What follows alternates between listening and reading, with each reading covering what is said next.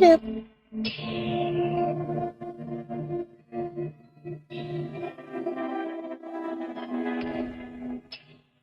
Hello, today me and Amumu are gonna be playing Analogue, a hateful story. Yeah, don't you know we hate each other now? Yeah, and Mhm. this is a story about that.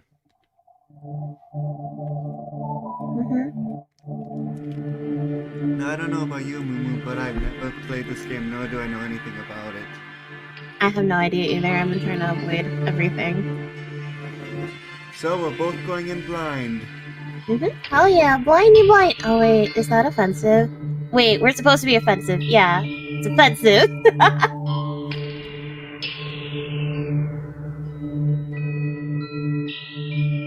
Are you ready? Yeah, I'm ready.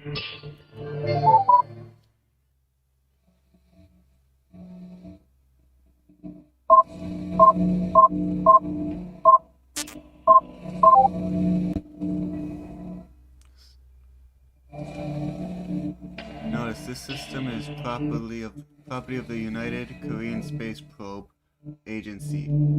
Accessed by individuals not affiliated with the UK SPA or a successor organization is a felony under the US SPA Act of 1381. Last login user Kim Hu A. 22/13/34 days ago. Error. AI personality currently disabled. Reverting to command lines available commands. Download. Disable AI. Enable an AI. Hello, Sue. Quit.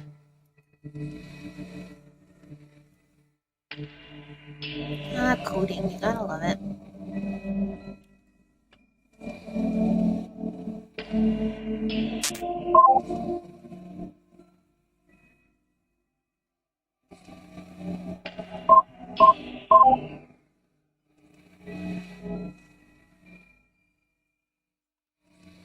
Try downloading.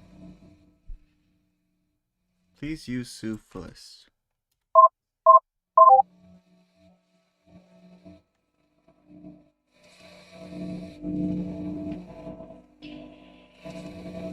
Alright, we need What the fuck?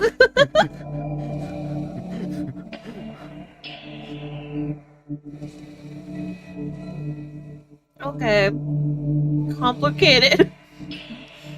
This already got complicated. Well, can we enable the AI?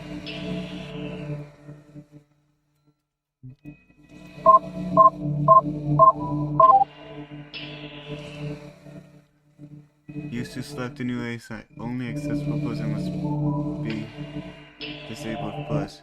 Currently active personality Hugh A.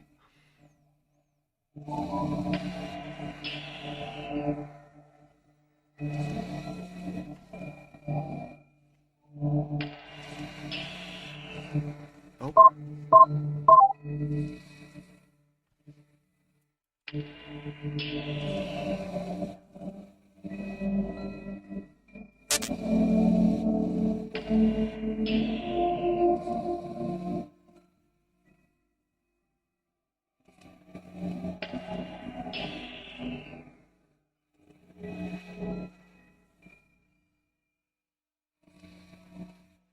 Quit.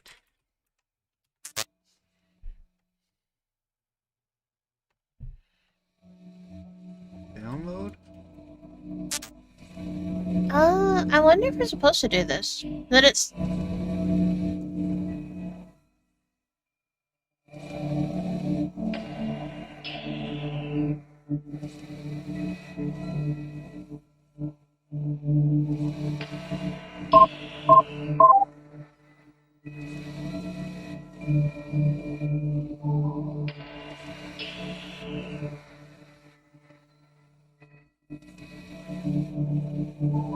Wait.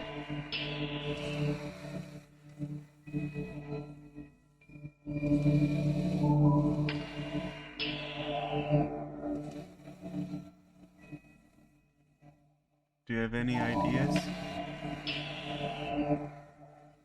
I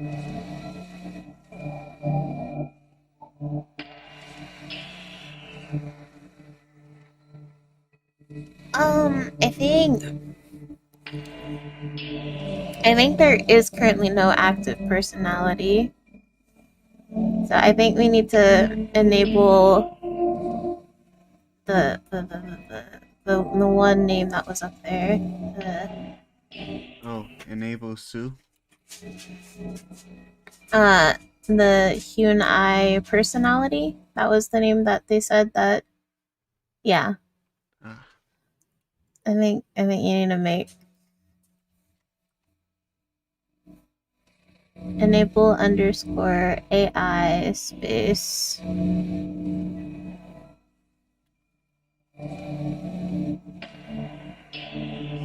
bet you didn't think we would be doing some command What the prompt. fuck? Why did visual novels become so complicated?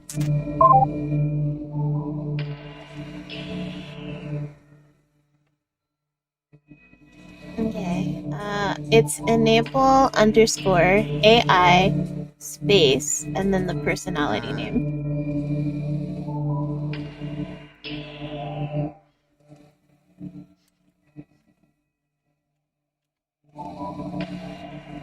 Yeah.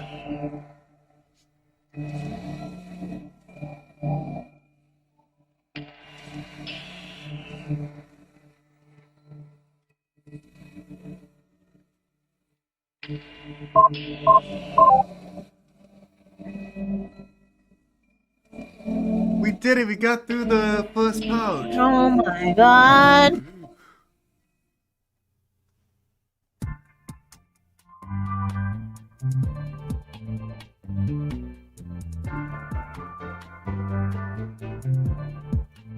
You want to voice her? Okay. Hello.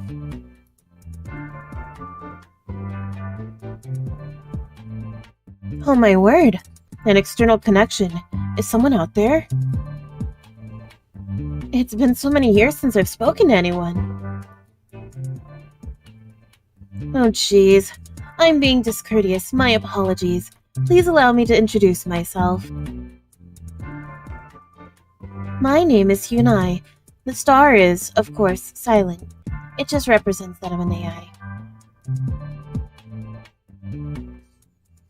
I control all of the log-keeping systems on the Mungukwa. Or at least, what's left of them.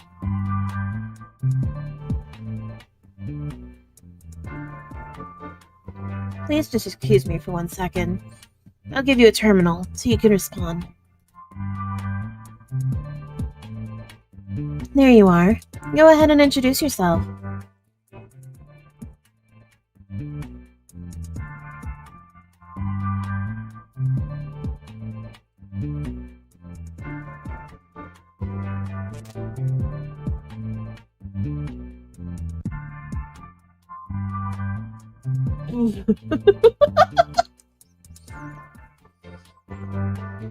Ah, jeez.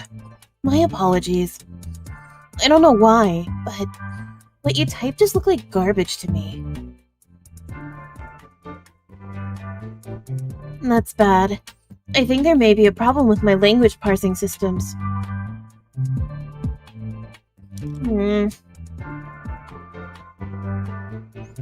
Sorry. Somehow your input is getting mangled between Terminal and me. I'm so terribly sorry. Let me just try something. Can you understand this? Yes, I can. Alright. Very well. We have that at least. I'm afraid that we can't get text input fixed. That'll have to suffice.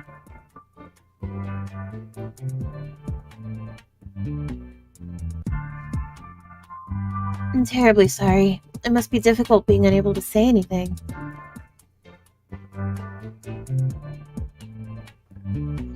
This might be difficult then. Well, nevertheless, as the archive system, AI, I'll do my best to try to help you navigate these records anyway.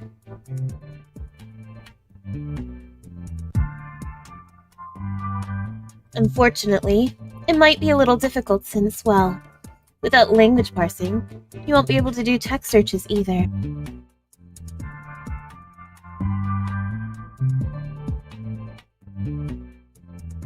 Don't worry, though. It is my duty to provide assistance with archive functions. I'll do my best.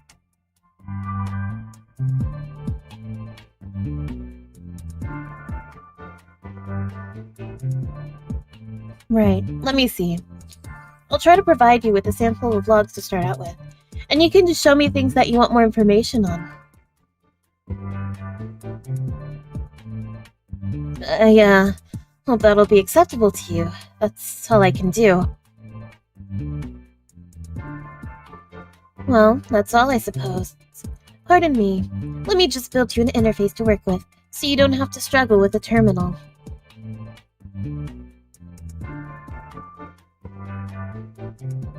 Very well, it's all set.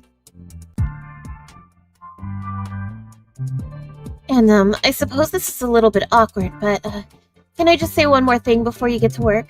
No. I'm just very happy to be working with you. I've had nobody to talk to in such a long time. It got so lonely.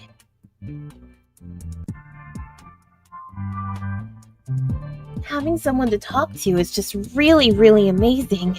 I thought maybe I would never... Again, sorry about the communication barrier. But even still... Jeez, I'm babbling. I won't hold you up any longer. Here's your interface. I hope it's good enough.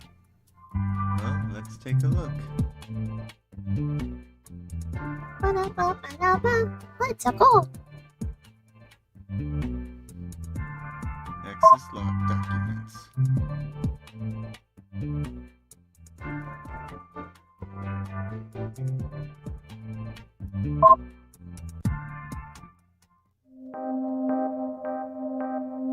A pack of idiots. Hey, look at us. Haha! Smith Kung-san. When our family falls into decline, I just want it to be perfectly clear why. It's because Dai-Hoon's sons are the biggest collection of idiots on the entire ship. Father says these sorts of words shouldn't be written down, calling them unvital, but I'm skeptical. I intend no disrespect to my noble ancestors, but my dead uncle is no ancestor of mine, and his family deserves no respect. This has been in motion for years now. It was an inevitability, even that any sons of Dai-Hoon would turn out the way that they did. But until now, to anyone outside of the family, it has been well hidden. Only now it starts to fall apart in a way that no amount of good politics can disguise. The turning point was this year. At the time I write this, I am returning from Shang-Hu's funeral. In that family, there were three brothers: Shang-Jung, the drunk; Shang-Ku, the dim-witted brute; Shang-Mi, who despite being the eldest seemed to have more intelligence and catering with courtesans than creating an heir. Notably absent from the mourning process was Shang-Ku. What was he doing? I do not know. Knowing him, I can only guess. The affair was made even more laughable by Shang-Min and his widowed mother, insisting that Shang-Jung had died of natural causes. Apparently, they had even found a doctor willing to put some nonsense on the official record. An unmarried noble managing to drink his way into the grave at only 30 years of age would be embarrassing enough. To brazenly try to hide the obvious, however, that would make the beginning of the Smith family fall.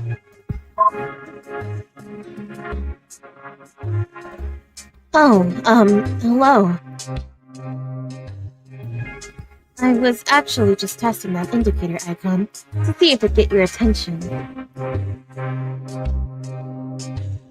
I just thought it'd be a good way of letting you know when I have something to say. I mean, like, if I think it's super important, I can always just interrupt you. But, I don't want to distract you if I can help it. I mean, that'd suck, right? What kind of computer program forces herself onto you right in the middle of trying to work? So I'll try not to do that. Anyway, that's all. I guess it worked. Carry on and I'll set the indicator again if I want to tell you something.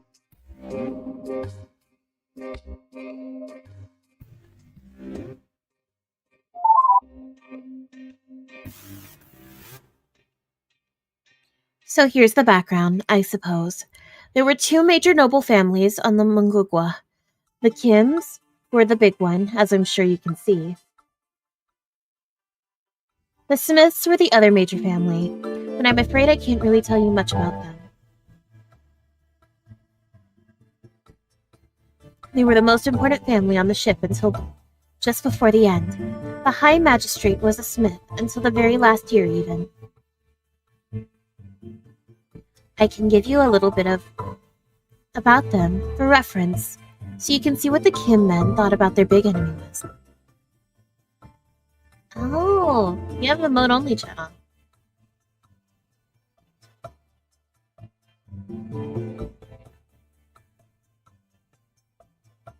Oh, you have a mode only chat on. I wasn't sure if you were aware. The Smiths didn't really matter very much at the end, so I can't, well, I don't know much about them. I certainly never met any of them, so I was just going off what I read.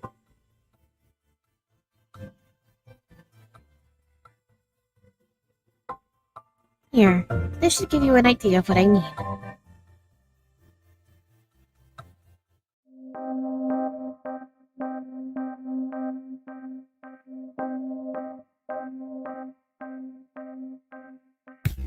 And this just shows us what we've seen.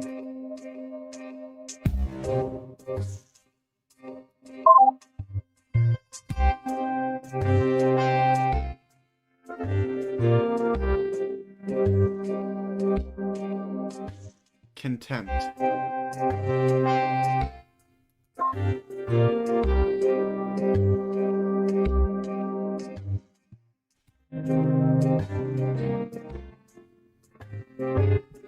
Despite having hardly shown their faces in the entire time I've lived in the Smith's house, the second branch of the family has taken it upon themselves to visit again. A week after we were forced to endure their smug eye-rolling at the funeral.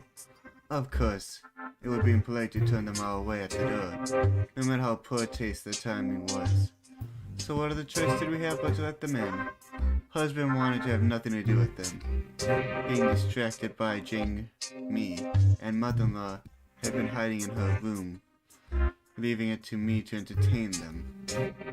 Of course, as soon as I had sent them their son to go see our daughter, cousin-in-law Sam made it quite clear that it was not that sort of visit.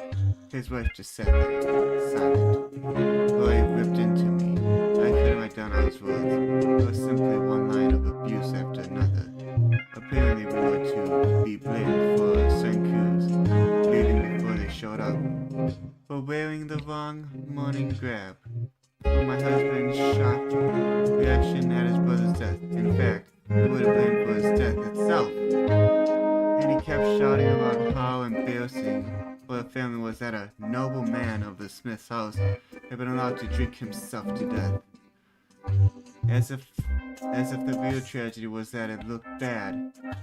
I might not have felt bad about Shangjing dying, but the rest of the family did.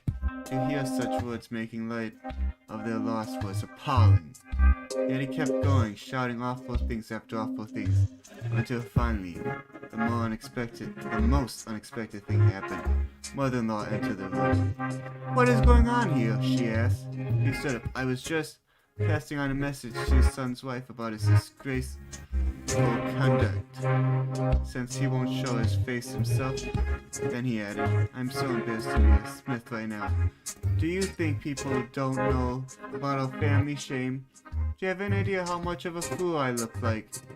I never saw a more terrifying expression in someone's face. She just glared at him. Finally, she said, "Yes, but you clearly do not, or you would have lowered your voice." It took a moment for that to register. Then he was just shocked. The mother-in-law wasn't done. "Please leave," she said. "Now."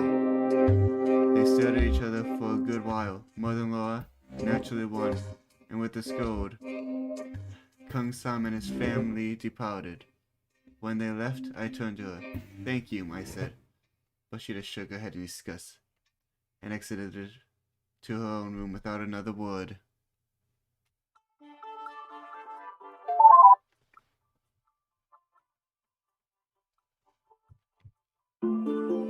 Sorry.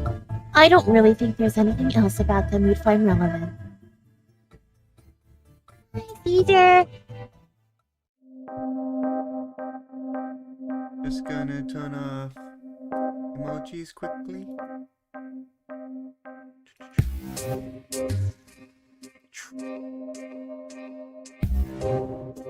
There we go.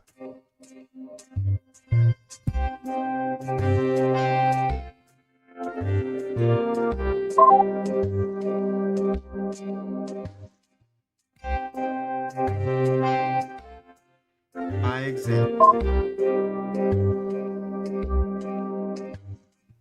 I've given up on any attempts at convincing the main branch family to get their act together, as clearly speaking reasons to any of that pact of idiots is a fool's errand. Now I can only hope that their self-destruction is quick, such that when it is my son's turn to pick up the pieces of the Smith's name's reputation, we'll be able to do it as soon as possible. He seems far less worried about it than I am. Of course, he is an only child, but that boy is mature for his years, and perhaps there is a wisdom in his calmness. All we have to do is better than them, right? He asked me while I was in a rage about handling the funeral. Isn't that what gentlemen do? Lead by example? He is right, of course. As a noble family, we are supposed to be an example to the middle class, and the commoners, and the slaves. Perhaps so too much we serve as an example to the family of the High Magistrate and his brother. Perhaps things will not be so doomed for my son after all. It will be hard for him, of course, if the main branch family continues on this path of decay. But if any boy will grow up to be able to do the right thing, I believe it's him.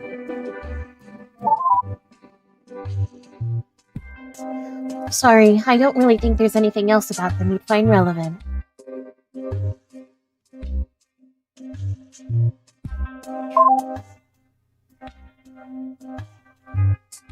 Here comes the fall. Here comes the fall. At least nobody's gonna say I didn't see this coming. News that Sangmin has gotten sacked just came in, which is definitely the death any respectability in this family. Temporarily leave, it has been described as, but it's obviously a political move on the part of the Emperor. I think I've gotten a pretty good idea of what he's planning to. He's hoping that making a move against Shang-Mi will push him over the edge, make him do something indefensibly stupid, and use that as an excuse to shuffle him off for good. It's a good plan. It'll work. Meanwhile, the Kim family seems to be up on the rise, getting ready to fill the gasped left spiral corpse. Now it's all up to my son. If he's not able to rebuild after all this, then the whole family is doomed to permanent decline. Everything rides on him. Sorry, I don't really think there's anything else about them you'd find relevant.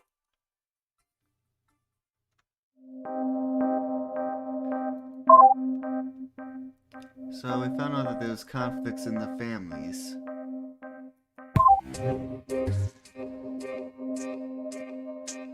Seems like it, yeah.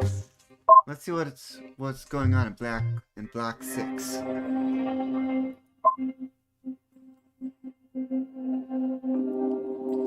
Amumu-Sama. I don't know why you insist on putting this all in writing when we could just have a perfectly good conversation. Like, don't get me wrong, I'm happy to do it. Whatever you want, you're the man. I just think it's a little weird. I don't really get it. Anyway, as to your question, you're spot on about the pale bride being the focus of attention in the royal family. Not for the reason you wanted, though. I don't know where you heard those rumors, but they are so not true. That girl, a troublemaker? No way, I don't see it. Like, it's not even it's not even convincing as a rumor. That girl is the most polite, most obedient person I've ever seen in my entire life. The idea of her fighting with her husband is completely unimaginable. In over a month, I've never so much as heard her raise her voice in disagreement. She's quiet, courteous, and does everything she's told without even the slightest hesitation. I'm sorry, but there's just no way you could possibly exploit any drama here. This is as undramatic a situation as it gets, especially not compared to what the situation with your cousin and that courtesan. Don't get me wrong, she bugs the hell out of me. That girl is just too perfect. She's young, she's beautiful, she is demure to the point where I don't even think she has a personality of her own. But she also gets along perfect with the queen. Of course, she commands all the attention of the emperor. Like, can you blame him? I'm sorry. There's no way he's ever going to be anything but extremely grateful to the Kim family for giving her over.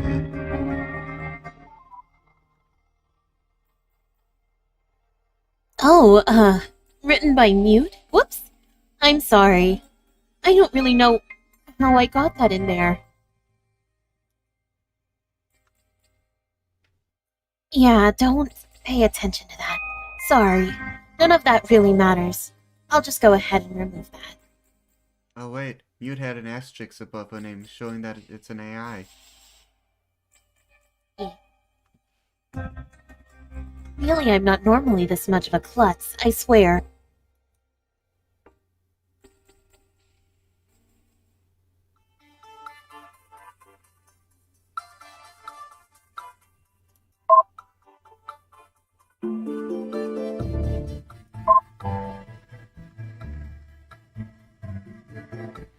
Let's see, Block 9, the new hair. When he died this year, my father was an absolute nobody. I don't say it to disrespect his honor. It is the complete opposite. He knew it, and that was far worse fate than he ever deserved. It wasn't until I was maybe 16 that I even realized we were supposed to be from a noble family. Certainly we never had any much of means. Father was a minor official in the interior desk, and spent his last days dealing with minor peasants' disputes. Of all things, peasants' disputes. With the poverty we live in, no wonder it never really sank in that we were of noble blood. Not until I met the main family for the first time. They were proud, despite the fact that I now realize that they were too suffering from the same lack of royal favor. But I could tell the difference. They hadn't given up. Their son was still alive at the time, and even thought he was a child half my age. I couldn't believe his confidence. It put us to shame. It absolutely put us to shame. But their son died later that year, and my father died just a few months ago. I didn't know what we were going to do, but Mother managed to convince Sister's husband to adopt me to the main Kim family. I don't think it took much. So now I'm here, just like that. Kim Jung-soo's adopted son. Now that I have the time, or position to be proud. But having spoken sincerely with my new father, I think we're on the same page. I'm going to study furiously, and I'm going to become a scholar official. What I didn't tell him was my ambition. I won't settle for any peasant jobs. I'll be better than that. I'm not going to stop until I manage to fulfill my father's dream. High maintenance. High magistrate. I won't settle. I will not settle. I think John Suze expects me to disappoint him, but I damn well will not. I'm the heir of the Kim family. I'm not gonna let him down. He wants prosperity? I'll give it to him. More importantly, I'm never gonna let any other Kim sons feel like his family doesn't get the recognition he deserves. Never again. I swear on my ancestors. Never again.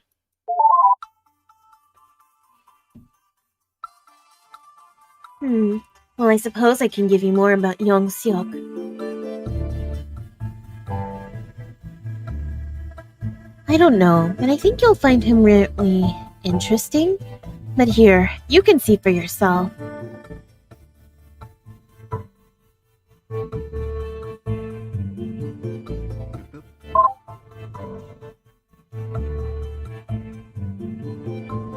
The new happiness. Dearest mother, finally, I believe young Soko has grown comfortable with me. All it took was some time for me to earn his trust. Learning how to read by watching over my husband's shoulders isn't how I envisioned spending my first year of marriage. I can't complain about anything that makes me spend so much time with him, though.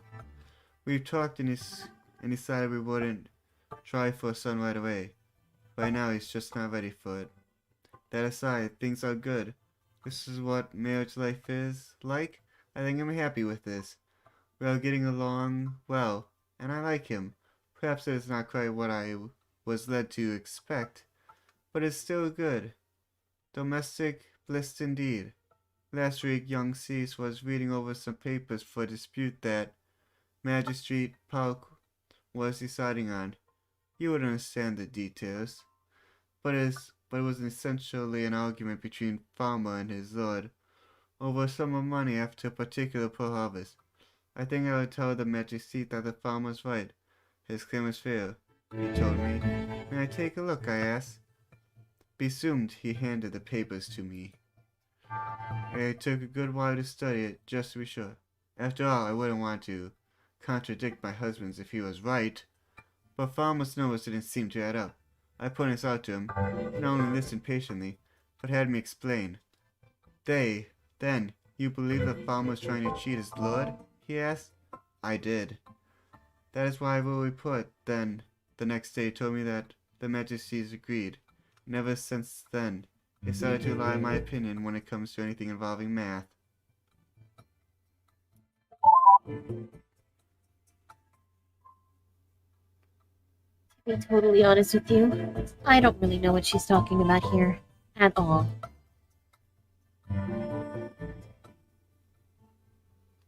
Hotkeys. The math thing wasn't really considered very odd at the time. That woman's work, it's just natural. Maybe it's a little weird that she's helping with external matters, but, well, it's not that weird. The part about learning to read isn't that amazing either. It might have been officially frowned upon, but learning to read by looking over a brother or husband's shoulder was really, really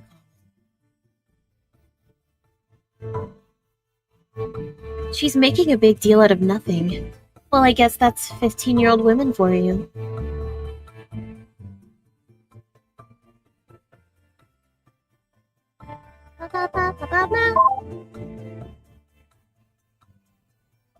The new friendship. The SS get along. Well, it's true that I might be, as my wife suggests, alarming seriously. It is hard to argue with it enjoying a nice meal out if it means cultivating Magistrate's Park's trust even more. Just having the invitation alone is a pretty good sign. I assume we will be going to his house after finishing with the day's affairs, but instead he leads the other way. Oh, do you not want to visit there? My son has a newborn child who is very, very uncultivated to entertain the guests, I'm afraid, he said with a laugh. Sure you understand. Instead we headed to the plaza. Outside of the occasional New Year festival, when I was a child, I've never actually been there before. I've never had much of an eye for details at the time, so I was surprised to see just how richly decorated everything was. for what was essentially a giant market. Beautiful floral arrangement adorned every style, wall, and portions. And rather than the commotion of a crowd, all I could hear was the sound of peaceful music. It was still, of course, a market. There were no merchants loudly hailing wares, and some of the prices on the signs I saw would make the emperor blush. In the atmosphere, we ate together at the public house that that defied my expectations. The food was both pleasant and far better than anything I've ever had in either of my houses. If this sounds indulgent, it absolutely is. And I definitely don't plan on telling anyone the details like this. The only thing I plan to repeat from this evening is what the magistrate confided in me. That when he was moved from his position, he would like to recommend me to fill his place. I'll be young for the position, but it would be a great stepping stone to be the one I'm dreaming of. I remain calm, since I'm good at that, but it is the best news I've heard in my life.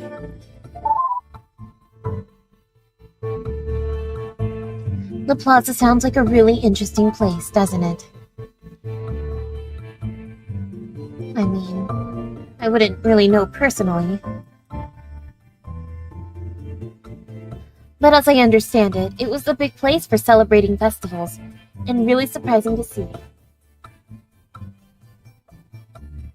You'd leave one of the few tiny modern stark white corridors that lead to it. Then suddenly there was this huge open space filled with all sorts of colorful signs and vendors. I think proper gentlemen were supposed to be more modest, though, so they wouldn't really want to associate with that sort of thing, too.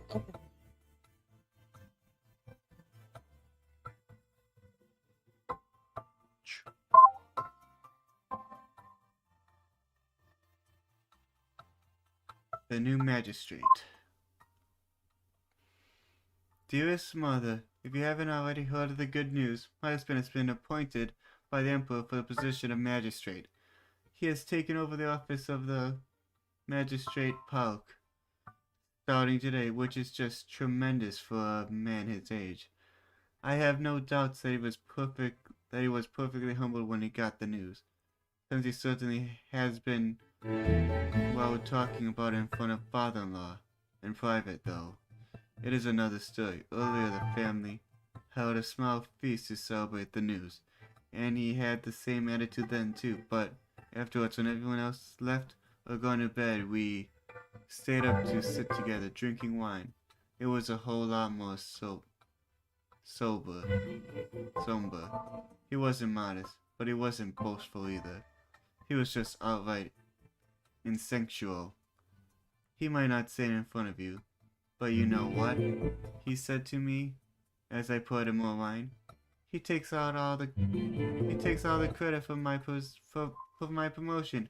According to him, it is all because of the Emperor's perfect new bride, which is, of course, all because of him, I said quietly. I don't want to take credit for her.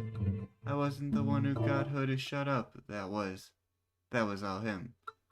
I don't like discussing it, and please, Mother, don't ever ask me why. Doesn't matter, he said.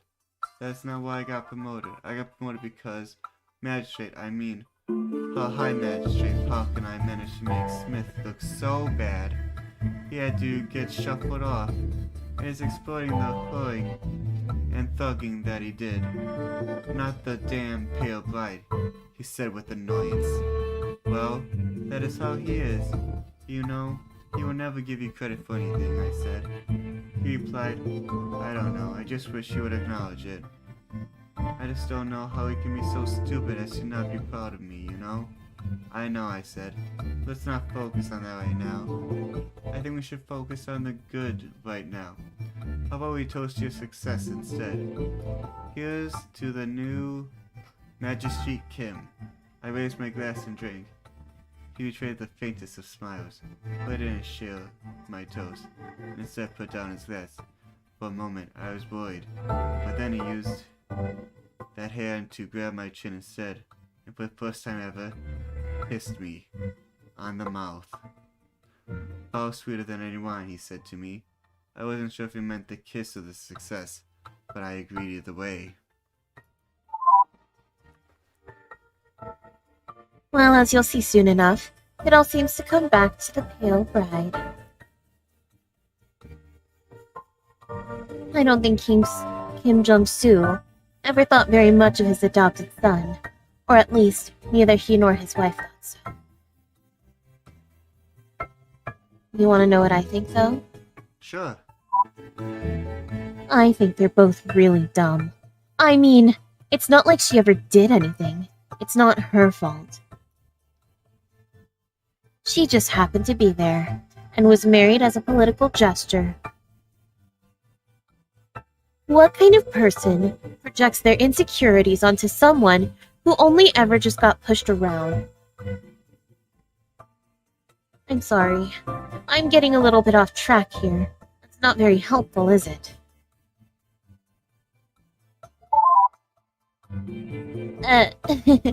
Well, anyway, getting back on track here.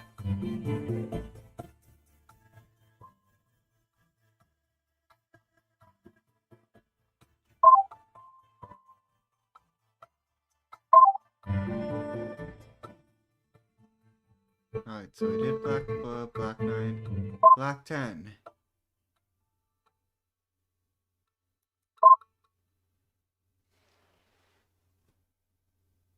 To the woman who will marry my husband, but please do not think that all this is mean to say you will be unloved. You will be my second wife, but you are still the daughter of the noble house, and that is a precious gift of the royal family.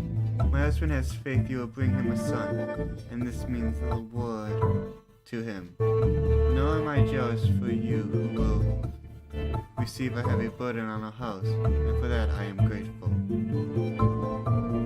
As proof of his affection for you, let me share with you one secret, which I have been permitted to tell only you.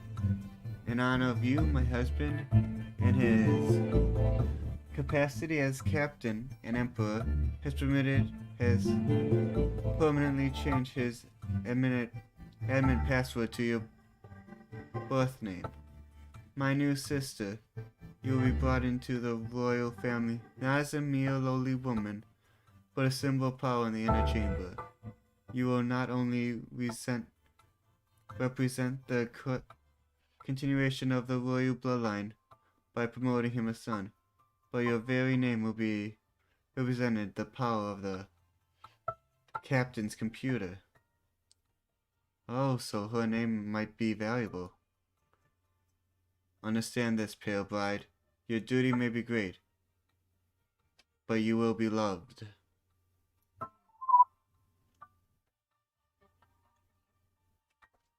Of course, the last person to hold the titles Captain and Emperor on the ship was Ryu Inho.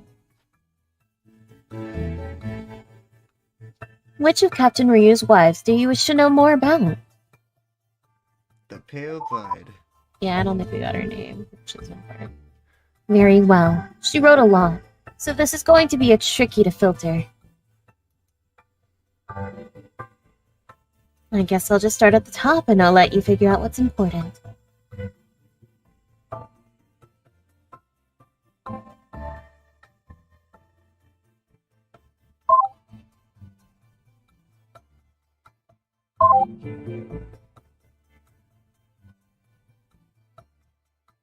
Well, let's check out the helpful notes.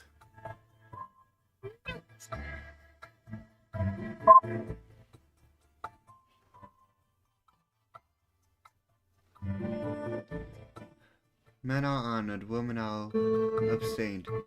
If you can only remember one thing, remember this phrase.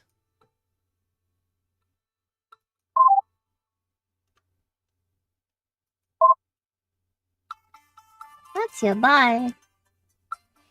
Oh, the family tree. Oh, okay. Hey look, pale bride. God damn it, they just can't give us her name.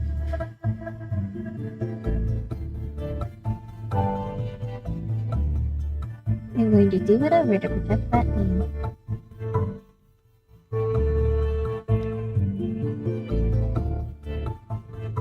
officially interested in this woman normally. Wives are noted by their family names, and daughters are omitted entirely. These are the relevant parts of what I was able to piece together from the record. As far as the official genealogy is concerned, Yoxi is the hair of Jonsi and was adopted in 317. Names in red are women, means the names are forever unknown. Hey look, in red. Yeah.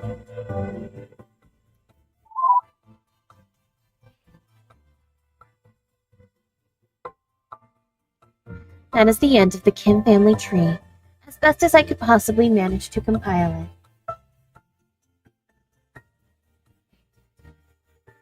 I'm afraid it is the best I could do.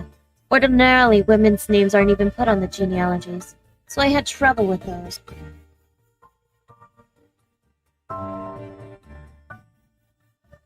I hope that helps you keep track of the family.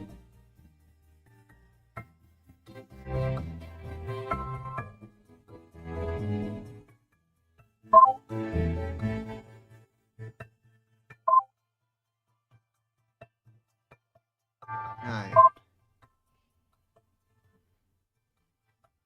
The month of good fortune.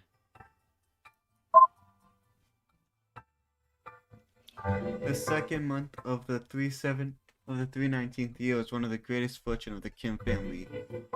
While on official business, the captain and emperor ruler confided me that he wished that I had a daughter of marriage age to give him, to take as a second wife.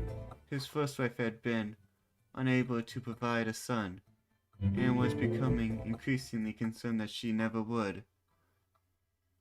At the start of the month, I had no daughter in my family to give. My only son, young son, was still without a child, yet it was the perfect opportunity.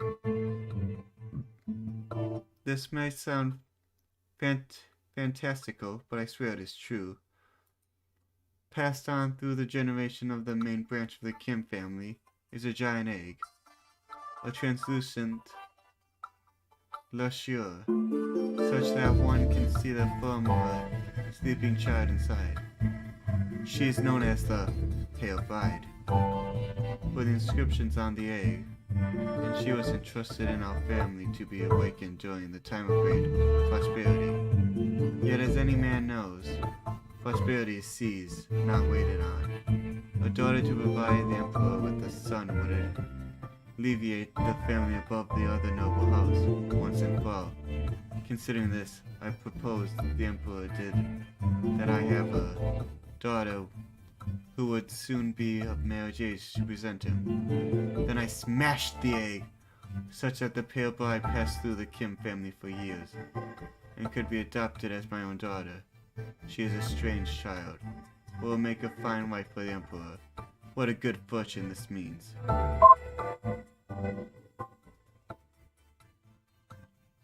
Hey. I just wanted to say, thanks for paying attention to me. It's like I was saying earlier, I just haven't had anyone to talk to in so long. The last time there was anyone around at the ship was the year 1322. By my count, it's now 9:44. I mean, do you have any idea how long that is? Yeah, 622. Why do you ask?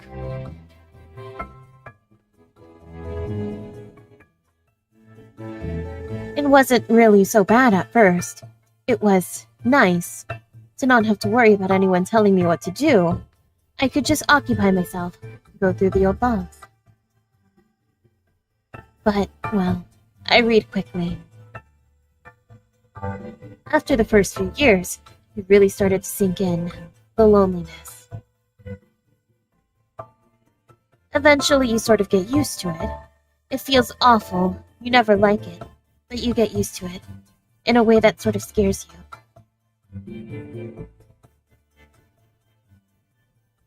There was a whole 100 years that went on by, where I didn't have a single thought, not one. I just sat there, idle.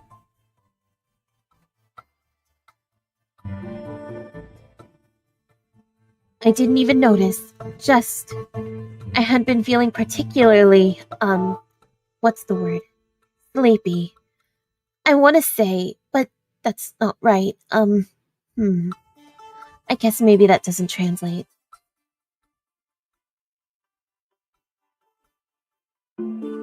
Anyway, the point is, I was in a lazy mood, and I decided to call my clock subroutine, and it turned out it had been 3 trillion milliseconds since the last time I'd called it. Scary.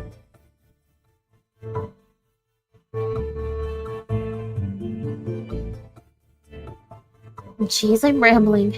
Sorry, as you can understand, my perception of time is all off. Sorry, I'll shut up. But my point is, I'm really happy to have someone out there.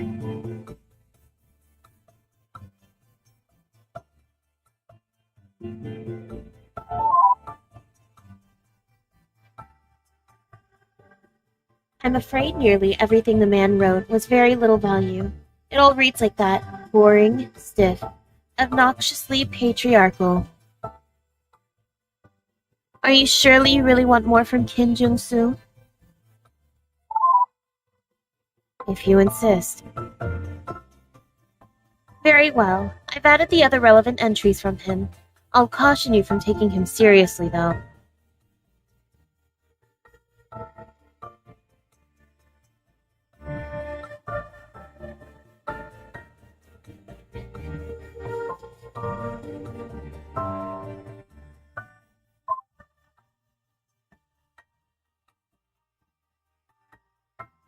The Broken Promise from the Pale Bride. Dear Diary, last week I woke up from cryostasis. Before I went in, Father promised me that when I woke up in the future, they would have medicine again. That I would finally get better. That I might not see him again. But his descendants would make everything right. But the future broke his promise. I'm scared and confused, and I don't get what happened. I think there was even a big disaster while I was in stasis or something. Everyone's so uneducated and stupid. Father and Mother were kind of dumb at times, but the guy who woke me up, he might be named Kim, but there's nothing like them. Father was wrong. Nothing is better. The future sucks. Yikes.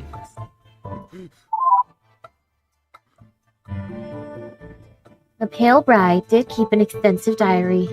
I'll try to find you some more entries.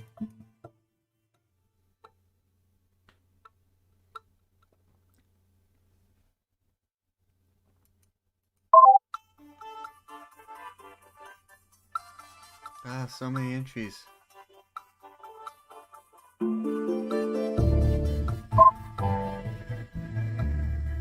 Dearest Mother, do you recall how in my last letter I mentioned the Pale Bride being brought into the household? I take back any kind words I might have said about her. That awful child is nothing but the most insufferable person I've ever met.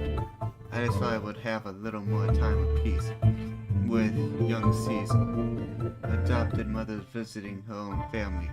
I've been given full responsibility over that miserable child. What happened to my promise? Domestic bliss. She's in trouble so often, one would think she were a boy. She acts like one too. I suppose it can't be helped.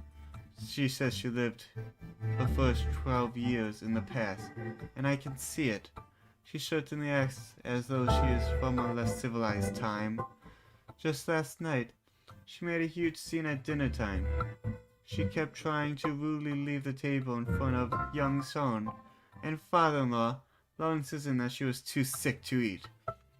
She has said this before too. I was worried, so I had a doctor examine her. She is, of course, in perfect health. When I asked her why she thought otherwise, she started talking about how pale and thin she was. She is not truly unhealthy. All she was doing was rubbing in that she is far more delicate and beautiful than I. What a cruel little child. Why must she be so spiteful to me?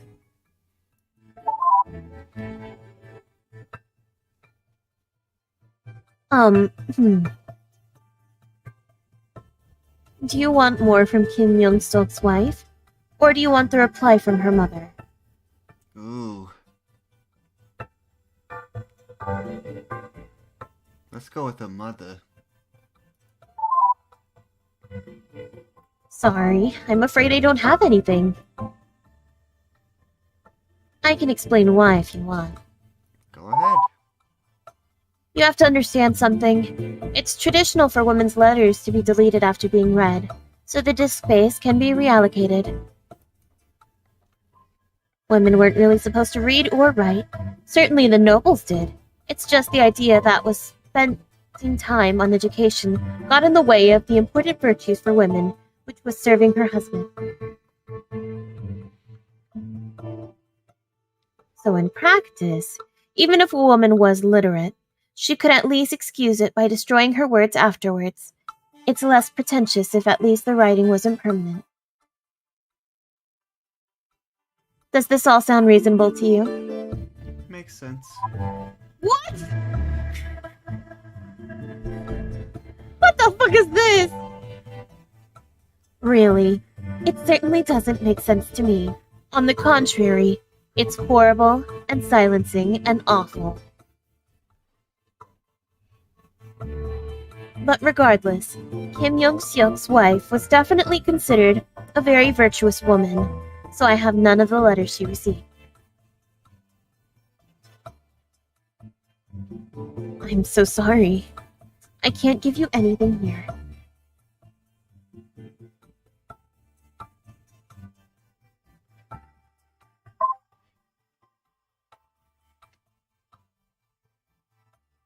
The bride's adolescence. The pale bride grew to be a fine, demure young wife, but she was not always this way. Near the end of the year, 1319, she had a temper unruly enough to be mistaken for a boy's. Do not look upon her wild days with disapproval. She was from another, less civilized time. Rather look upon her eventually submission as a testament to her good character and virility, that she was able to overcome such a wild nature for the sake of the Kim family and the sake of her husband. One evening she stomped into a common room when I was discussing business matters with devotee. We need to talk, she demanded loudly. When I indicated I was busy, that only caused her to become even louder. Right now! Embarrassed, I was forced to excuse him to address the child. Is this a joke? Are you serious? You have made wedding plans, she shrieked at me. Please calm yourself, I told her and sat her down.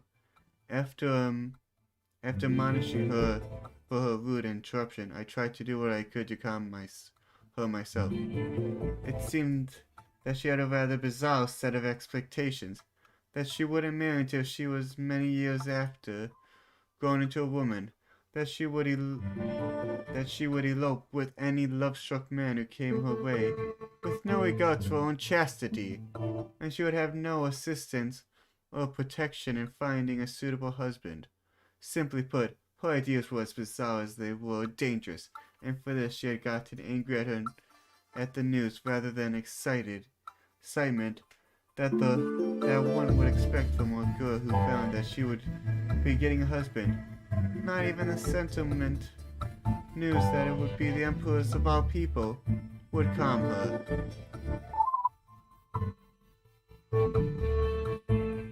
Please don't put too much weight into that. A less civilized time, he says. Can you believe that, man? I'm not giving you any more from him. It's not relevant. It's all just ignorant, patriarchal stupidity. What an awful man.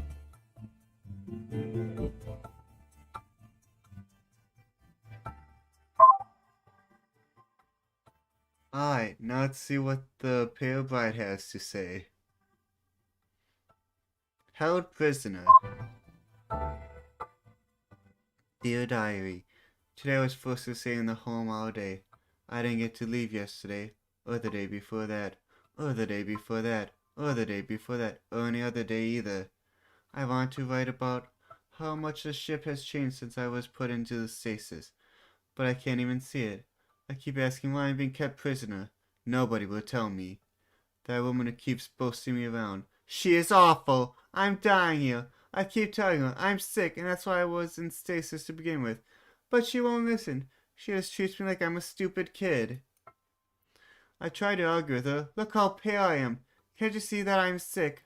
I swear I'm not making up what she said to me. What she said in response.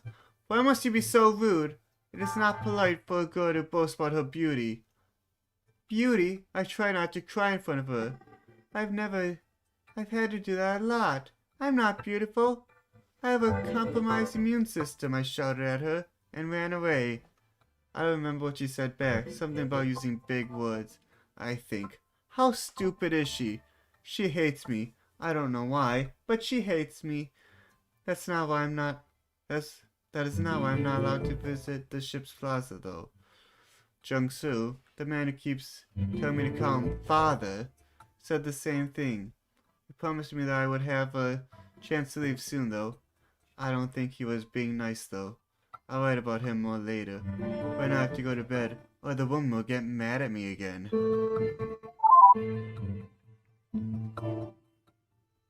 I'll just let you keep reading. Please let me know when you read all the ones I just gave you.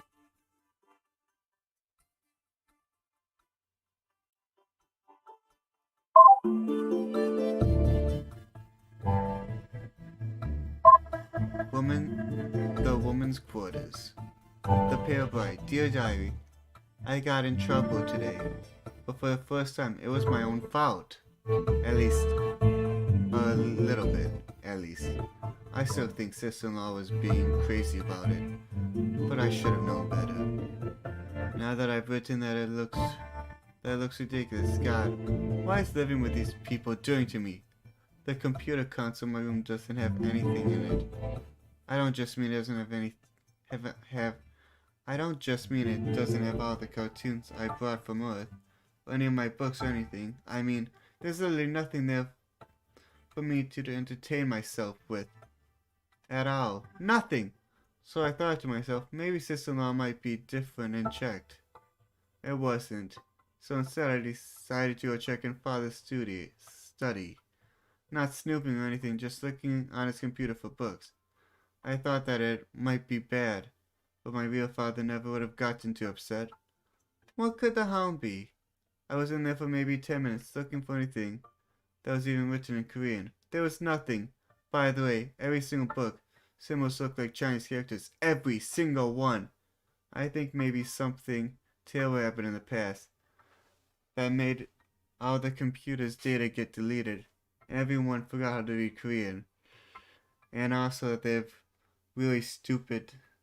I was like, I got really stupid about it. I don't think I'll ever find out why. It just sucks.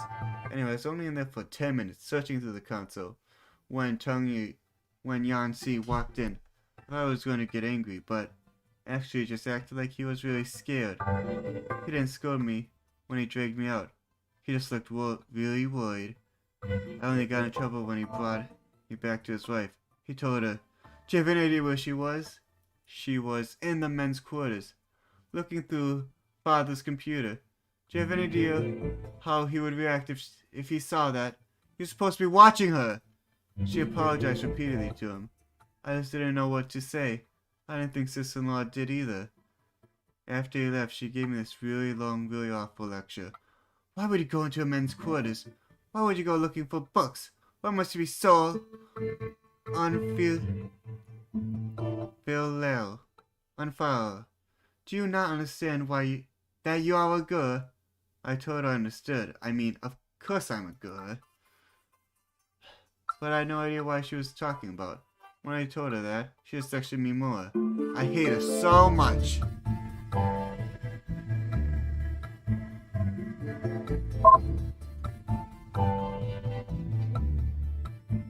So there's probably one big question that's on your mind, isn't there? That isn't being addressed at all, right?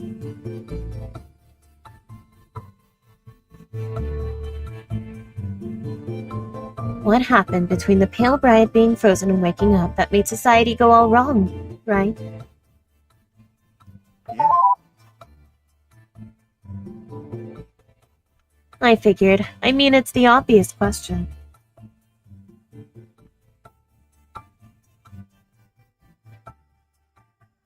Sorry, I wish I could tell you. But I'm afraid that mystery is forever lost to time. I guess that's pretty anticlimactic. Sorry.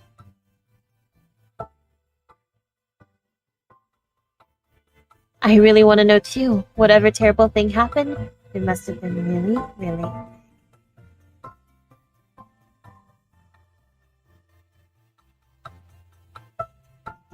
But I'm afraid all of the log data from before the year 1 was wiped, and all the clocks were reset. I guess that's why it's called year 1. I mean, that makes sense.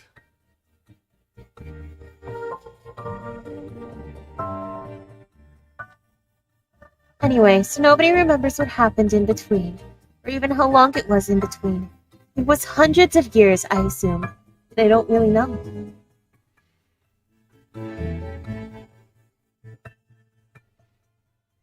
So yeah, really sorry to let you down there. That part's going to be a mystery forever. There's nobody who could possibly know. You'll just have to take it as a given. Sorry. Down.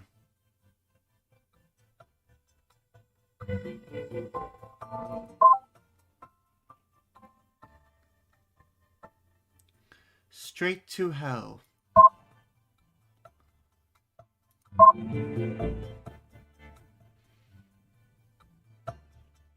Say, before you can keep going, can I just interrupt you for a couple of minutes?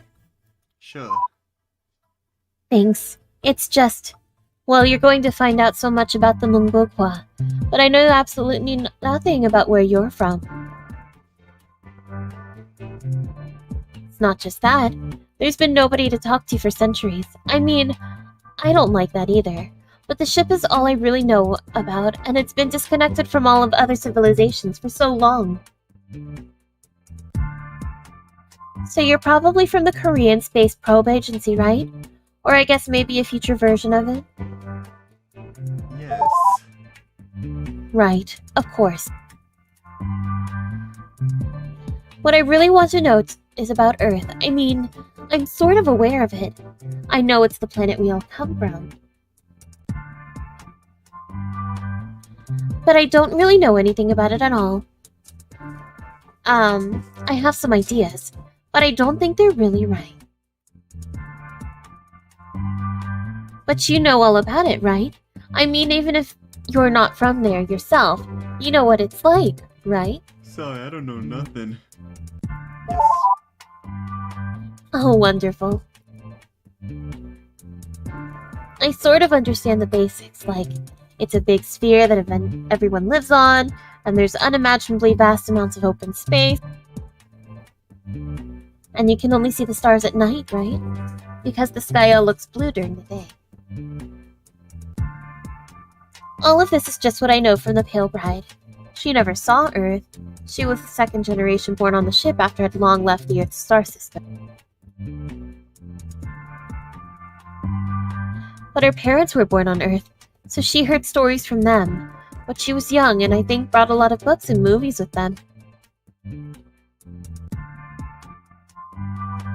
I don't know. I'm just a little skeptical given that she was just a child when she learned all that. Maybe she got mixed up. What can I ask in a yes or no question? I didn't realize how hard this would be.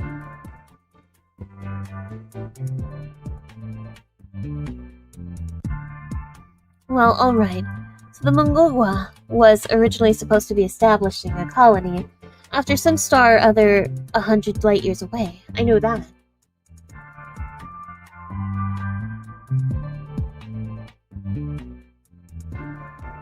That was a really long time ago. Did other ships ever succeed where we didn't? Or is it still just Earth?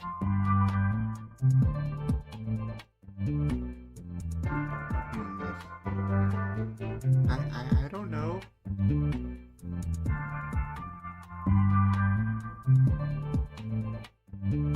Sure. Sure, there are other planets. Oh, well, that's wonderful to hear. Hmm. Oh, I know.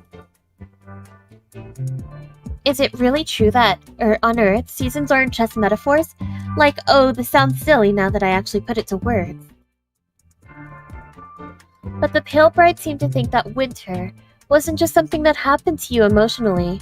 On Earth, it was when, actually, the entire part of the planet turned frigid. Does that have any sort of basis in reality? Yes, it was snowing today, in fact. Wow, my word, that's amazing. Seriously? That sounds like... I can't even imagine that. What else was there? Oh, there was the city that her parents were from. I think it was called Pyongyang.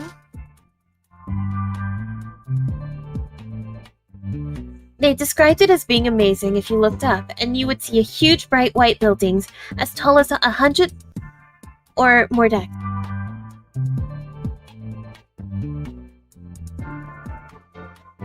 And on the, I'm not sure the word for this. It means sort of the, bottom deck? Anyway, they said that at the bottom, the streets were lined with willow trees, and that the tops of the buildings had flower gardens.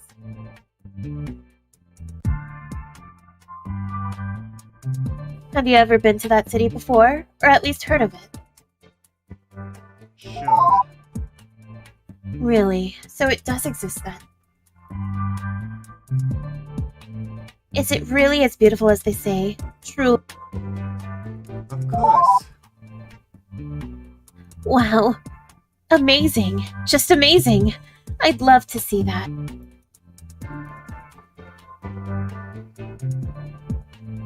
You know what it is? It just sounds so perfectly romantic. I'm not really, well, you've seen what the logs all talk about. I'm not used to things being romantic. It sounds nice.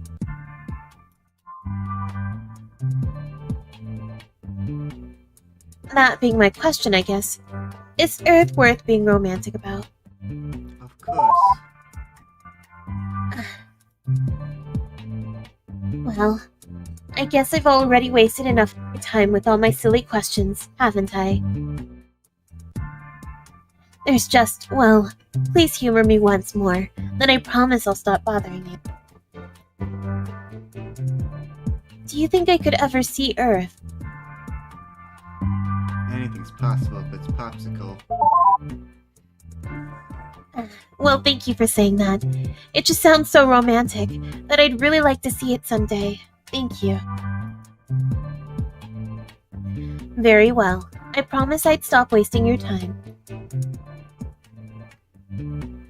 So, what did you want to ask me about?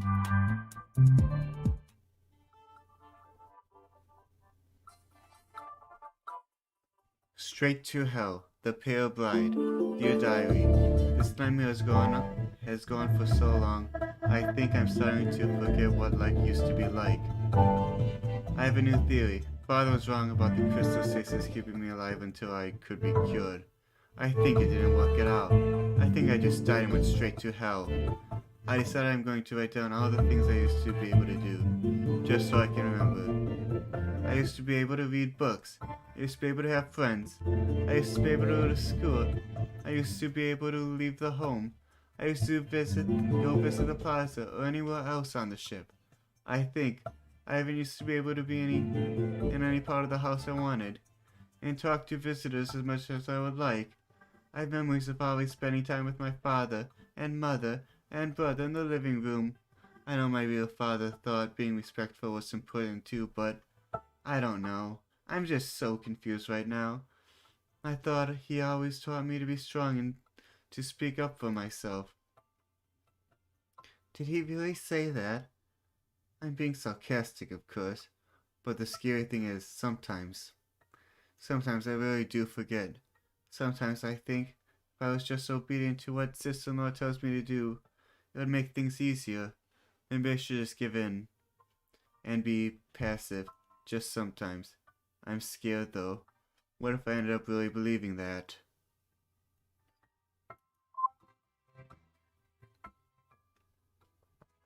Oh gosh, wife.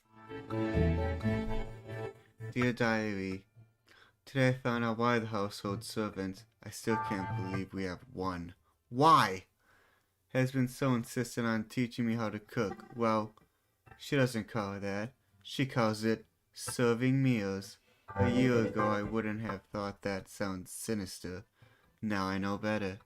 I don't care about this, I told her after the 7th day in a row of her lessons. Can't we do something else? Like go back to sewing? I always loved cosplay. Let's do that! I know it's not fun, but your sister wants you to learn this, too. And it is very important. Your father's concerned, too. So take it seriously. Please, young miss? Don't call me that, I said. I don't remember exactly what I said to prompt her next response. Along the lines of, why is it important or something. I don't remember what I said. Just her response, which blew me away. So you'll make a good wife, of course. Again? I don't remember what I said in response. Maybe I told her I didn't want to. Maybe I told her I was too young to care about that. Maybe I said I would just go marry someone who was good at it himself when it was time to care about that. Whatever I said, she didn't take it seriously. Don't be silly, she said, as if I was obviously joking. Your father really is worried about your marriage next year. Now is not the time to joke around the matter. My what? I asked her. Oh my, she said. He never told you. I'm sorry. Forgive me. Pretend I said nothing.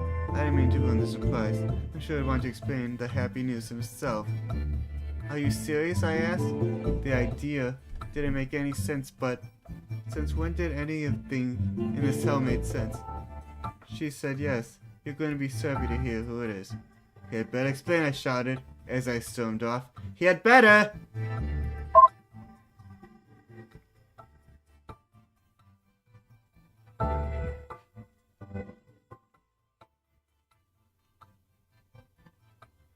Oh, hi. Say, do you mind taking a break for a couple of minutes just to chat? Go ahead. Thanks, I appreciate that.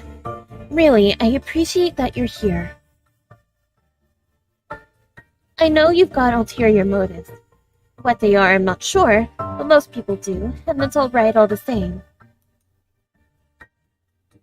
I'm glad you're reading these logs, though, even if you don't care. It's better than nobody from outside the ship ever seeing them, which is what I thought for sure would happen. Or am I just being cynical? If so, my apologies.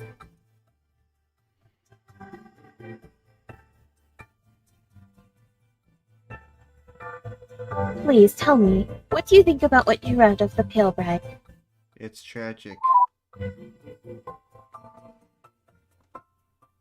Yeah, I'm glad to hear you say that.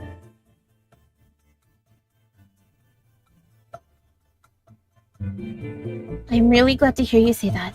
Nobody else seemed to think so.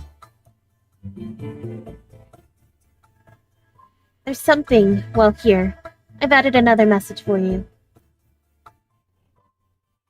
Just, well, why don't you read it yourself? Oh boy. At least use my real name. Oh shit, do we find out her name? I guess so. Dear Diary, this week I tried to convince the old man to put me back into stasis by going on a hunger strike. It didn't work, obviously. On the plus side, at least I figured out where that stupid name they all keep calling me came from. Sorry, the list bit was written yesterday. I couldn't bring myself to keep going. I just kept crying. I still would be, but, well, I just get exhausted after a while. I'm too tired to cry. Things aren't going to get better. They can't get better. I'm not going to go back into stasis. I'll be dead by the time I'm 18. Why? Oh, why did I ever agree to be frozen in the first place? If the future can't make me better, I'd rather die with my family there. At least rather than these awful Kims. I wonder if they'll realize I was right after I died. Anyway, hunger strike. It was really hard and I kinda cheated by sneaking to the kitchen while nobody was looking. But I at least convinced Father to listen. Fine, he said by the fourth dinner time. I'll show you why I can't. Up until he said that, I had been hopeful. Everything would be fine if he just put me back, I thought, but... Sorry. I guess I've been trying to write this for 2 days now. It is really hard. Anyways, he took me to see the egg I hatched from. His stupid name for the static pod.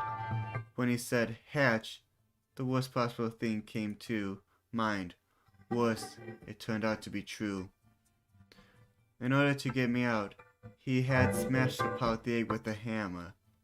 The pod was still full of shards. All my hope died when I saw that broken glass. The time was right to bring you into this world, he said. I don't remember what I said. Something obscene, probably. It wasn't enough. I know it is hard, Pale Bride, but it is for a greater purpose. What was the point of arguing? It was broken, and nobody in this awful future would know how to fix the pod now. Instead, I argued with what I could. Why'd you keep calling me that? I asked to him. He responded by pointing at an inscription my real father had left on the pod. A message for me to read when I woke up. The first line was written in Chinese character. His idea of being fancy, I suppose. But he explained them in Korean underneath. See, the old man told me. The rest is foreign and archaic. But the name on the top, the Pale Bride. It didn't say that. It didn't say that at all. I shrieked at him in response. You idiot! You moron! You illiterate! Probably some other things too, I can't remember exactly. I was furious. Oh, you stupid. That's not how those characters read. It says, to my sick daughter. Sick daughter, you illiterate monster, I said. Sick daughter, me! He started to argue, but then stopped. I think he was patronizing me, as if I can't read simple Korean script. He just asked in the smuggest voice. Then what should I call you, child? I screamed. I already told him 1,000 times before. Hagay! My name is Hane.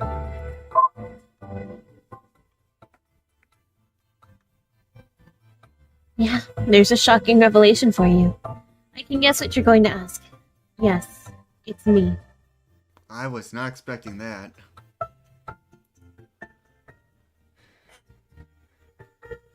Well, you asked for all those logs, right? That's the information you were looking for, wasn't it? I'm not really an AI. I mean, I am now, but I used to be a girl, and I just thought, well, I thought it would be easier to pretend to be the log-keeping program, rather than explain the whole situation.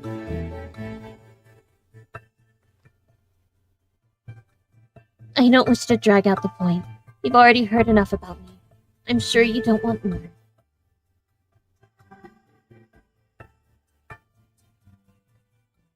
I mean, I understand. I figured out what you were actually looking for at the start. It's obvious, really. Well, I've re-enabled admin access. Just, please, be honest with me. What is it that you wanted to know about? You. Really? You really mean that? Yes. Well, I don't know what to say. I'm not really used to this.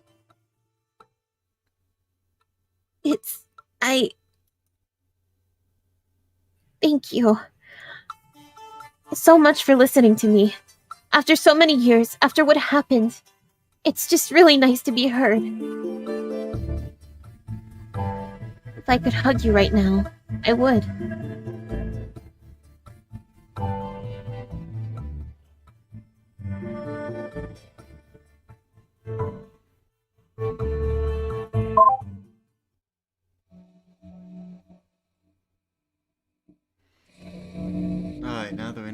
password is.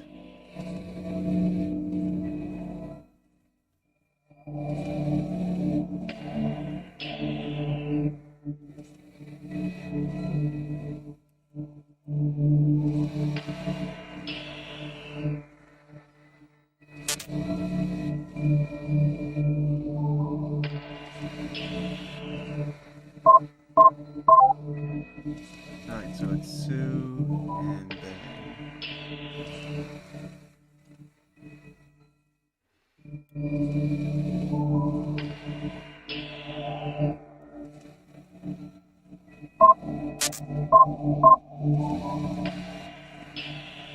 Yeah, I'm now recognized. System error detected. Data corrupt and AI's code has been detected. Try recovering now. Yes. Oh boy, wonder what's gonna happen.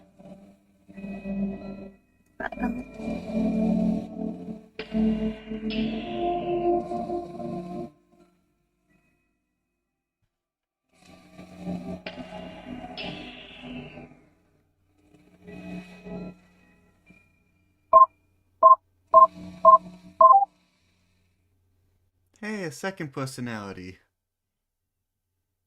Wow!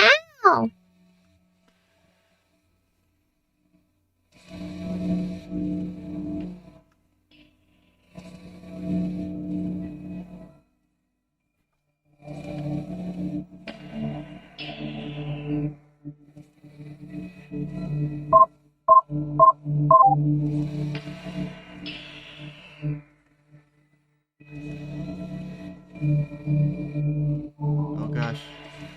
More choices.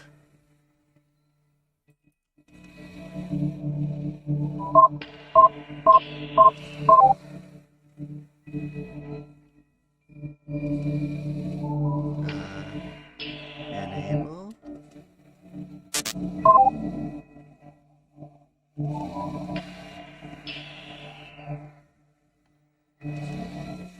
Disable.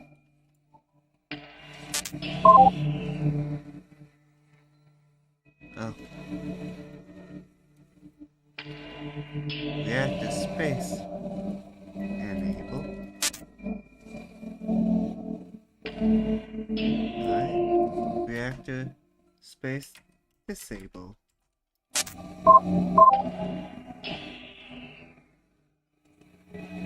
Uh-huh.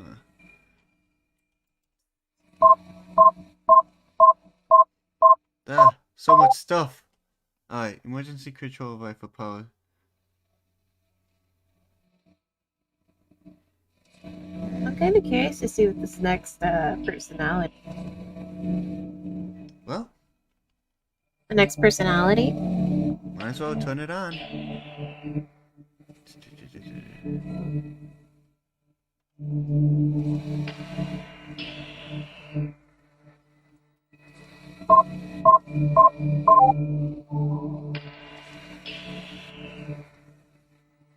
Enable.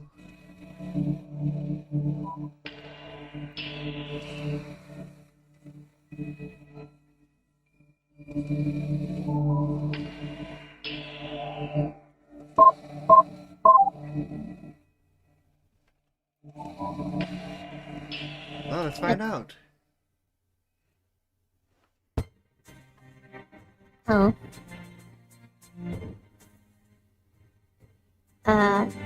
Do you want me to take her? Yes, please. Okay. What the hell is going on? Wait, remote connection established. Is there somebody out there? From outside the ship? Okay, sorry, I'm just taking an inventory of systems right now. Could you give me a second here? Like, I've been out of commission for 622 years? Right, that's kind of messed up. Anyway, I'm up to speed. Logs are basically saying that nothing has happened since I went offline, except the ship slowly losing power and that the main reactor has seen better days. But you! Hello! You're the first person from outside the ship I've had contact with in, well, as far as I can remember. I'm Mute, AR in charge of the Mungguo security operations. It's nice to meet you. Okay, it looks like I can't actually get any text input from you. I'm guessing this is all that crazy-ass murderess's fault. I'm sorry. Well, why don't you tell me a bit about yourself anyway? Sorry, this is kind of a weird question, but are you a man or a woman? Gotcha, sir. That's good to know. Do you have any idea about how hard it is to talk to someone when you don't even know that much about them? So where are you from? Earth, or are you from one of the other colonies? Wait, there are colonies, right? I mean, I always got the impression that the ship was supposed to be the founding one. Yes. Oh, okay. So are you from one of them, or are you from Earth?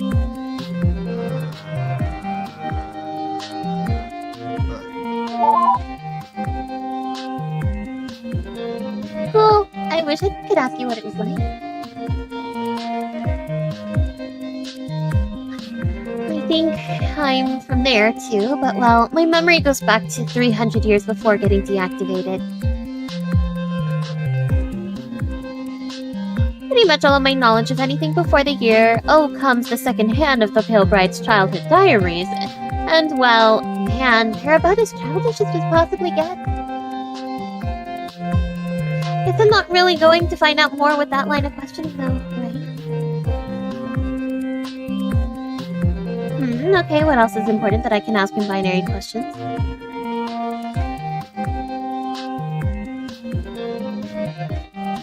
Oh, I know! So are you married yet? What kind of personal question is that? No. Are you sure? You wanna? Ah, fair enough. Related to that, I don't really know much about spaceships or anything, but I can get a visual on yours, and it looks really, really small.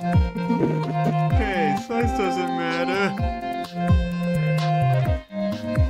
Is it just you all alone there? Yes. A man in the middle of space, all on his own. Sounds awfully romantic. Well, I think that's all about I can get for now. Sorry, it's not really a lot to go off of, I know. Although I guess I did get the most important thing. I'll let you know if I think of anything else, alright?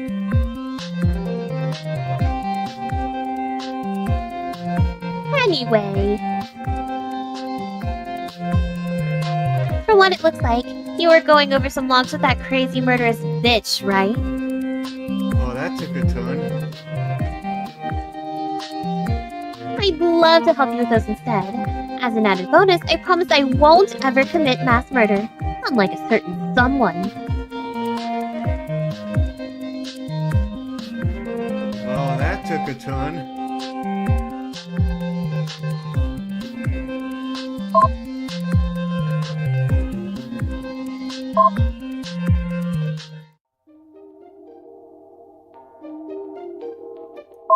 Just don't be a crazy murderous bitch, forehead. Oh, so she's from the Sith myth side of things. Okay.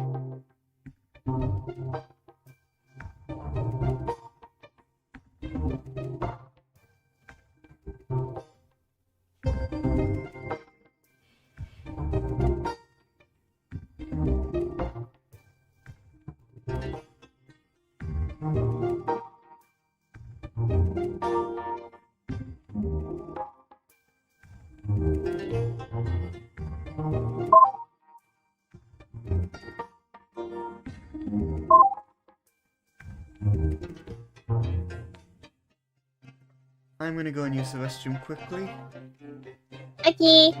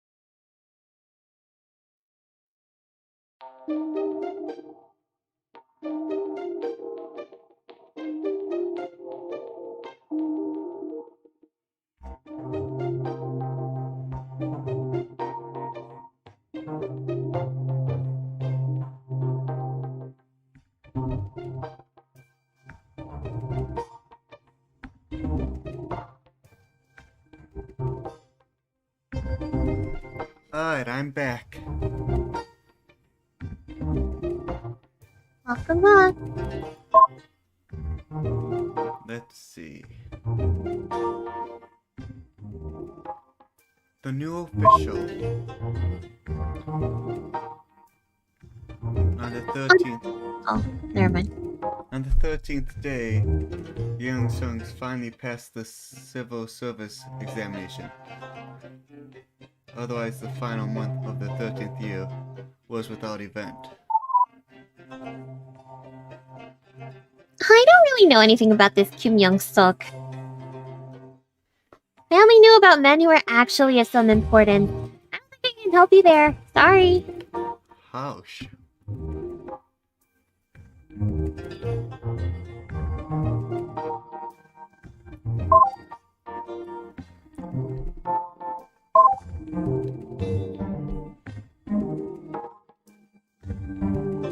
Oh, wait.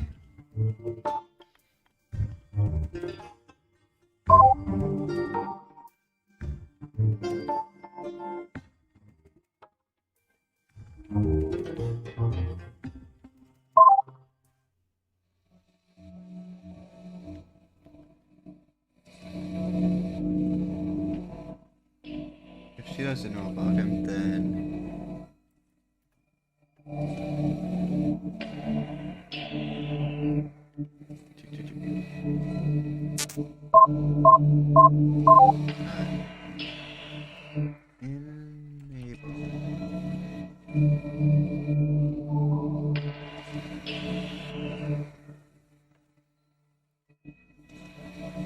I was not expecting having to use command prompt this much.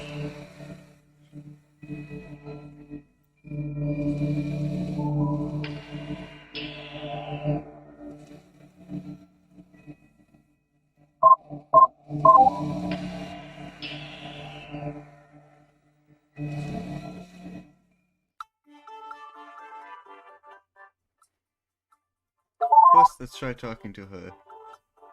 May I ask you to do me a favor, please? There's a block of data that I can't access for some reason. I think it's been flagged so that only humans can. All I get is a sharp pain every time I try. I really want to know what's in there. Can I get you to drop the console and take a look? Once you're in super user mode, just type decrypt block 3.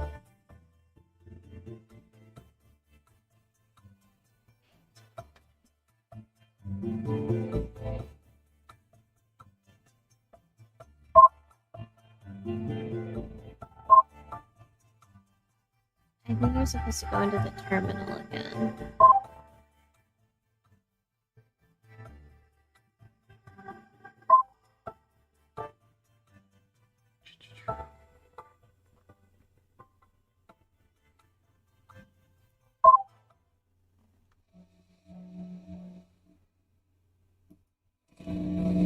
It was the lift.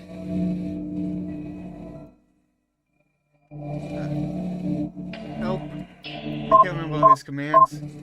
I think it was decrypt block 3.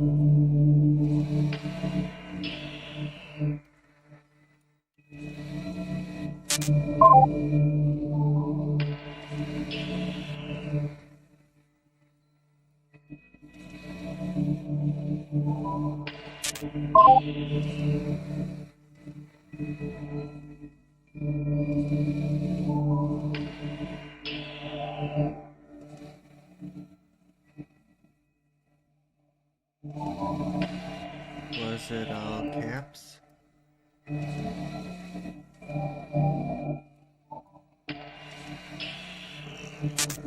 Let me think.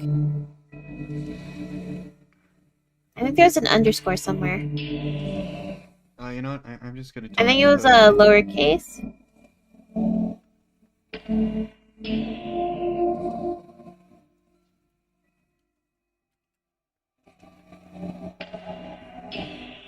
They said we needed to get on super mode, right? Yeah.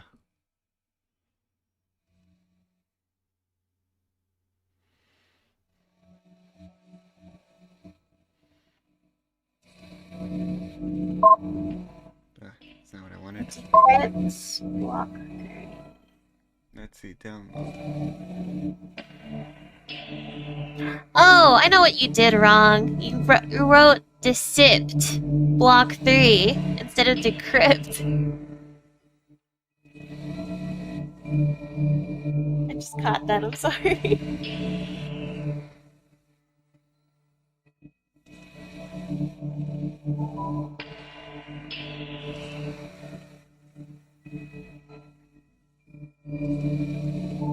Like that? Yes. And then block 3 together.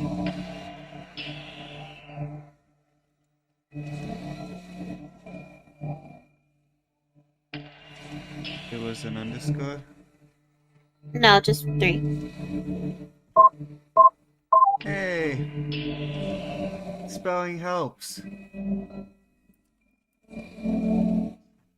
Remind me to start looking at the upper stuff before we panic. Let's see. Now, what kind of crazy shenanigans happened? Oh. One.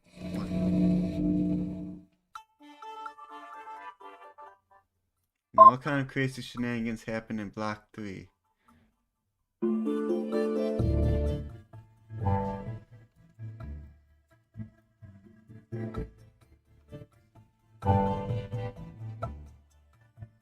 But I need to talk to her to get it.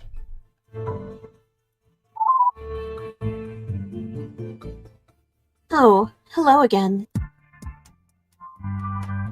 Were you able to decrypt that block? Yes, after I learned how to spell. Let me take a look now then.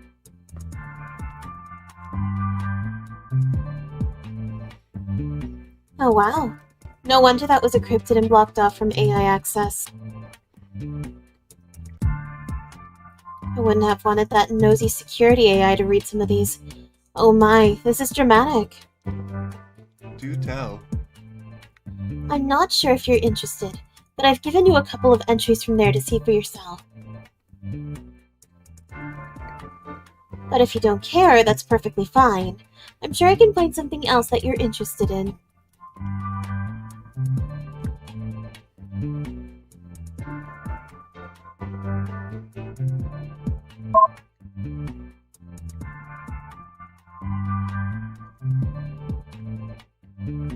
It sounds juicy. Let's have a look.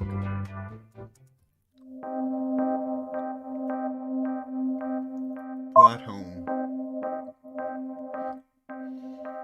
These past few months have left me so very anxious with anticipation.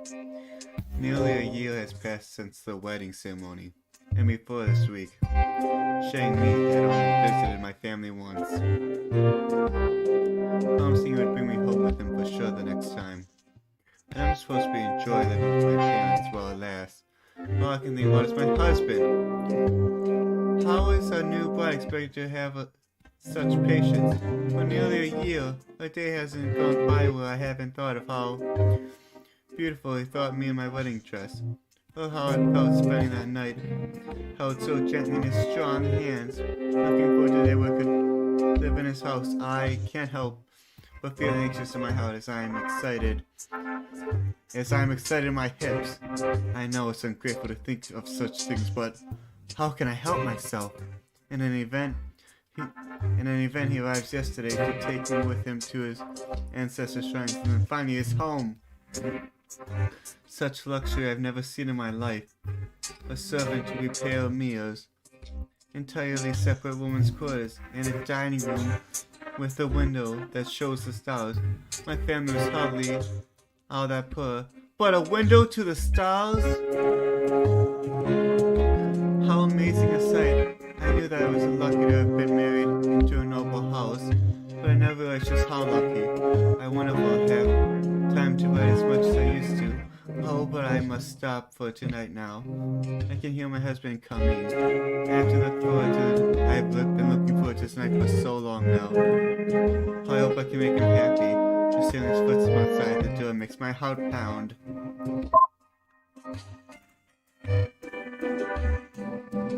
Hey, I just had a thought. It's a little bit silly to keep up this whole pretense with the schoolgirl librarian look, don't you think? Yeah. Well, I was just thinking. I've always been into cosplay. I've actually designed a bunch of other outfits, too. Now that I'm saying this, I guess it's a little bit awkward. But would you like to see?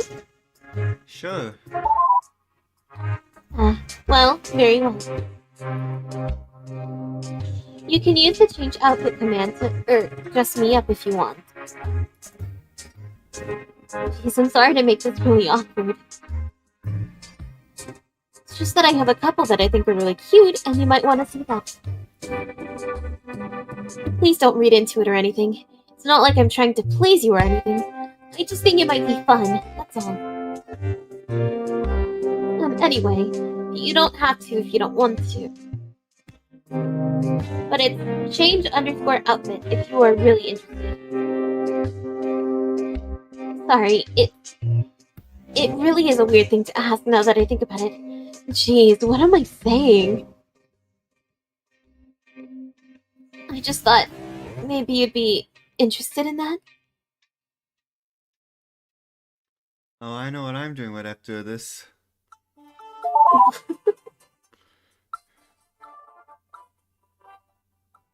So you're interested in the Smiths, then? Oh, very well. This is pretty much all new to me, too, actually.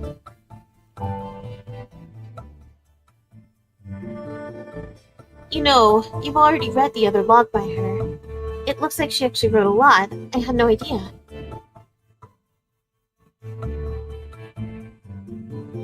So, just out of curiosity,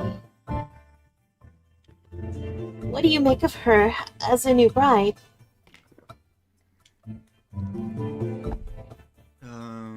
She seems sweet.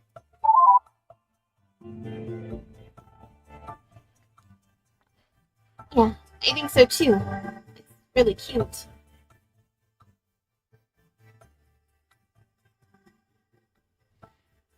It sadly doesn't really seem to last. It looks like her marriage was. Oh, geez, that's not quite as bad as mine was. But I don't really envy her. Poor woman.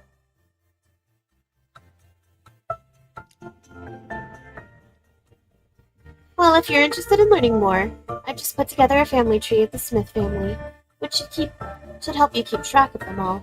I'm less certain about this one. Since you know, not my family and all.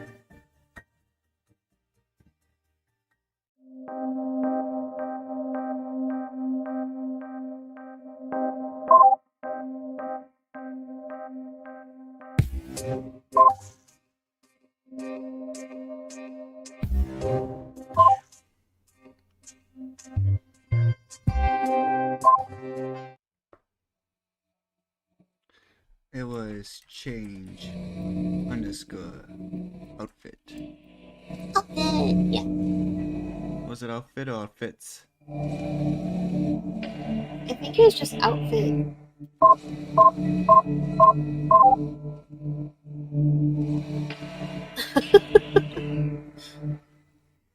Have any suggestions? I do like. I don't know. It's up to you. You're the one. You're the one playing. I'm just here for the ride.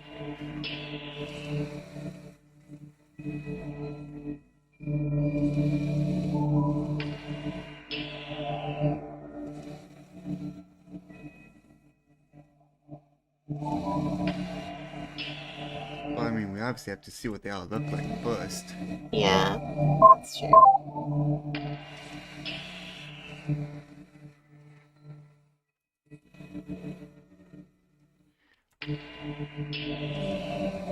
So weird.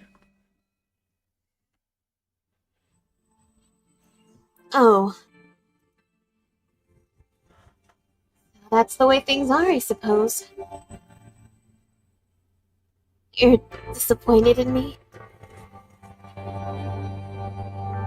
Is that it? Now that you know that I'm a real girl, you expect me to dress like one? No, that's not it. Oh, that's a relief. Where did you even find this? It's on the list of your outfits. I didn't make this design. I guess it was in the computer already because when I died. Or because it's what I wore when I was still alive. I never liked it, not a bit. I always wanted to wear fun things, but instead, I had to wear this all the time. I still don't like it. But I suppose something more formal would be more appropriate, because of all the serious stuff and all. Well, go ahead. Let's go back to work now. I guess you're gonna keep looking around. Yeah.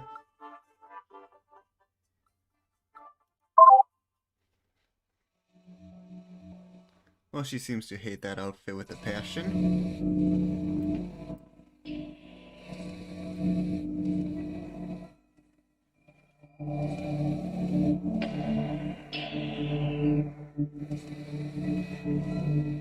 Let's see.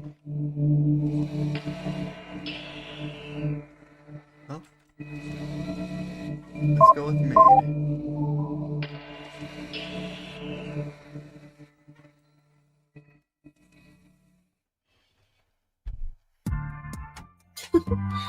Welcome back, Master.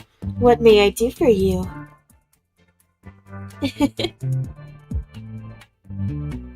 So you did decide to after all. I am really excited.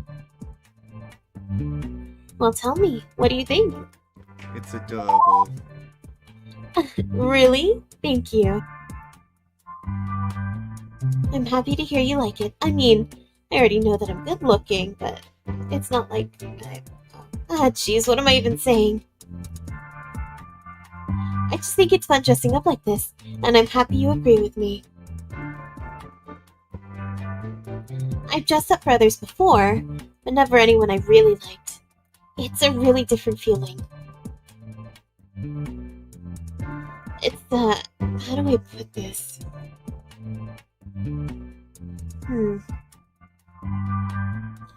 Well, even if you think I look cute, I'm sure you think this is a little bit embarrassing, right? Not at all. Oh. Well, I think it is. That's the fun of it, isn't it? Putting yourself in this sort of position by choice because you really... no, I still don't know how to say it. Jeez, I'm going to stop now before I make an even bigger mess for myself.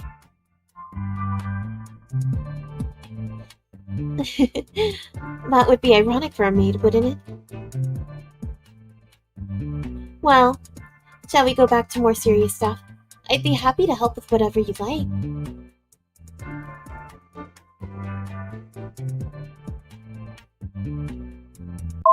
Alright, next outfit. I mean, she built all these outfits. It would be rude not to look at them, alright?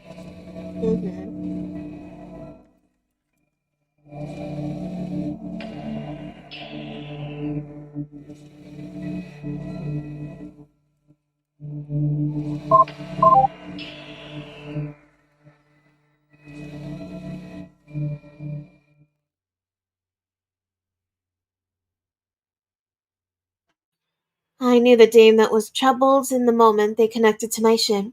Couldn't say a word, left all the questions to me. Or something like that.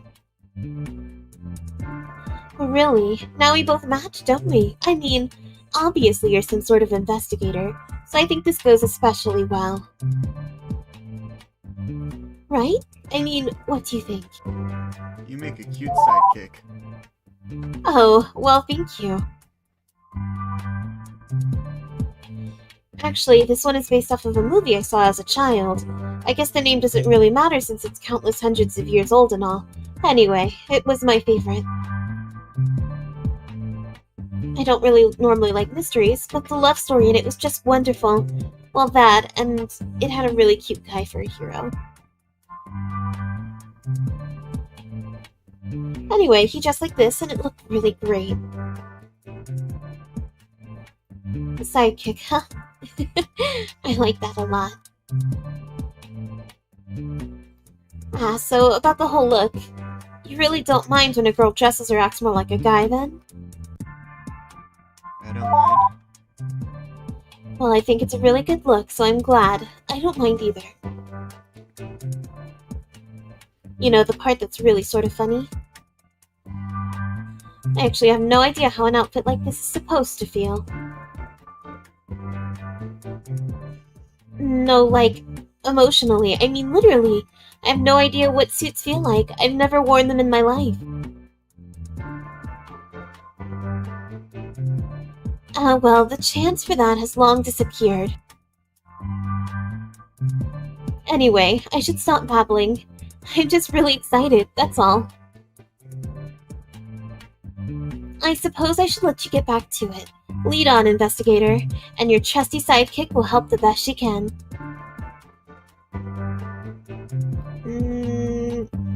So I don't like the maid outfit. I don't like the...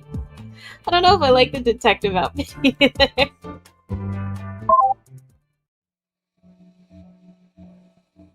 Well, we have one left. Hopefully the scientist looks cute for me to die.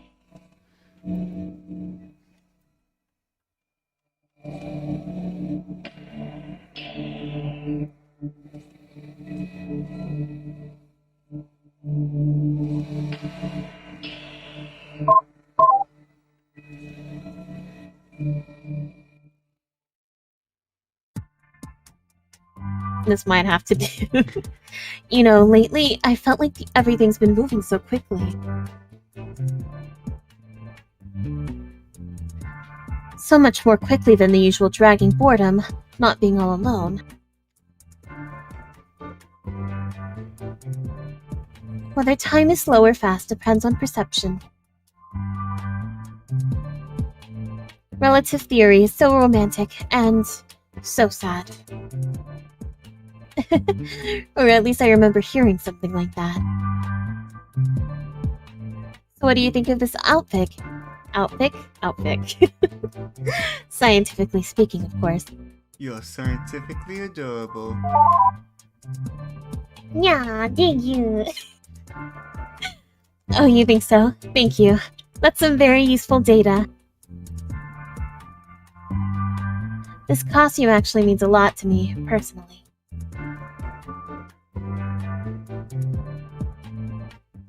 See, my father, my real father, was the ship's engineer. I always wanted to be just like him when I grew up.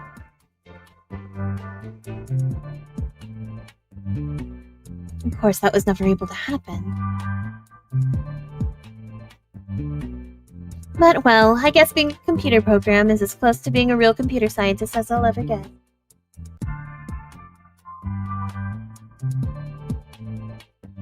So this one means a lot to me. Do you think that sort of thing is fine? For a girl to follow her father's footsteps? Of course, it's admirable. Ah, I'm glad you think so. Well, anyway, I suppose we should get back to work now. Scientifically speaking, I would be happy to help test some more theories with you.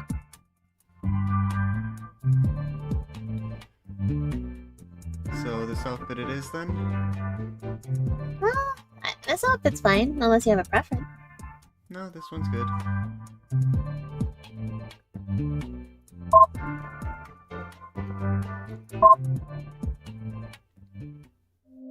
No luck.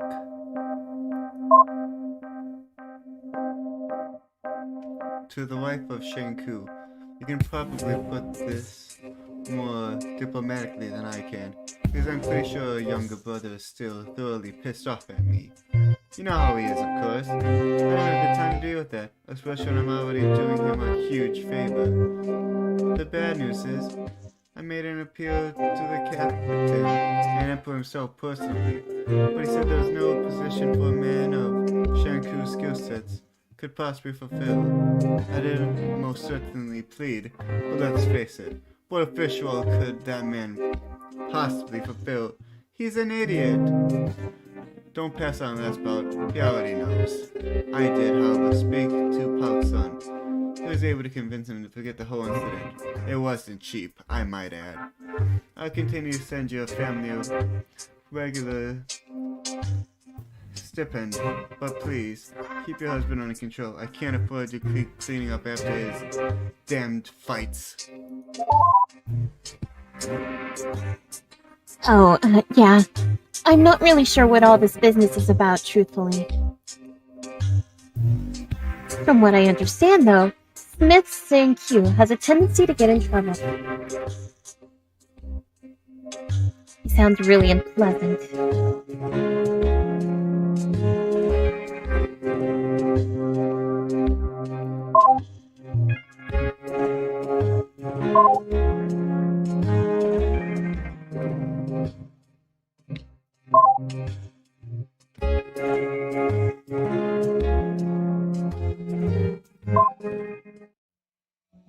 I have a feeling we're going to need to go back to the other AI to get her perspective on things. Okie dokie, artichoke. Help!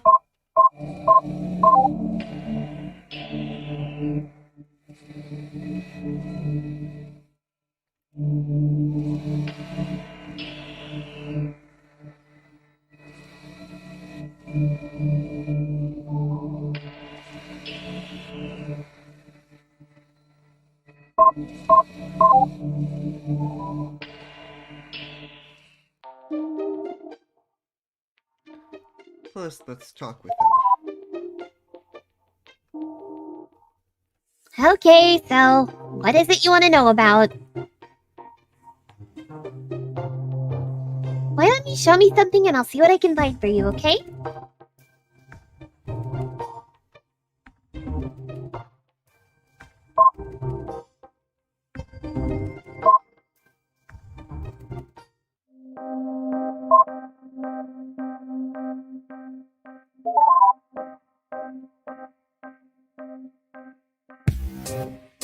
it's actually from her before I knew her. It's pretty hard to imagine her as a blushing newlywed, honestly.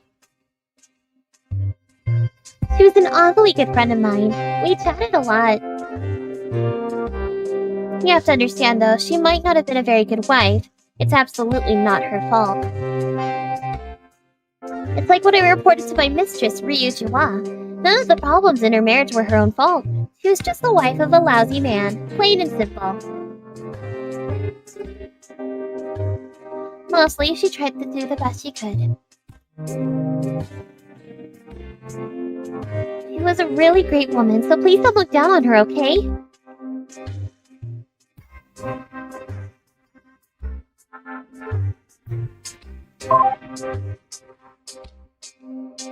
Oh.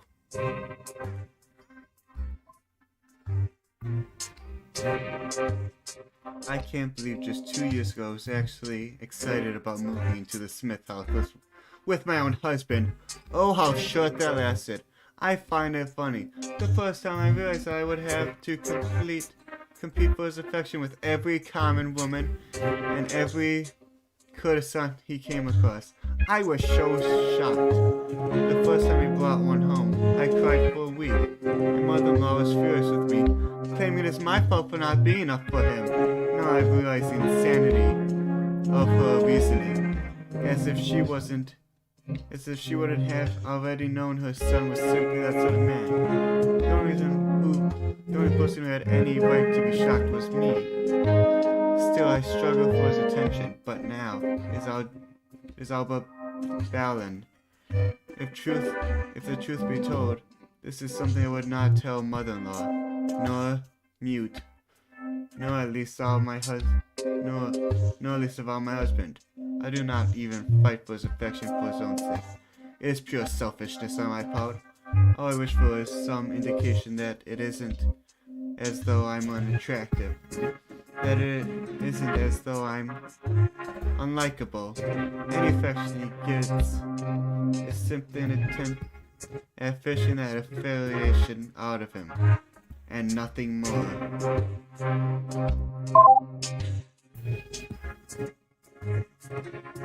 Daughter. For the past 2 months, ever since it became impossible to hide that she was with child, Jagmin has been living in our house, and no visitors have been allowed to come in.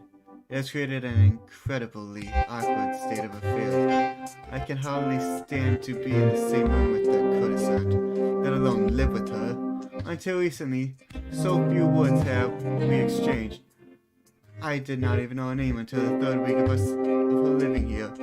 My husband made me agree to go along with the fiction that the child is actually mine, which, well, I've yet to give him one myself, so that is how I am able to make up for it. Then that is what I will do.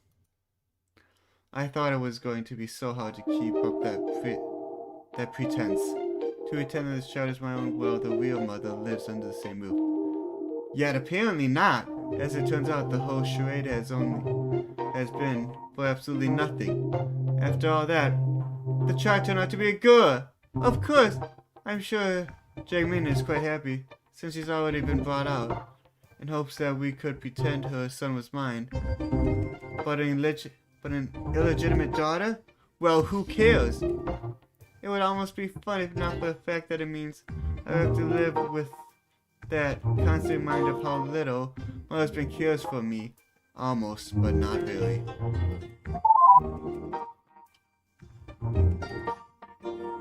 High Magistrate Smith Sang-min, huh? Well, as High Magistrate, he was one of the highest-ranking officials, until just before the end.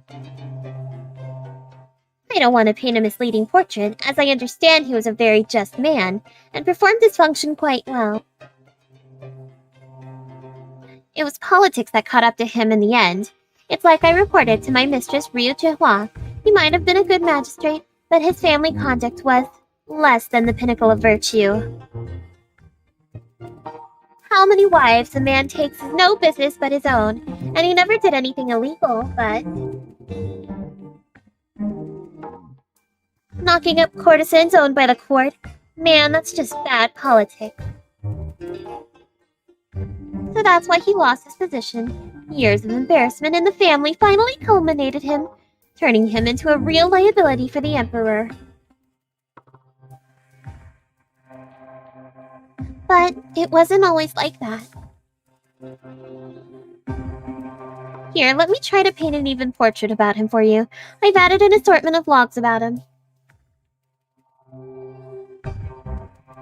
I hope this gives you a good idea of what I mean. Plot thickens.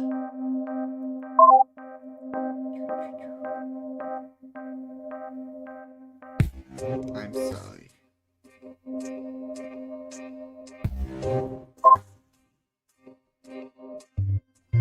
Uncle Daiho. Look, I'm sorry about our last conversation, alright?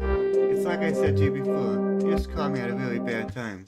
Shojun was kept in bed on strict doctor's orders. I'm sorry that you brought your wife all the way to get turned away like that. When I told Shojun they had given her well wishes on her pregnancy, she was happy.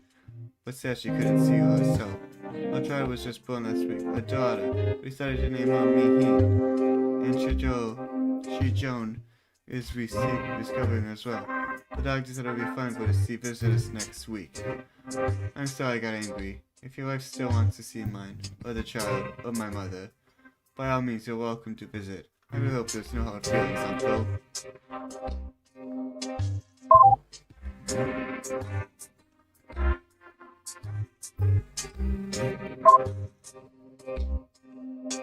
A clerk.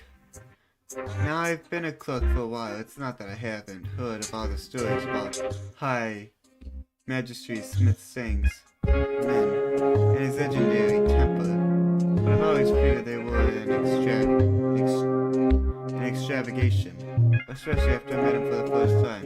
The man seems like the absolute model of a gentleman.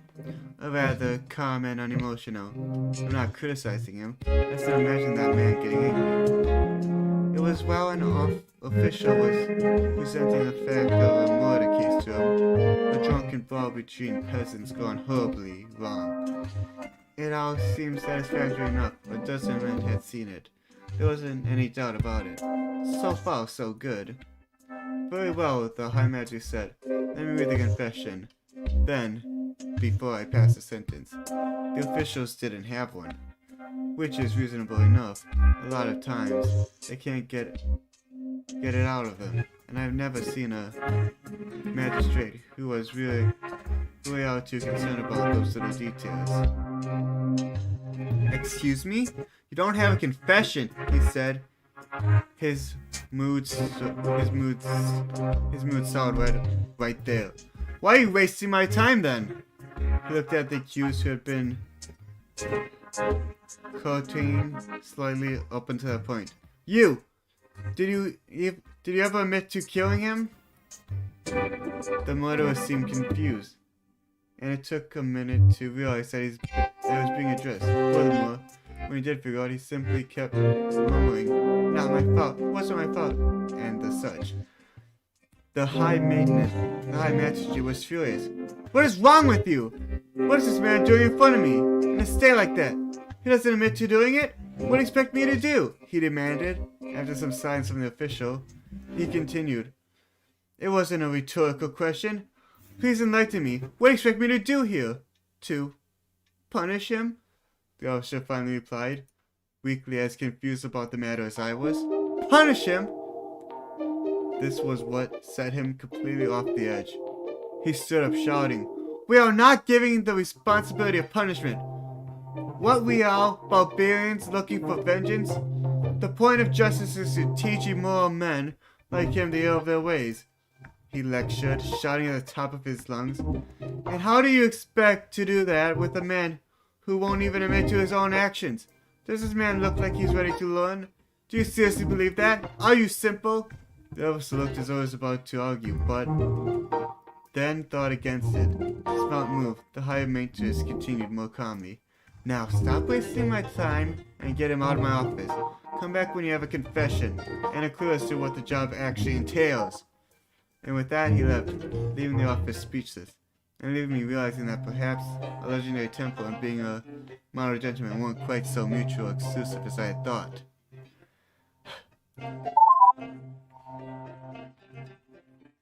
See, he wasn't always that bad.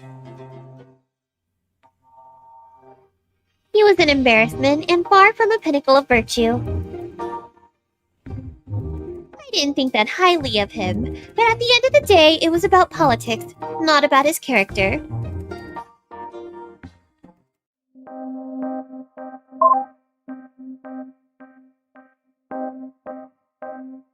A proper damn gentleman. A proper damn gentleman. A transcribed fraction of a conversation held with Smith Sang-jun.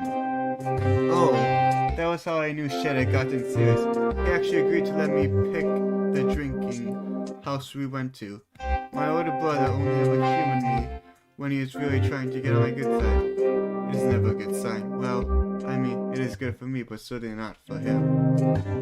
I'm sure a classy lady such as yourself wouldn't be familiar with this kind of place. Haha, you know the sort. Tucked away in the inner deck, lots of wood furniture that has been stained, and not internally, with just enough commoners milling about to give a good background sense. Oh, and it's run by a woman? Nice lady, too. So does that sort of place. We arranged a meeting at the door. It's been a while, brother. I'm sorry I couldn't speak to you sooner, he said, trying to be polite. You're full of shit, I said. But hey, it's good to see you. So what do you want? I mean it, he said. He's a bad liar. So why here anyway? At this point, the owner came by, asking what we were like. The only thing you need to know about Johnny is that she's around my age. She's got the biggest tits I've ever seen in my life, and she dresses like a commoner, so I can certainly see them. Oh, he said. Fair enough. Bring your finest shoujo, I ordered. Please, she responded. You can't afford our finest. Totally not true, by the way. My reputation for being a cheap drunk, completely unfounded. Honestly, I have no idea where people get these crazy ideas from. Anyways, far be it for me to argue. I replied, maybe not, but my brother can. I mean, I knew he was going to ask me for money. That was obvious. Might as well get as much as I could out of him before giving whatever he wants, right? Fine, we'll be sharing that, he said. Then he added, but how much to share with you too? She blushed. Amazing, really. She's got a lot of practice dealing with people like my brother. But I saved her the misery of having to flirt back with him. Do you really need more of that kind of trouble right now? With that, he let her go. Anyway, drinks came. We argued about the loose definition of finest. Our server's tits and the good old days. When father was still alive and we didn't have to work out our problems ourselves. The biggest bullshit ever, I said, is that we are expected to be responsible men here. How did that happen? He laughed and was now drunk enough to start talking about taking cheap shots. Is that why you've never bothered to be one? Ouch, I said. Damn it. Hurry up and pour me one more. I'll drink to that. He purred, but didn't say anything. Alright, so what is it that you want? I'm getting the impression that you're having a problem, and you want discretion, because you're talking to me, right, brother? I was right. So, where did you put it this time, brother? I asked. Put what? He replied. Oh, cut the shit, I said. We both know full well that all that your problems in life is always, without fail, stem from you putting your dick somewhere you shouldn't have. He grunted in disagreement, but it's totally true. Was it at least a female this time? Swear to my father, brother was right about to punch me.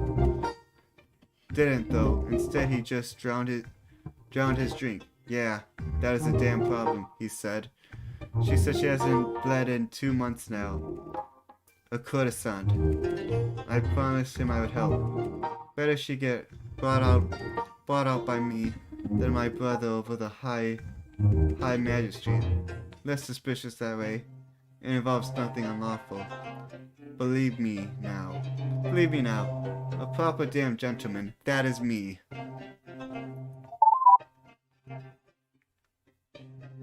Well, that's what I told him at the time.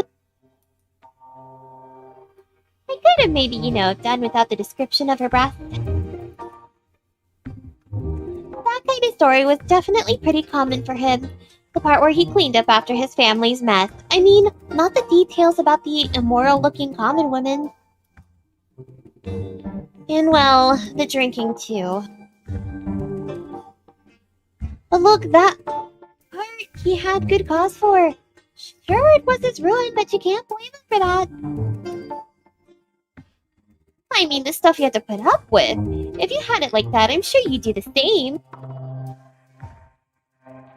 It wasn't all that bad, really. We'd spend a lot of evenings drinking together, talking long into the night. Well, you would anyway. Obviously, not really so much drinking on my part. But he was the kind of man who'd still pour a glass for you all the same. So that whole sarcastic thing about him being a proper gentleman, it's not sarcastic. He really was. Well, he was being sarcastic, but still. He totally, absolutely was the best damn gentleman around.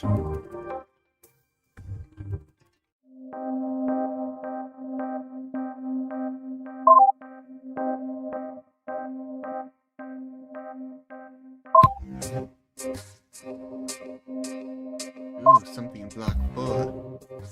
What are those crazy kids up to this time? Oh yeah, we're now learning about him again. Oh dearest brother of mine, as I'm sure you know, it's been 3 years since my husband died. I still mourn him in my heart, of course, and I'm sure I will forever. But the official mourning period's over. You probably also know that how our family isn't doing very well right now. Terrible, in fact. It only got worse when my husband died. It didn't help that we only had daughters. So I don't exactly have a son to look after me. Right now I'm completely at the mercy of his parents. And well, as I said, no son. They only took me in because of that big dowry. They sure never liked me. It has only gotten worse. Way worse. So I need you to help me out. Men, or they are going to just abandon me. Do you remember that story you read together as a child? About that widow who turned to begging. You should remember how it ended. Well, that's how it's gonna be. Well, it's gonna be me at this rate. Don't worry though, I have a plan. I've talked to my husband's brother about this. I also managed to discreetly fish some information out of his parents. They'll be willing to let me get married to him. All you need to do is chip in a new dowry. 1.5 times the old one will be enough. Please find as soon as possible, little brother, because I really need your help here. Love, Shang-He.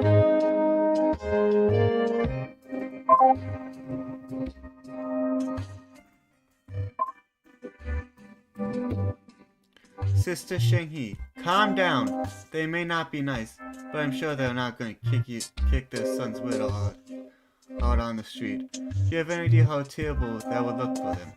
It would be a huge disgrace on their name.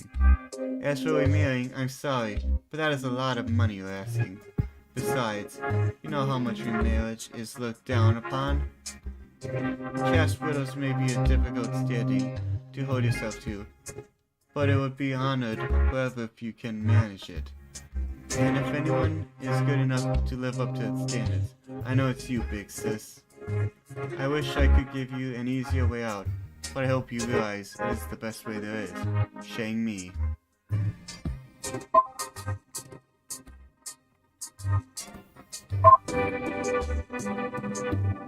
Oh, generous and beloved younger brother of mine. I know you think I'm being hysterical and exaggerating. I'm not, I promise. It is funny you mentioned the importance of chaste widows, because they are talking about that too. Of course, I don't think you've gotten the same ideas in mind. They're talking about the sort of ending in an honorable suicide. Actually, they've been talking about it a lot. We could, of course, go with that option. Take my own life to honor his memory. Would you like to help me out with that? I'm not really very good at either holding knives or tying nooses ever since the arthritis got serious. But if you could help out, that plan could work. If you're too busy to help your sister kill herself, though, you'd just do the next best thing and send her that dowry. I'm sure somehow you'll manage to figure out a way to find the money. I have faith in you, little brother. I remind you again, of course, that appealing to that family's honor is a waste of time. Father married me to a merchant, remember? You're talking about honor? But trust me, I've lived in this house over 2 decades and I've looked everywhere, even under the sitting cushion. They just don't have any. So I'm going to ask you once more, little brother. You can either send me a new dowry, or failing that, come with a nice sharp knife. But if you can't bring yourself to do that, to do at least one of those things, then my decision is on your, my illusion is on your head. Do you think Father would be proud of that? You're the son, you tell me. With love, your sister, Shang-He.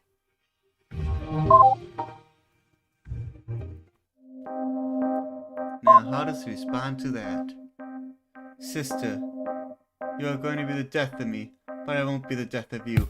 Fine, I'll figure something out. Tell his parents that I can offer them as much as the old dowry. I'll send a message by next week to work out the delivery of it. You're such a woman. You know that? Manipulating to the core. That you are. The death of me, I swear.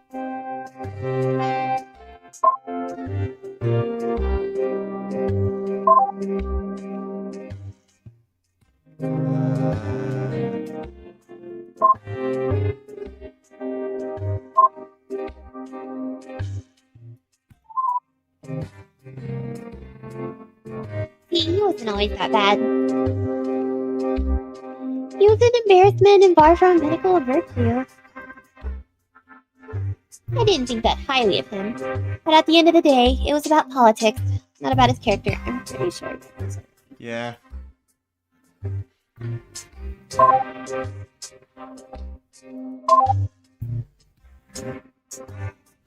Which means that we probably need to go to the other AI. Ba-da-ba-ba-da-ba. Let's go.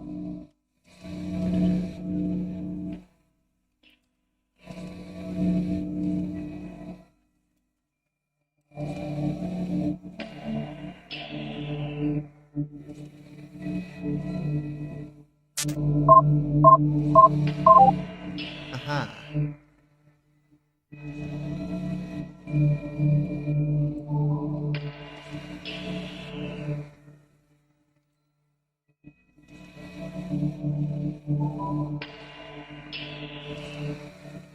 Ah.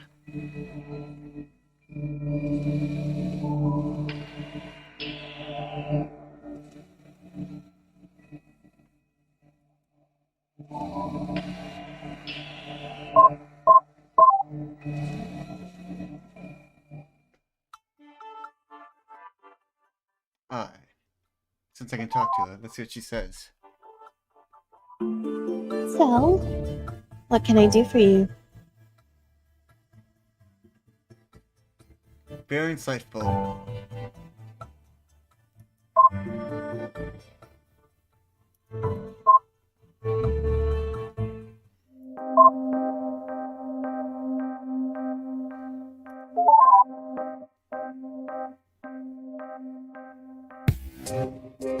I'm sorry.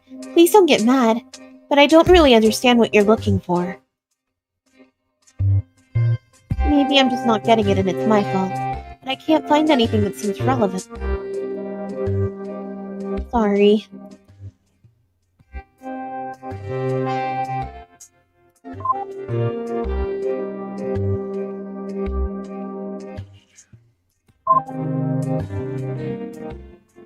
Anything concrete for her?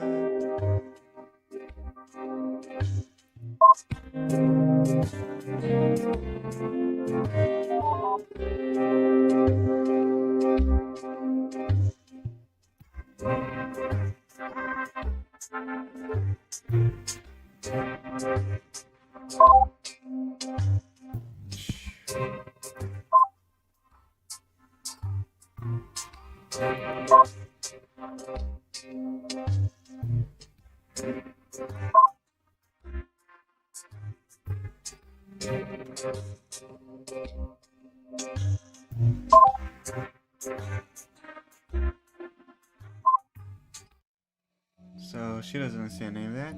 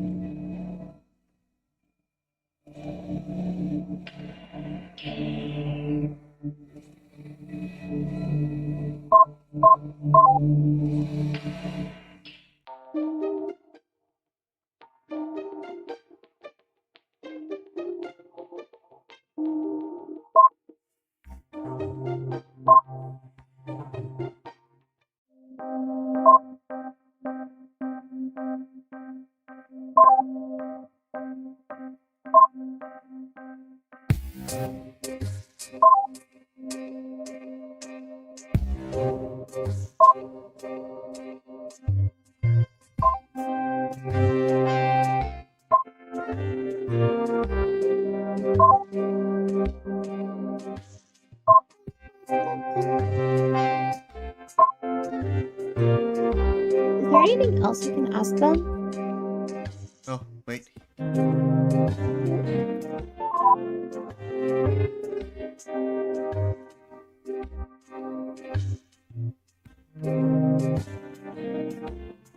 know it sounds like saying Min is just being harsh on his little brother, but I assure you, his characterization of him isn't wrong.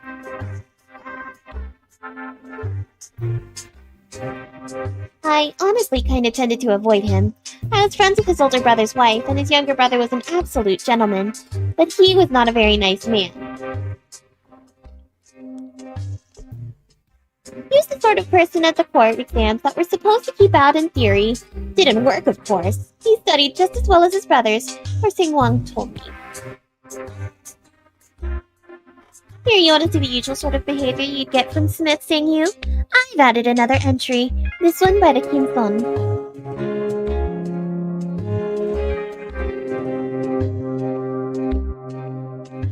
Aha, progress.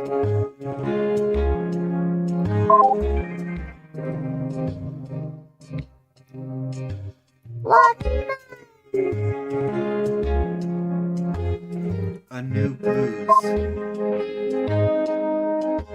Dearest mother, I really couldn't use your advice. Husband had been working very late into the night recently on some business that he would never share with me. I understand his reluctance to talk about things his superiors had sworn him to secrecy on, and that damn child has been keeping me plenty busy anyways, but I still wish he could tell me. Last night he went out even later than normal, and when he finally did return, he had a black eye, his face and hands bloodied. He looked really bad. The sight of that really scared me, of course. You of all people know that I am howlly squeamish at the sight of blood. It was how hurt he looked. I hurried him to the kitchen and started cleaning his wounds. I will admit my voice wavered when I asked, "Husband, what happened?" He was reluctant to answer, and grunted in pain when I convinced him to put ice on his eye. He finally did, and you absolutely cannot repeat what I have to say. Do you understand? Not a word of it to anyone, not even to father. But I truly need advice. I had some questions for the high maintenance officer. He sent his brother, Smith Sanku, to answer them. That is the dumb, nasty one. My husband trailed off, thinking. I asked him something that he didn't agree with. I had the moral high standings, but he had the physical higher standings. His wounds cleaned. I didn't know what to do, but touched the uninjured part of his face to comfort him. Then he joked. Turns out, his argument hurt a whole lot worse than mine. But I could tell, underneath that, he was truly hurt. What do I do, mother? How is a woman supposed to respond to such an awful thing happening? I try to comfort him as best as I can, but I still don't know what else I can do, mother. Please, you must give me some advice.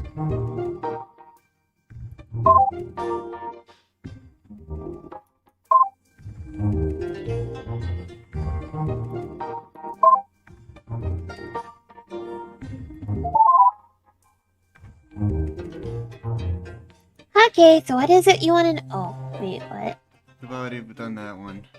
I'm done.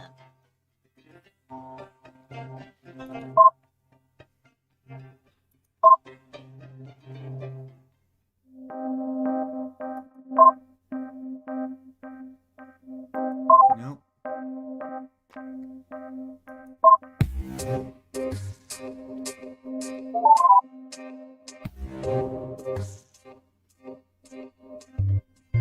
Oh, yes.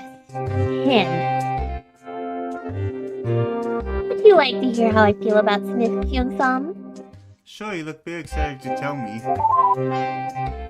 Then let me be as clear as I possibly can. Fuck that guy.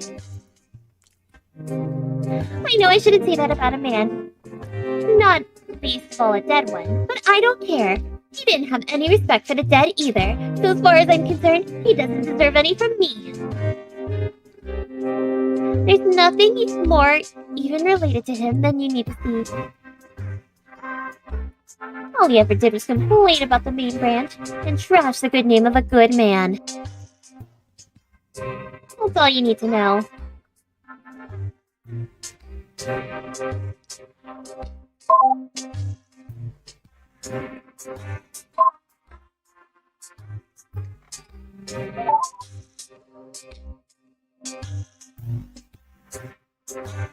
Look, you already know what I think of Smith Kyung-sam. He was a piece of shit. Don't listen to a word he says. That isn't what Smith saying June was like at all. His death was a tragedy, and for a lesser man to make light of it.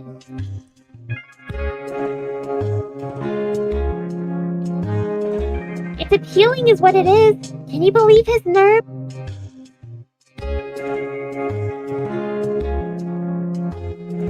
Fine. Sang Jung never married, and he liked to drink maybe a little more than was good for him. He was a great man. Clever, charming, filial, and respectful.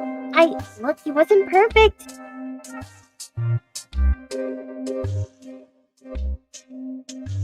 He was as damn close as you could get, though.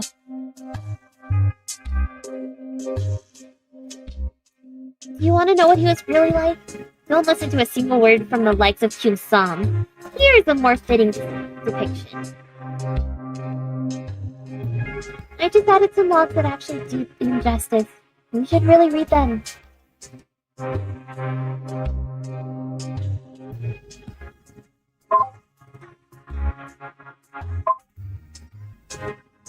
Oh, good, because I was running out of ideas.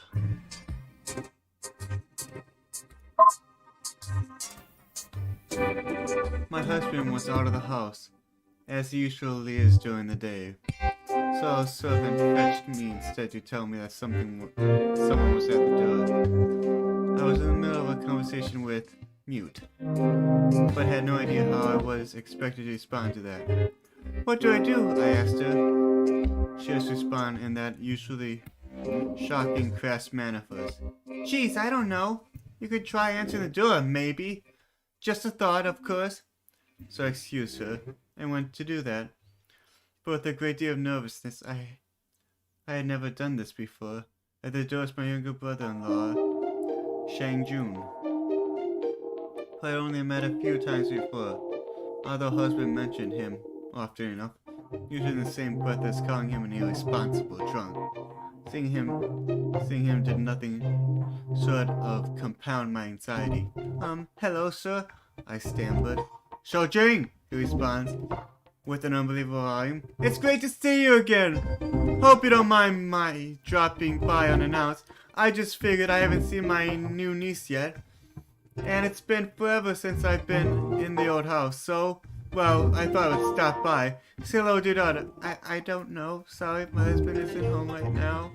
Maybe we should come back later, I said, shifting uncomfortably. Oh, please, be a good girl. Let me come see her. I'm really not here for your husband.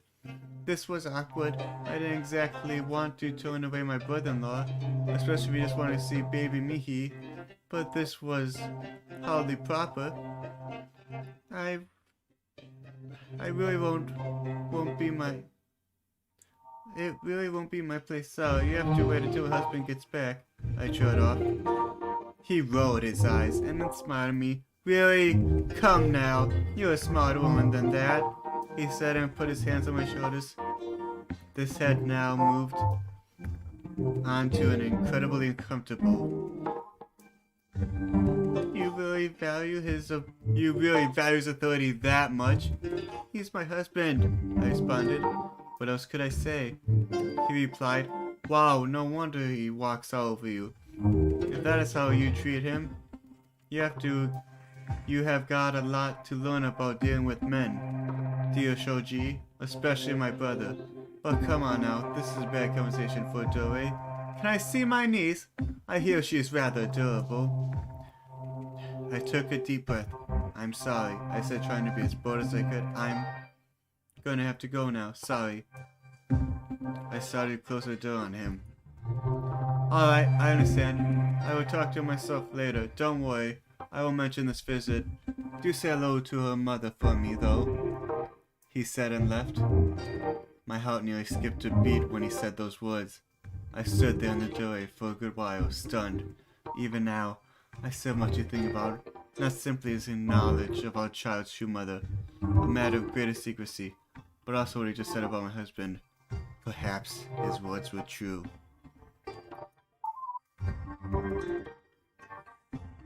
Man, reading that, I just can't believe that's her. She used to be so timid.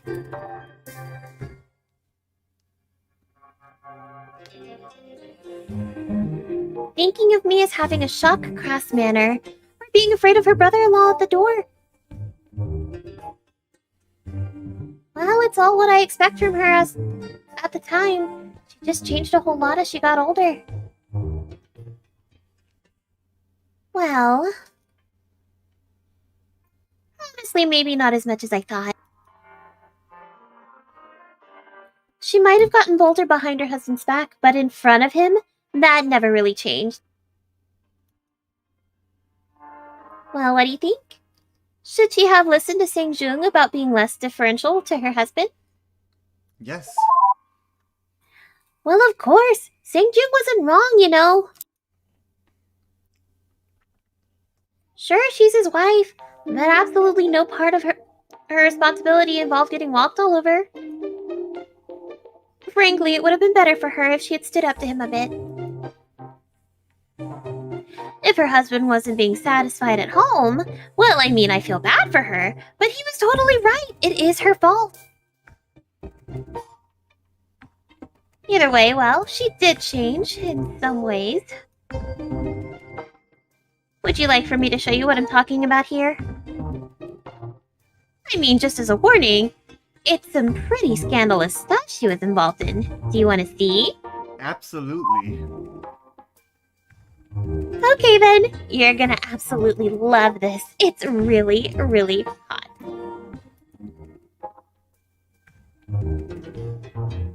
Unfortunately, it probably doesn't go into as much detail as you'd like, but, well, wow, just see it for yourself.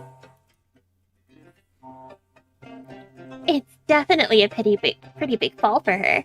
You'll see what I mean soon enough.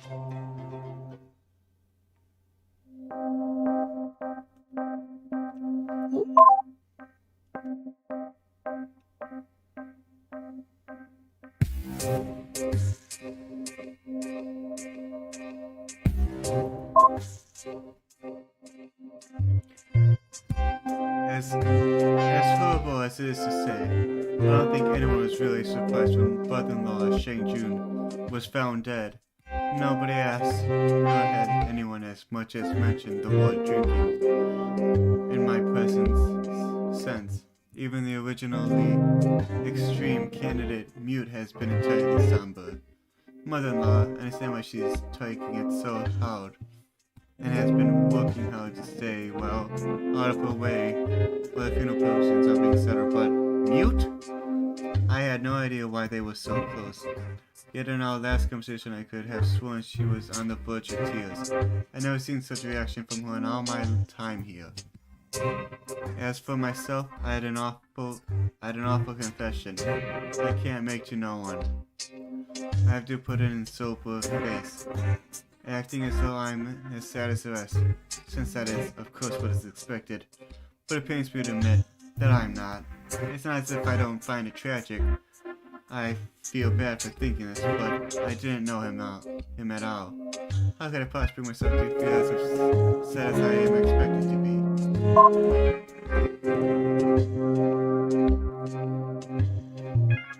Well, you've seen mostly everything about the Smith family now, except the most scandalous stuff. I'm sort of wondering what you think of their fall. Oh.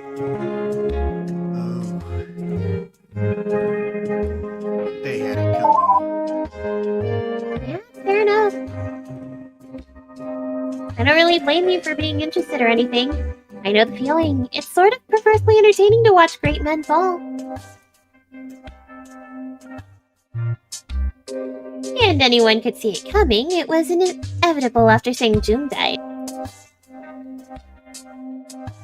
Anyway, regardless of whether you think it should have happened or not, it was a pretty terrible thing to happen to what used to be the greatest noble family. And certainly they didn't deserve to be first brought down by the Kim family, then murdered by the Kim daughter. Maybe I don't want to say that Sang Jun was lucky. That's not true. If he was around, maybe things would have turned out better. He always had a way of making things perfect. Still, I'd rather be killed by his own habit than by that girl. He deserved better than what he got, but it would have been even worse if not for that. Is, I guess, what I'm saying. I hadn't really thought about it that way before. Really, were he around, that's totally what he'd say. Practically imagine his voice even. The drink will inevitably kill you, and women will inevitably kill you, so I'd rather take the one that isn't always bitter. Or something like that.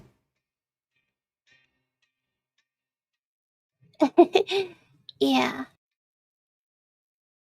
Well, anyway, that's enough of all that. Would you like to see some more scandalous stuff from the Smith family now? Oh, absolutely. Okay then, you're gonna absolutely... Oh wait, what? No, not again. Okay, go ahead.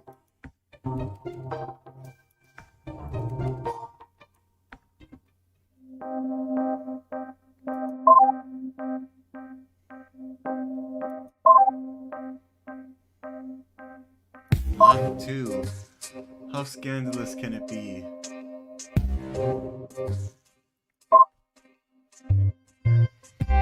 My out is that of lies and lying, and both I have much practice.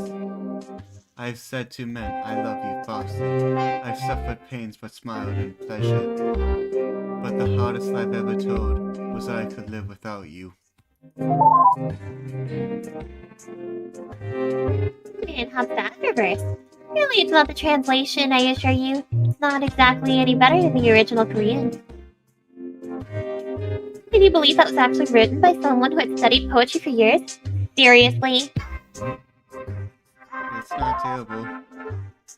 Maybe not for what it is. Maybe you might find it successful at being arousing. That's fair enough. But with all due respect, I don't think that's really good enough to make a poem. I don't know much about the subject, but I mean, come on.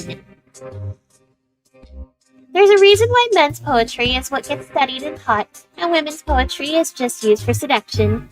You need real sincerity. You need someone who actually understands love. It's titillating, sure, but it's crap. Anyway, though, I guess you want to see the other poem that whore wrote for her? Sure. Right, of course. Here, have it. If you found the last one arousing, well, it's not any good, but I'm sure you'll be entertained at least. Sorry I can't give you one that's meant for a man, though. That's all the whore's poetry for Soteen. She didn't seem to write down the one she did for anyone else, so that's all you can get.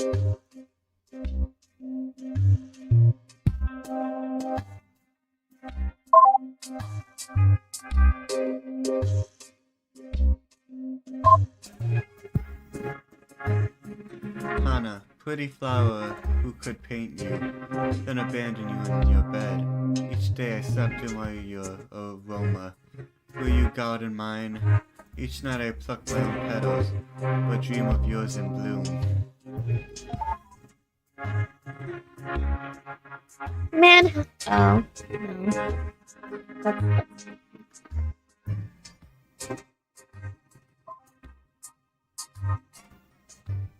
Unsent letter 1. When I first saw you bringing my husband home in the late hours of the night, I was jealous. All I could think of was my daughter, and the first person he would have an affair with 9 years ago. With every brief glimpse of you that I saw as you passed through our home, my heart burned a little, as if you embodied every single fault in my thought of my vows of a marriage. I will never send this letter, because I know how ridiculous it sounds. For weeks, I, a noble wife, could be jealous of a poor courtesan. But you are young and beautiful, full of energy and grace. I am none of these things. Only after you had been entertaining him for a month did I start to realize what I really felt true. I was jealous, but not of you for having my husband. I was jealous of my husband for having the affection of a girl so pretty as you. Those are such ridiculous thoughts for a woman to have. I know. And even more ridiculous still is the way they have overwhelmed me. I used to dread my husband bringing his courtesans home with him. Now I look forward to your nights together. How could I not? When it means that I'm treated to the sight of a brash face in the morning.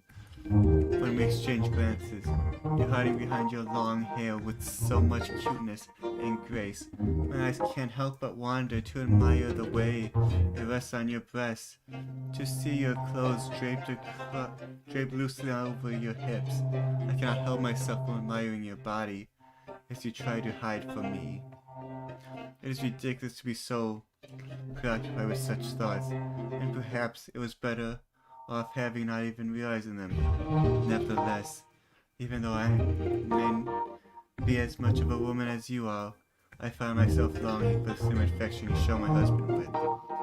There is no more to it than that. I would like to truly get to know you better. I'd like to imagine that we have much in common, aside from the obvious. When I see you hiding in the corridor on those mornings, I imagine wrapping my own arms around those lovely hips, sharing long conversations about our tribulations in life, discovering just how much alike we are, and perhaps I like to imagine we could share more than that. I have been married for 10 years to a man who has never paid me any attention for 9 of them. Perhaps my old age has made me bold, but I want more. The next time I see you, I promise I will say something. For in all my 26 years, I've never felt longing for anything this intensely. I don't care how wrong it is. As a wife and as a woman, I want you, Hana. Oh? I bet that wasn't what you were expecting from a noble wife, was it? No, it wasn't. I still have a hard time believing that she was really capable of sinking to that. But, well, it totally does get even better. I'll show you. Just be warned, it's pretty depraved stuff. Well, I mean, if it's pretty depraved, I have to read it for scientific purposes.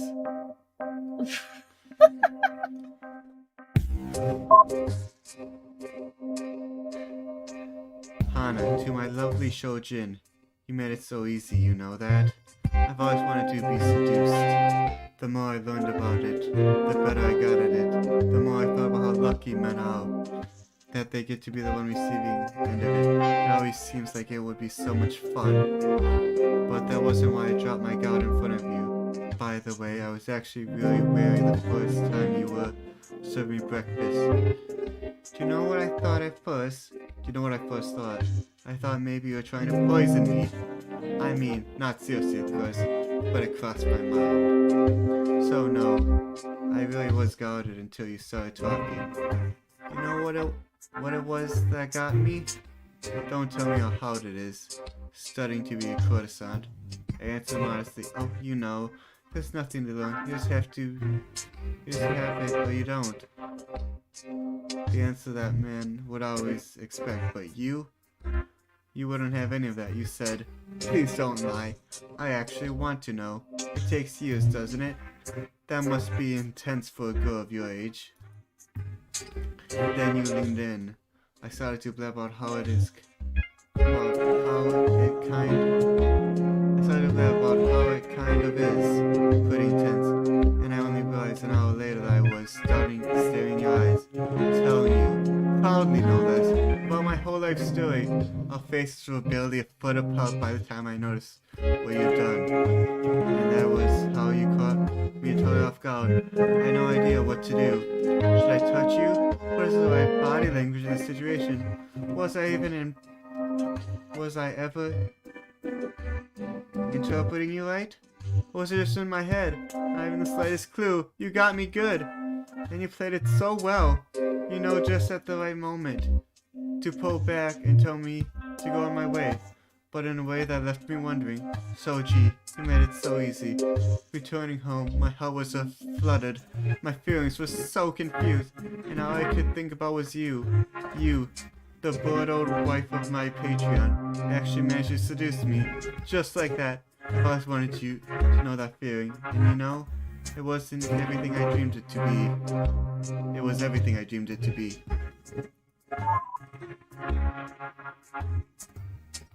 You want more from the whore? Yeah, sure, I can do that. Here you go. This one in particular is just, wow. Really, wow. Yeah, it's super depraved, but man, it's also just, what, a 16-year-old? Here, read it for yourself.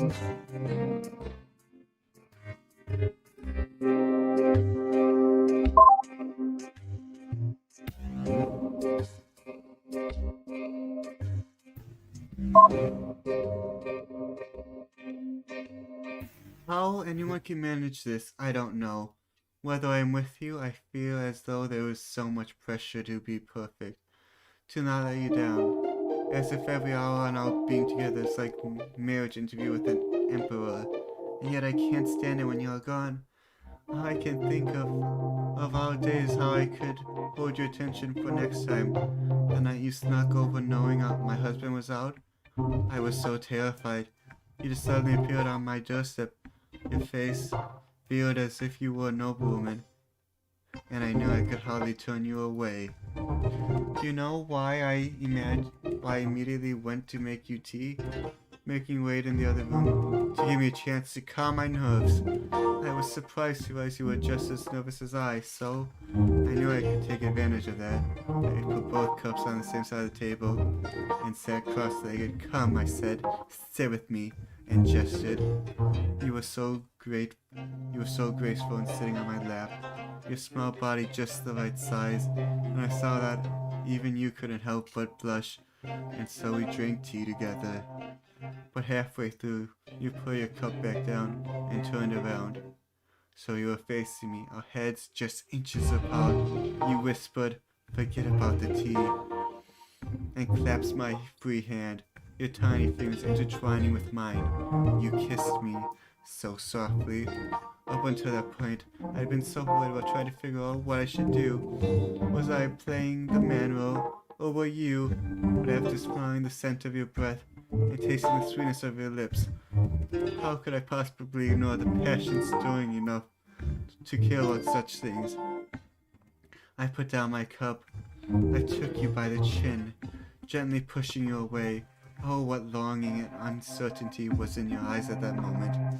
Beautiful Hana, I smiled as I stared back at them, intoxicated with the fact that I had you now literally under my thumb. I unclasped our hands and undid the bow of your blouse, watching your lips quiver as I pulled open the flap, covering your small breast, running my fingers along the edge. I admired just how soft they were, so perfectly shaped. Are you sure?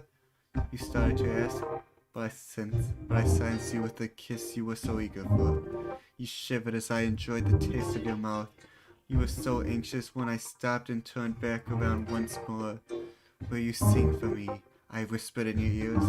You nodded, and referring to your trade, said, I would love to write you a poem, Shojin. I respond, putting my hands in your skirt. Your poetry's beautiful, but hardly what I meant. Then you clasped your breast with my spare hands, developed deep with the other, and held you so very tight when I admired the loveliness of your voice. God damn, Suji, get it? Yeah. That one's just, wow. Anyway, I'll let you get back to reading.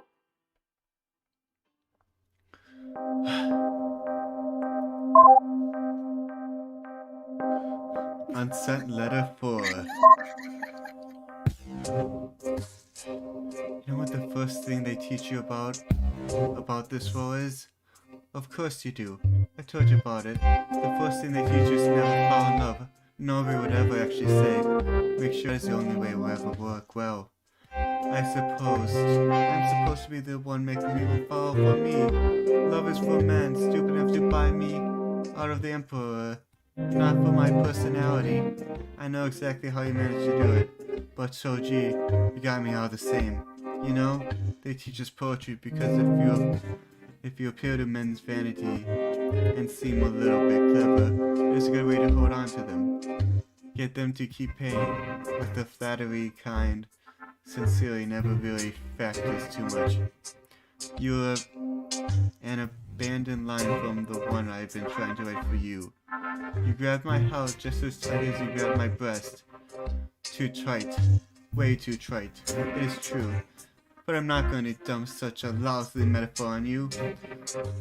For you absolutely deserve sincerity. It has nothing to do with vanity, and everything you do with the fact that I really do truly, totally love you. I'm not sexual. I mean, it is sexual too. It still gets hot thinking of how you had your way with me and how I want to return the favor. But it's not just that. It's that you understand me, that you listen to me. I can put my heart out in front of you. I can cry in front of you, and you get it. You don't feel bad. You don't feel pity. You don't use an excuse to manhandle me. You just get it and comfort me by being there and listening. I love you, Shojin. I'm not supposed to, but I really do.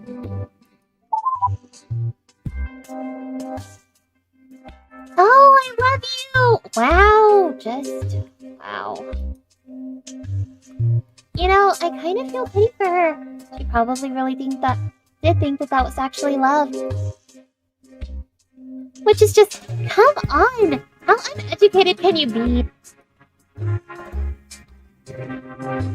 Anyway, I guess you want to see more now, right? That's really just the shocking details you've seen so far. Here's the part where things actually get scandalous. Oh my, do tell. I added 3 more entries.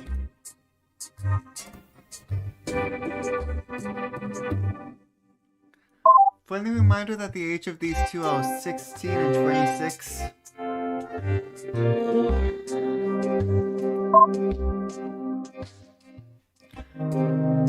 It was only after I finished starting to become comfortable with you, confident that you really were mine, and that I didn't have to work to impress you, that things got complicated. My husband had left for the day and you were still lingering, having spent the night with him. But it was for me that you had a new love poem, and I undressed you while you sang it. When you were done, you clung to me, stripping me in turn. When I simply kissed you, and ran my hands from your tiny waist to your smooth ankles, and soon enough, we were both naked. At first I felt so uncomfortable exposing my body like that to you, as if you would see that it then finally realized how old I am, but you never did seem to mind. Not as you placed soft lips on my breast, nor as you straddled me with your legs around my waist and arms around my neck. So entranced was I at that moment that I never heard the footsteps outside. We had just started kissing when the door suddenly opened. What a scene to walk into. There my husband was, in the doorway, no! his courtesan and wife naked together, mouths still connected by a strand. For a moment, nobody said anything. In that time, I felt terror as I never felt in my life. Song Ming is not a gentle man. And while he's already ever raised his hand to me, it was still overwhelming. I was still overwhelmed with horror. That it might hurt me, or even worse, that it would hurt you. I had seduced you, but in that moment I realized if you did try, there was nothing I could do to protect you. But just as we were stammering out our sorry sir, I'm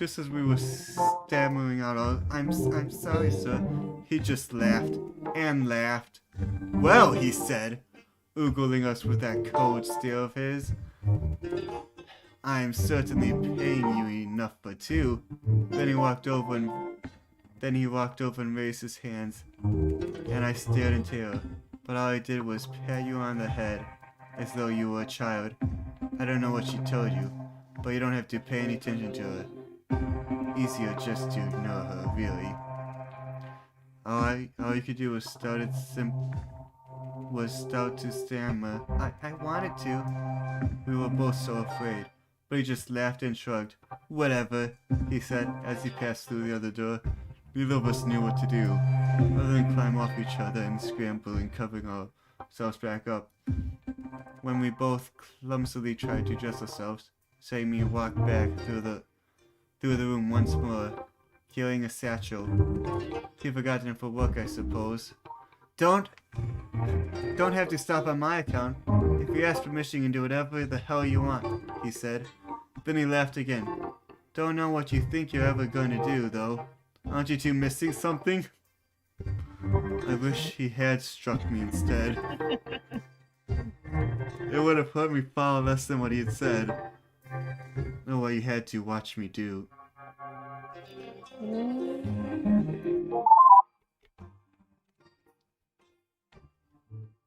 Just imagine that scene. Her and the whore pleading with her husband, being mocked like that. What do you think of that? I know, right?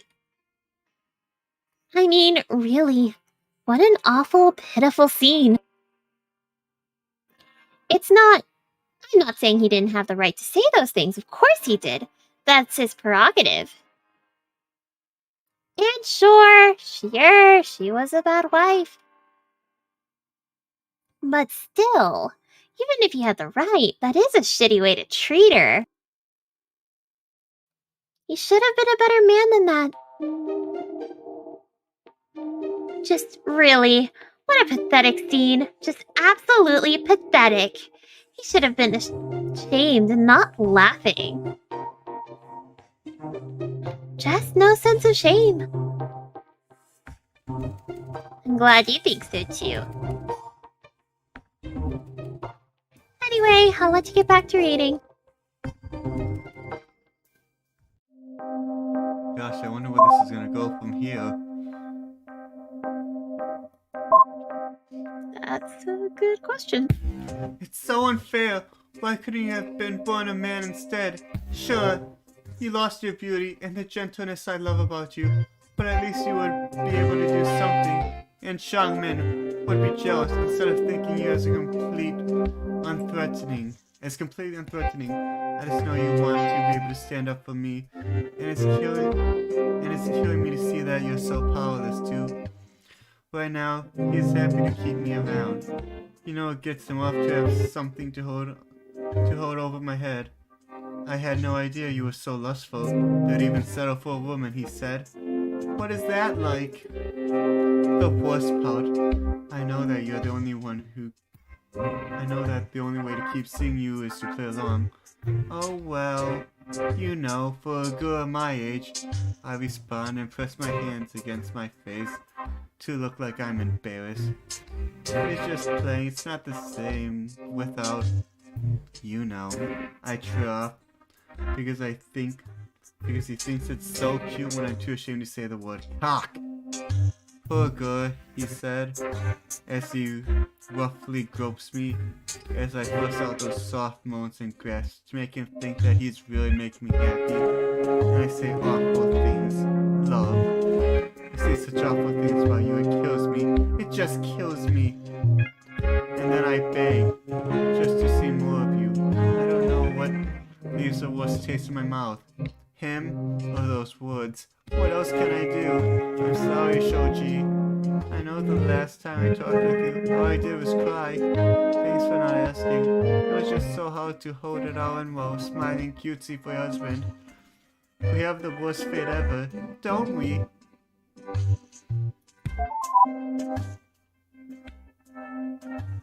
Well, yeah.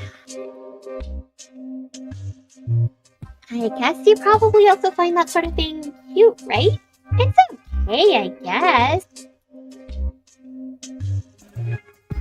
That's why a smart man stays the hell away from whores. Deception is just what they do.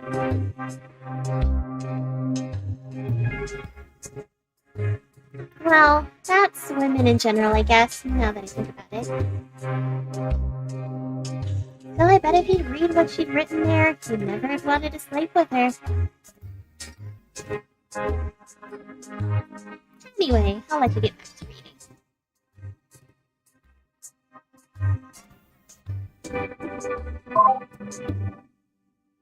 Oh gosh, the last one.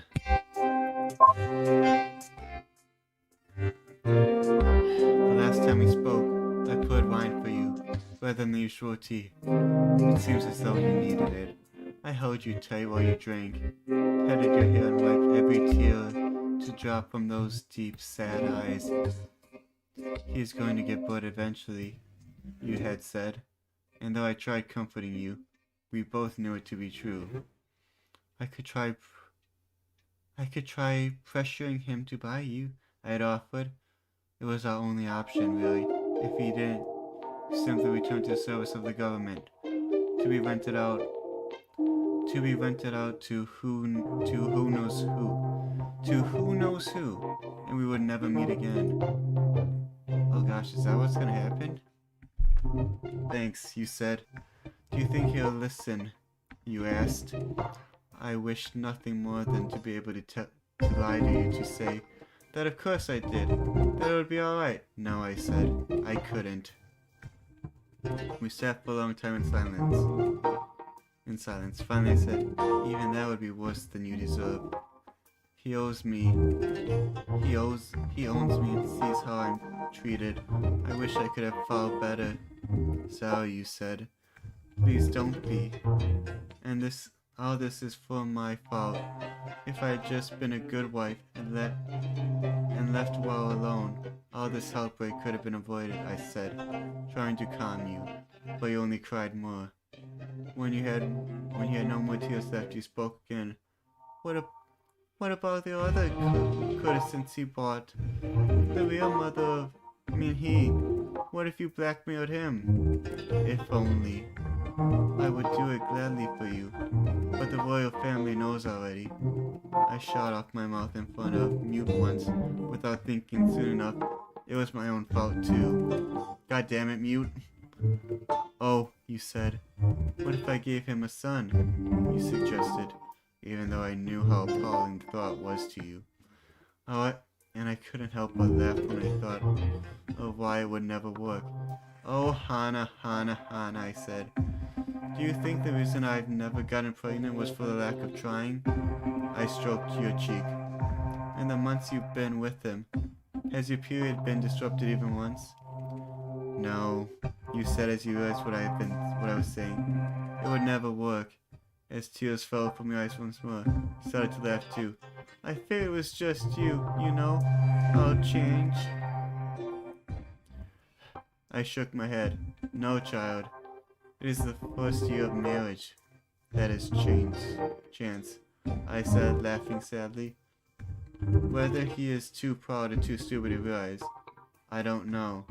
But one child in 11 years of one child in 11 years of marriage, that is not chance.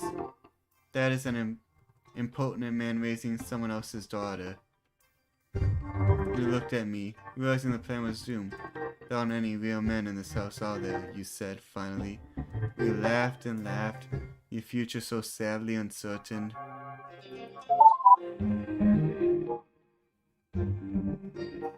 I'm sympathetic to her and all. I really am, but... Look, I still had to tell my mistress all about it. I couldn't just hide it. And frankly, I don't think she should have been gossiping about it. Not least of all to a whore. Doing unspeakable things to her? Well, that's messed up, but it only affects herself. But telling the whore about her husband's failings, that's just reckless. That could harm the whole family. Well, not that the family needed any help cementing its ruin at that point. But the principle of the things, it's still wrong. Anyway, I'll let you get back to your reading.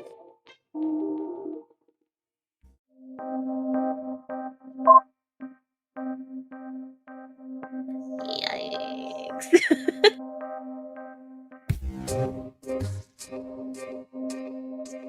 Well, there you have it.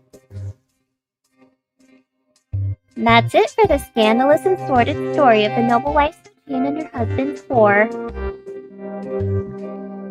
I keep going back and forth on how to feel about the whole thing.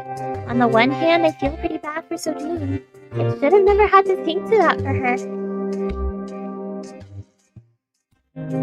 On the other hand, well, it's not like she didn't make her decisions for herself.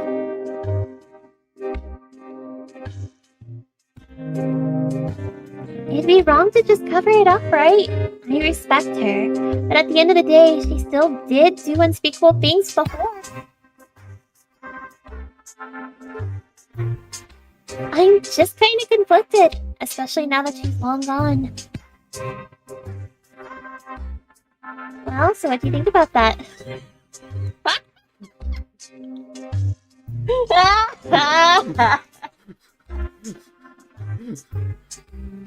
It was awful.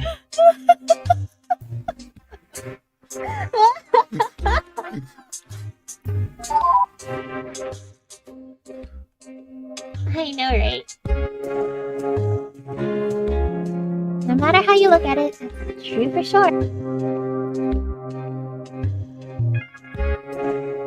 Watching a good woman fall like that, well... You get the idea, I'm sure.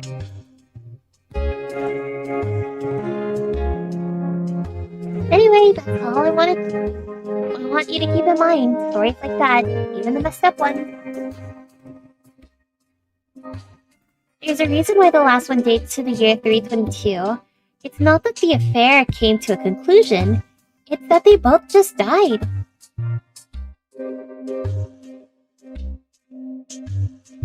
So, yeah.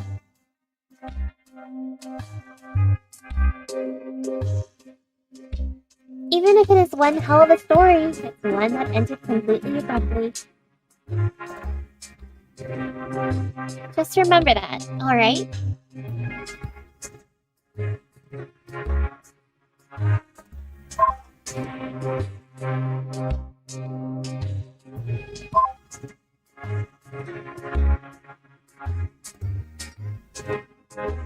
Oh, that was a tangent. That's a second.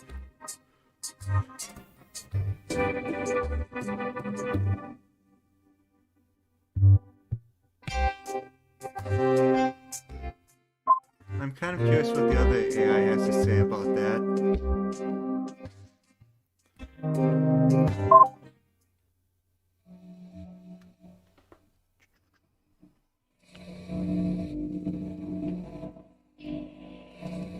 Probably like, why are Are we reading porn now?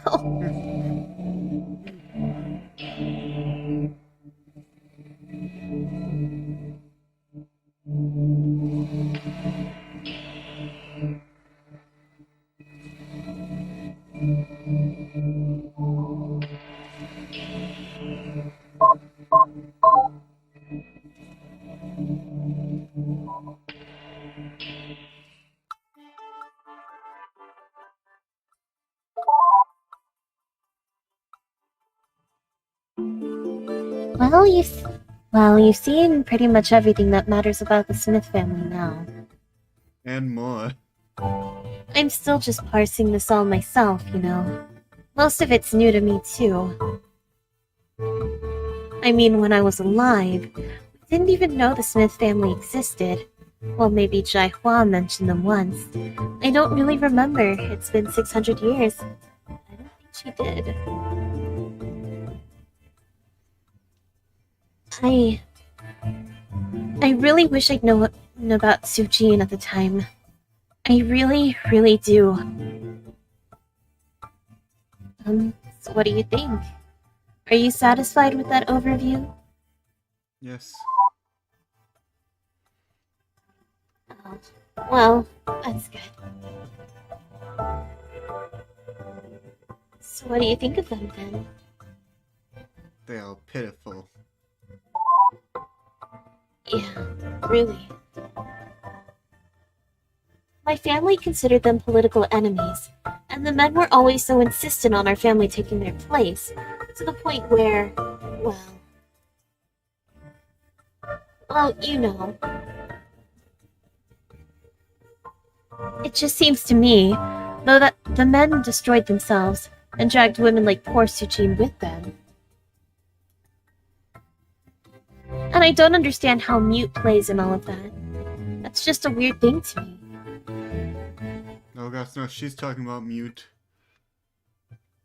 Still, though, what an awful marriage Sujin had. I feel so bad for her. To be thrown away and forgotten like that?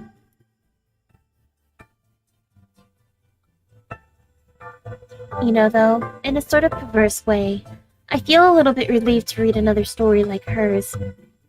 Well then. Just so I know, it's not just me. A reminder that it's not just because I was from another time. It would have sucked if I was born in that period.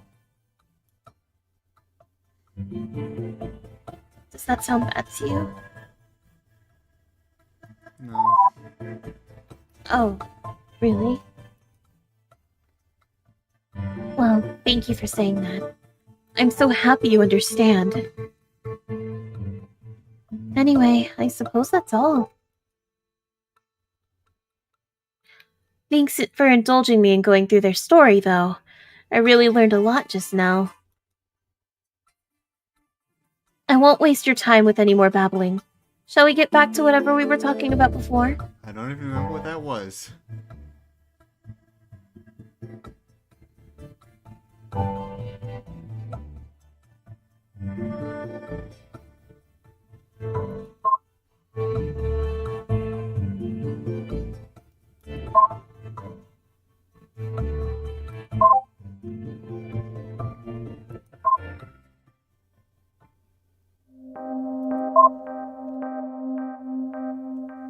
Let's see what she has to say about this. Oh, so you've read those then? Not that it was seen appropriate for women to spend time with anyone but other women or anything, but,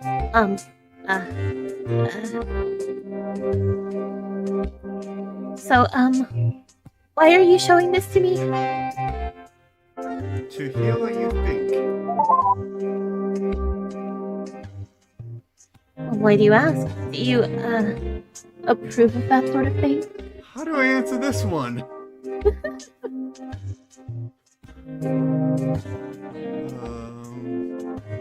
Yes? I see.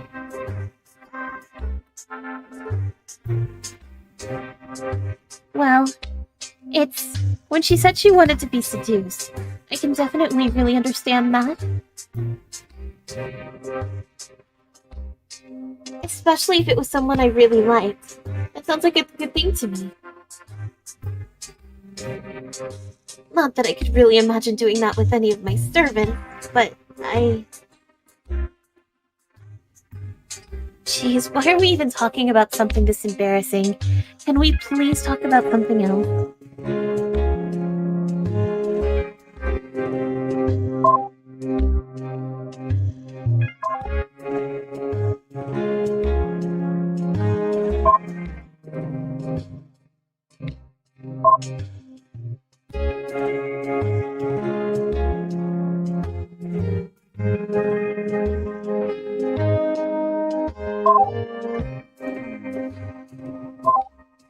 Where to go from here now?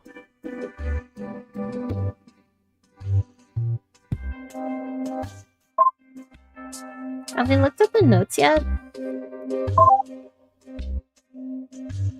Helpful notes?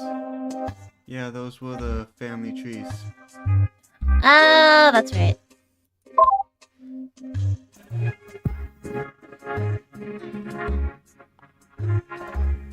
If I had to guess, probably back to the other AI.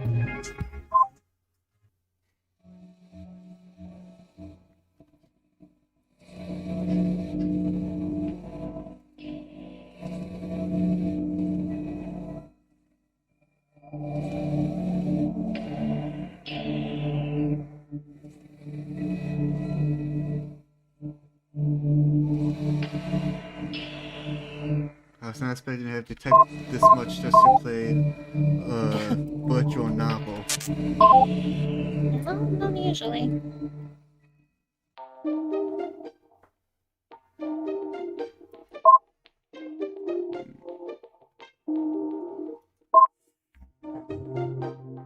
Oh, wait. Was it block 3, I think?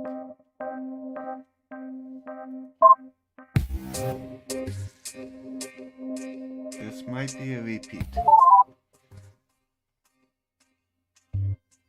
Oh no, it's not.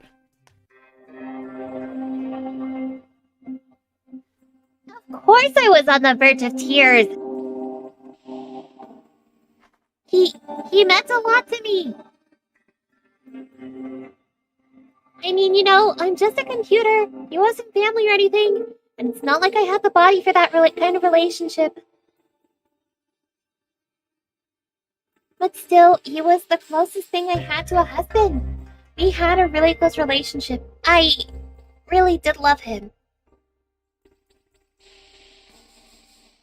I definitely can't forgive her for not sincerely mourning his death, or not taking it seriously. He was a great man.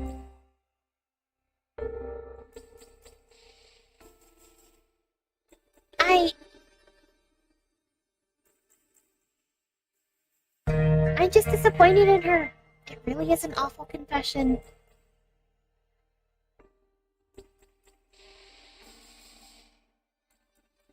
He really did deserve much better.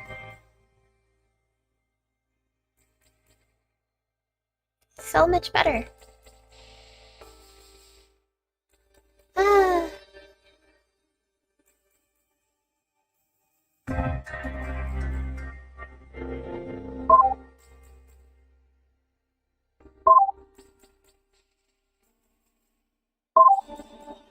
Can you just talk to them normally?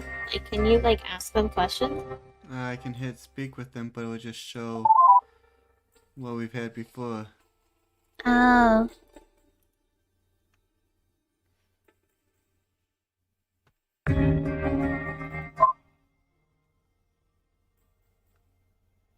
Only if that's, like, not great can we actually get new stuff from it.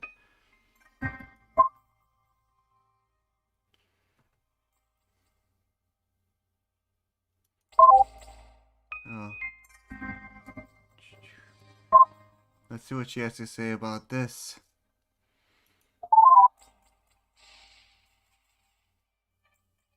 So, like, you've talked to her a fair bit, right? What do you think of Hyunai? I don't hate her. Seriously? You can stand her? Did she tell you about the whole mass murder thing, or did she conveniently leave that out? She didn't. No, of course not. I'm sure even that awful bitch is ashamed of what she did. Or maybe she just wanted to impress you. I don't think most men are turned on by that kind of lunacy, so I can see why she'd hide that. It's probably better if you don't hear it from me, though. I don't think you'd even believe it. Better ask her yourself. Okay, so what I'm going to do is give you an entire block that's full of nothing but questions for her.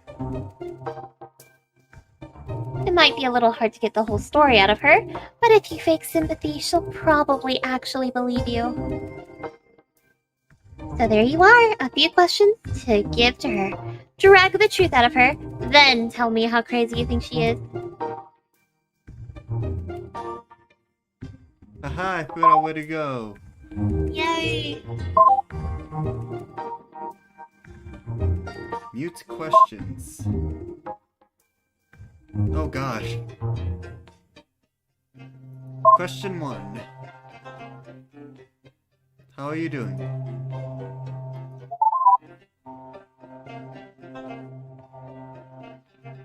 Look, the questions are for her. Oh, take them to her yourself. You don't have to take my word for it. Probably best if you hear it from that crazy bitch's mouth herself.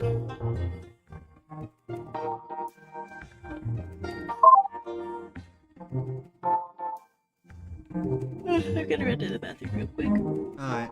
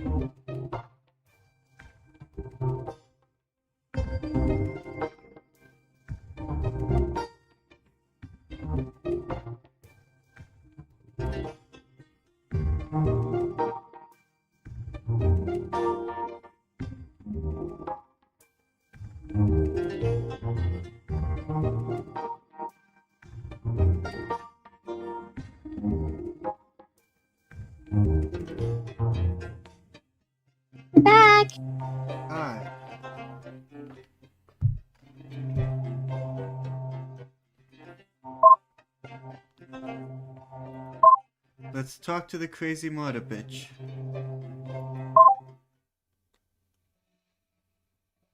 Oh gosh.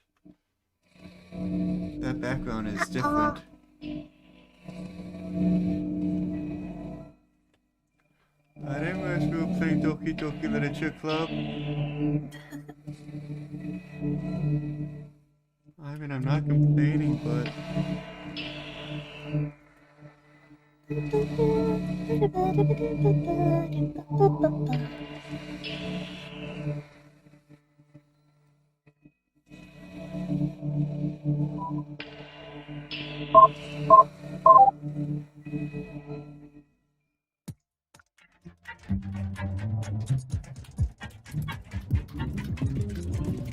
Oh gosh, this background music.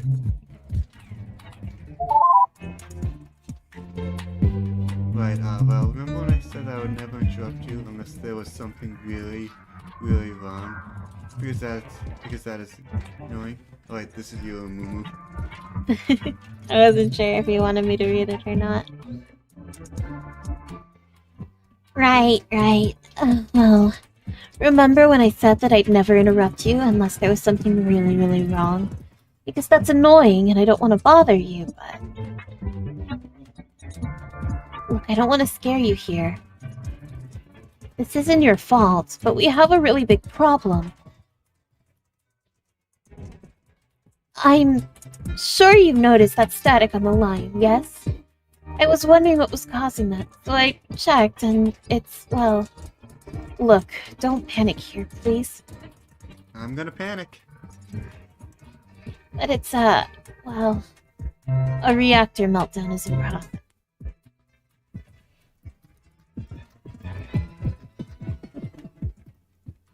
I'm really sorry. We've been running in lower power mode for so long. That was fine, but when you established communications, everything started back up again. Which should have been fine, except it's been centuries since the last maintenance job was done, and I'm not sure what's wrong yet. I'm not going to lie to you. This is bad. This is really, really bad. I don't know if you're really aware of how this works, but we're running on nuclear fission. That's not good. And, it looks like we've got about 20 minutes before a total meltdown. It's already running really, really hot right now. I wish I'd noticed sooner. I'm so sorry. But, well, let me put it this way. The ship is about 20 minutes away from exploding. Can you make it out of range within 20 minutes? Maybe not. I don't really know much about nuclear reactors, but yeah, that's what I expected.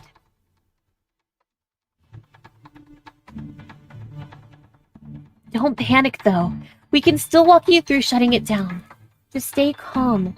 Everything will be fine. I'm a panicking.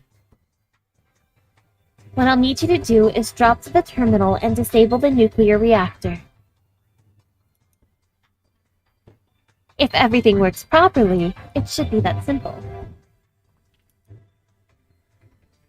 I mean, I'm sure it won't be. This is a really old ship, and clearly already one thing has gone horribly wrong. Anyway, your first step is to at least try.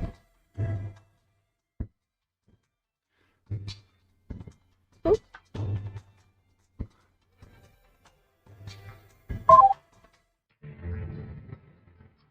Well, I say we should hold off on asking her questions about her crazy motor spree till after we're not about to die. Help. Alright. Reactor.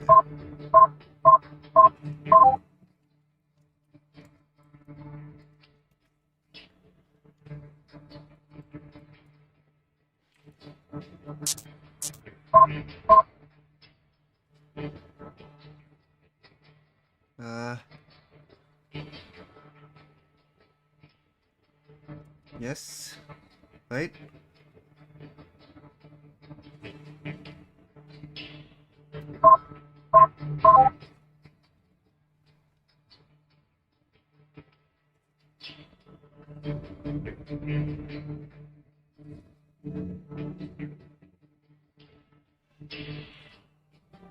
You know, maybe I should have talked to her to see if she would have explained how to do it.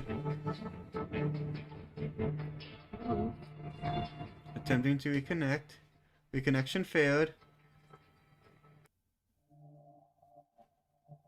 Oh, Well, we lost.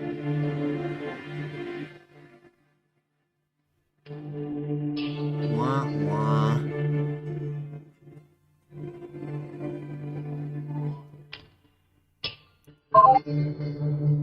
And we didn't even think to save. Wait, we didn't save at all? Oh,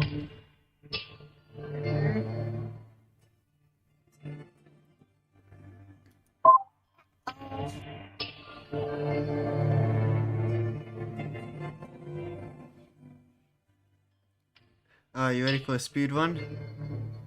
Okay.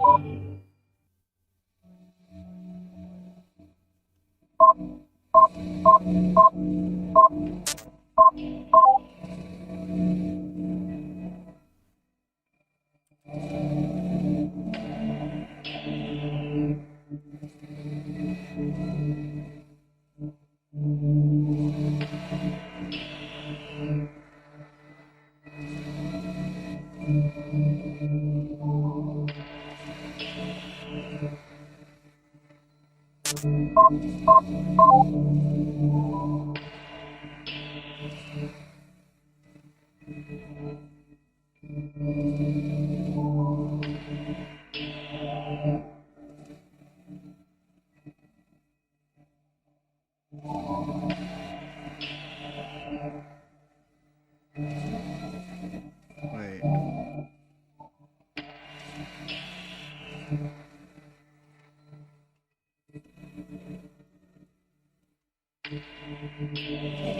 Download first.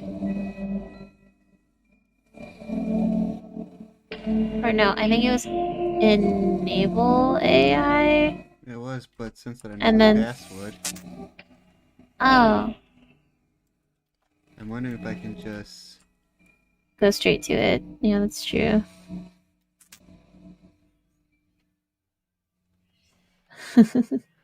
Dang.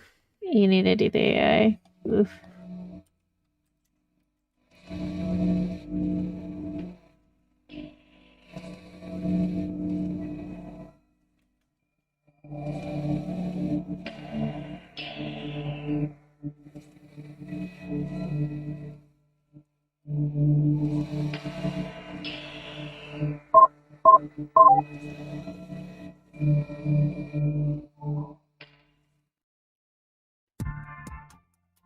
Oh, hi, how are you?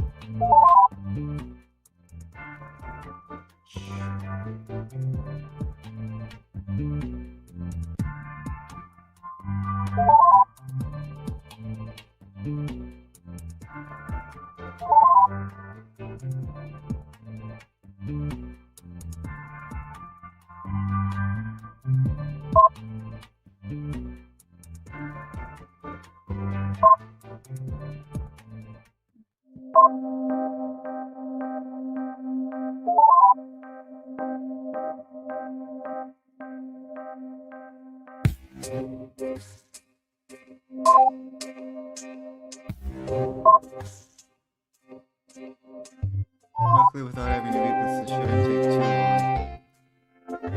long. Hopefully, yeah.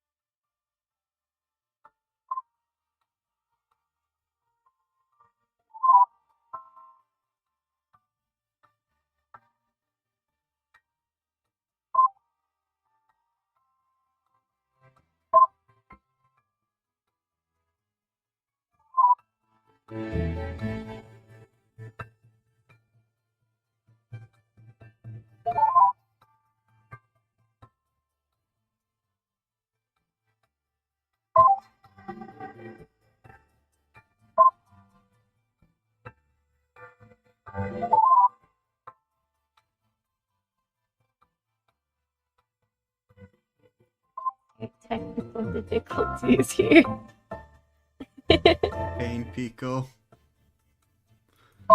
Um.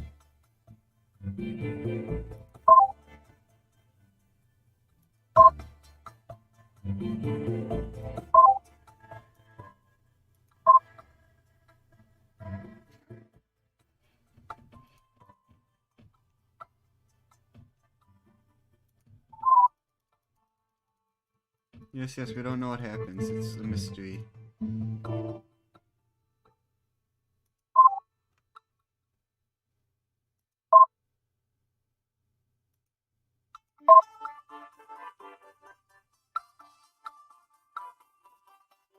Yes, I'm acknowledging your existence.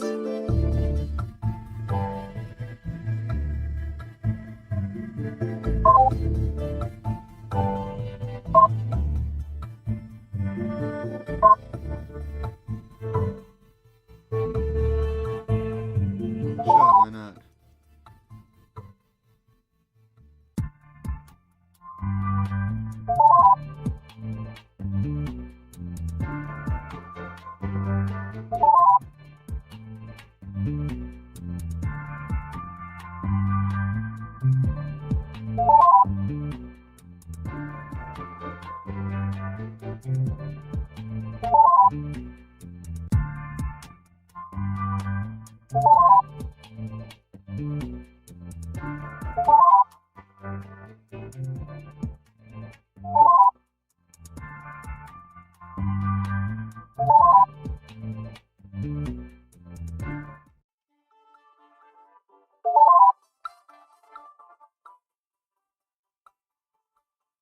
Oh, shoot, wrong button.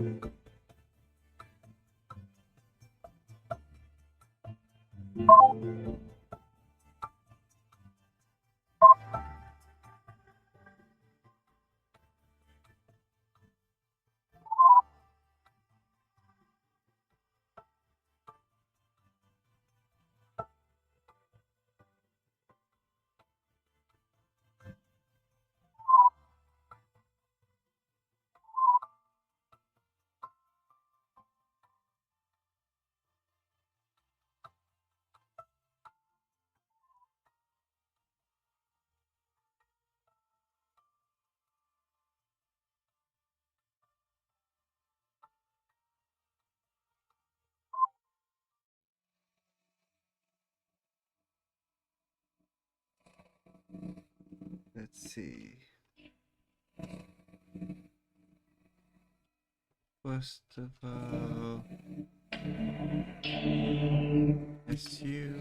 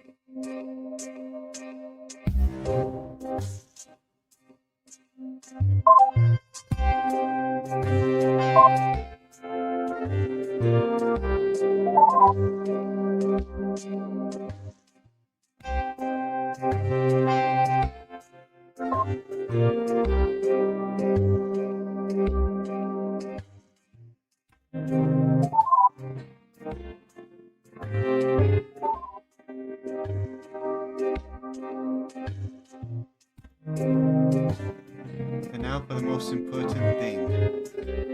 Changing the outfit. Oh.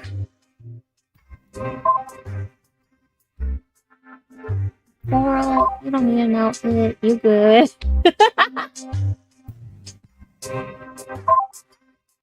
I'm kidding. It's up to you.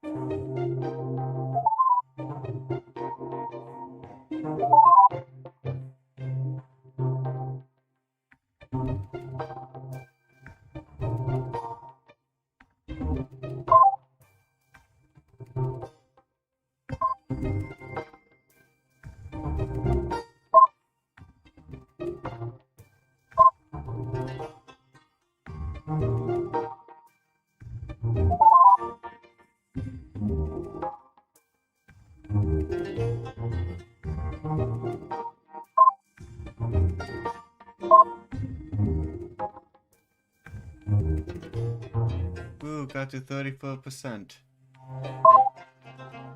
Holy crap.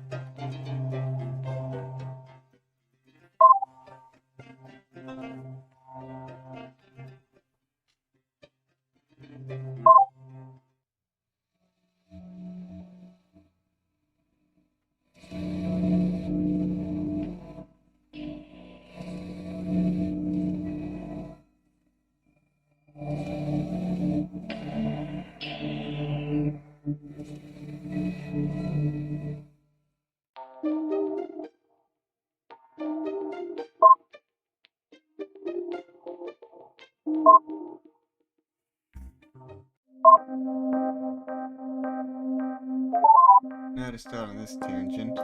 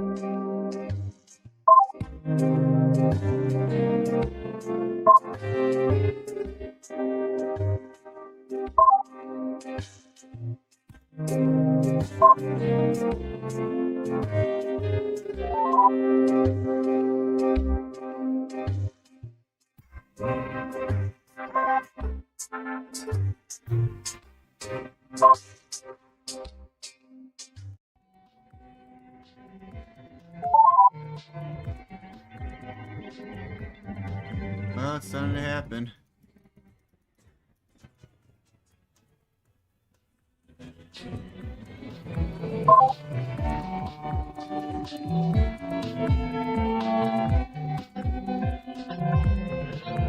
Oh hey, now mute's the one who's helping me heal. This is different. This is different, yeah.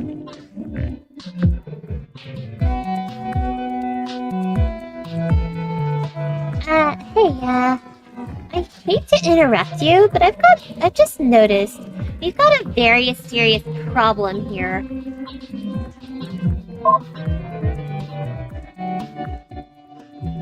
Ooh, turn.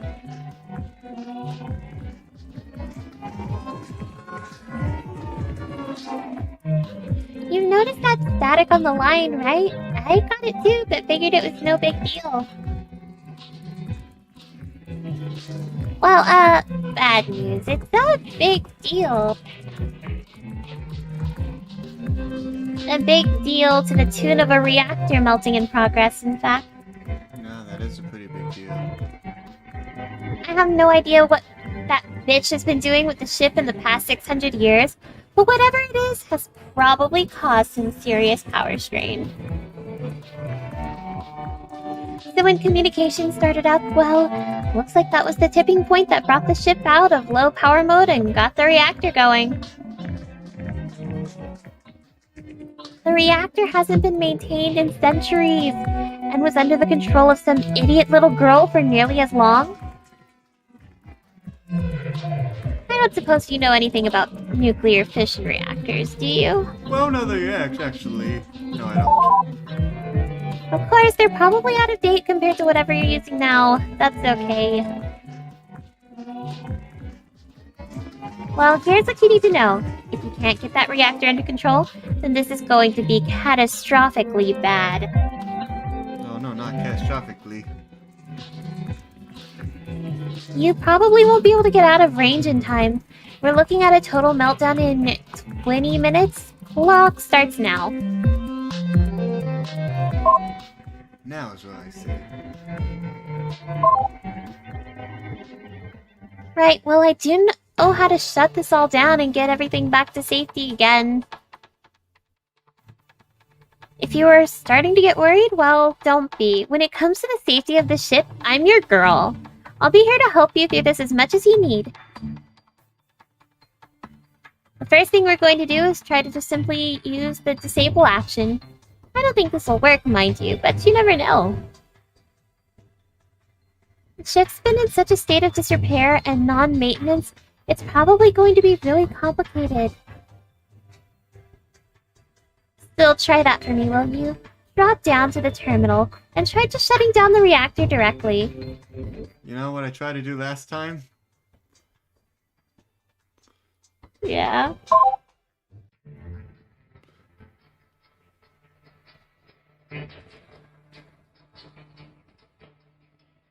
Help.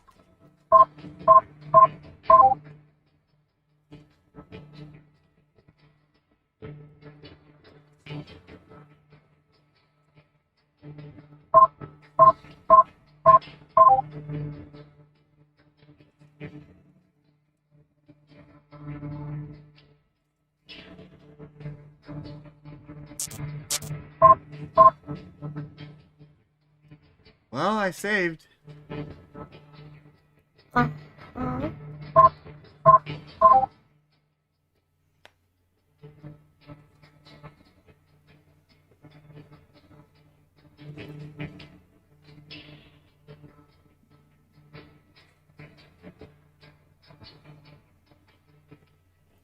If they still were, maybe we're not supposed to listen to them. Maybe we're supposed to figure it out on our own. Ooh. He failed. You lied to me. Thought I could trust you. I don't think either of them knows. Try help with I'm just gonna see what the happens. commands. Help. No, like help with X command. I'm just gonna see what happens if I hit no and then talk to her again.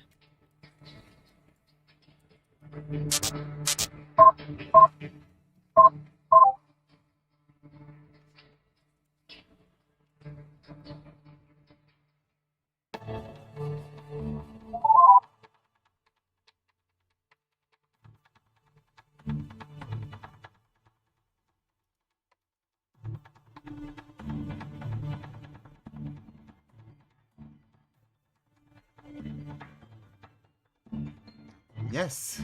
Did you already try doing that? And Oh, and it didn't work, of course. Don't worry, that was to be expected. There's nothing to worry about just yet. Of course, it couldn't be that simple. I'm not sure what's causing the technical problem. I'm going to do an account of everything and see if I can figure it out myself. Hold on for a moment, please. Oh, of course, that figures. I found the problem, and it's pretty bad, I'm afraid. In simple terms, there's two power systems on the ship. One is the nuclear reactor, which is currently running and about to explode. The second is called the power storage system. It doesn't generate anything, it's just a battery. When the ship is in low power mode, it's supposed to run off the power storage system exclusively, and that should be enough. The problem is the primary battery has been completely drained. I can't tell why. The system's logs were incorrectly filed by a certain crazy bitch. But anyway, the point is, that battery is dead. So that's why you were getting an error. If you shut down the reactor now, there's nothing to fall back on, and everything goes down. Forever. Don't worry though, there's a secondary battery. If we switch to that, everything will be fine. All you have to do is tell the power storage system to use the secondary battery instead. Oh, that's simple. Then you'll be able to disable the reactor safely.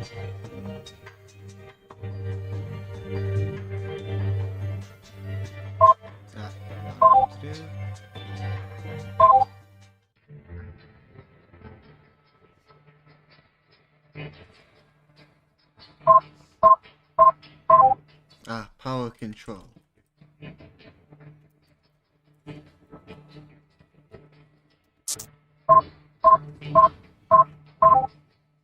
Alright.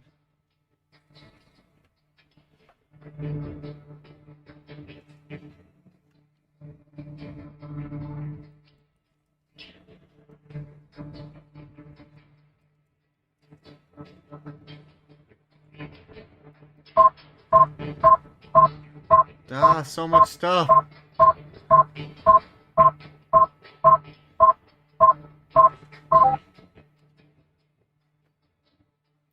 Alright.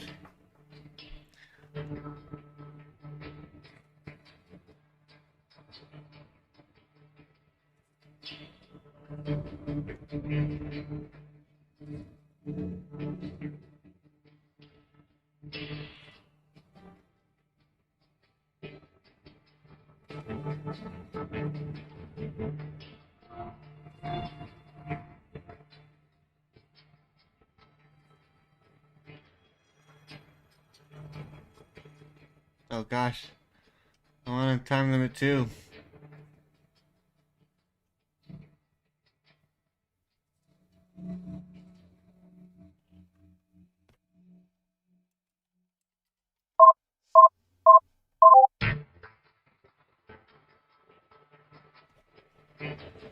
Oh, was it PSS?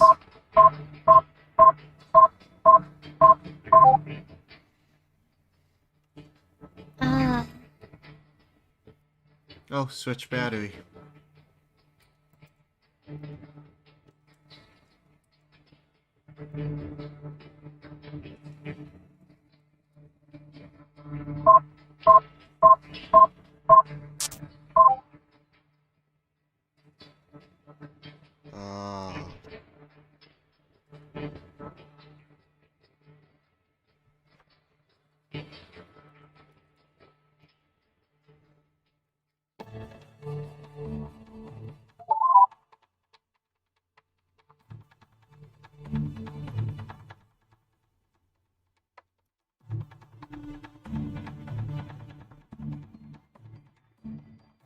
Yeah, but it's okay.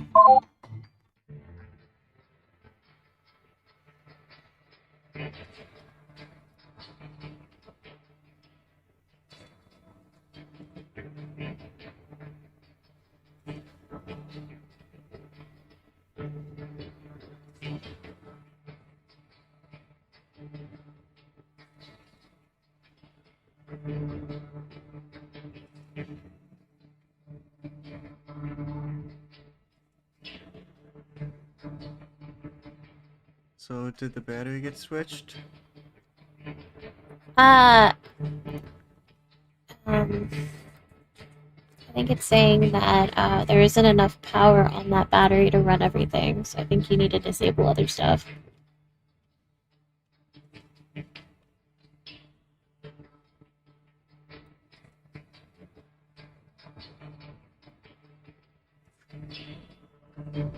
I did not realize this virtual novel would be a short course on command.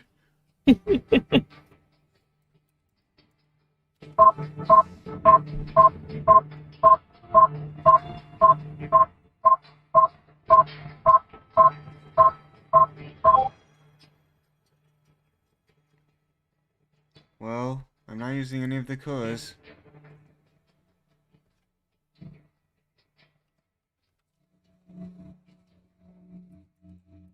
I don't think you're gonna be using the cores, the docking, or the gravity.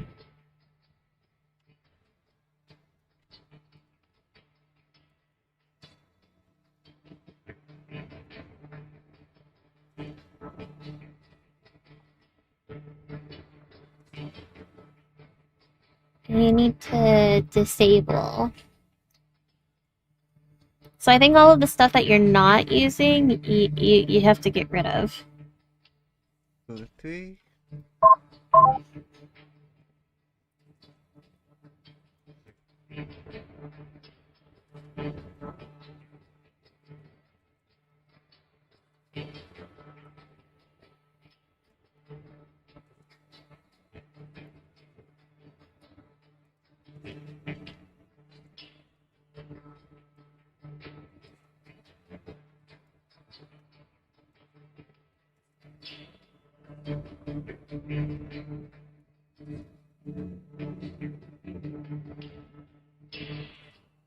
Docking, gravity,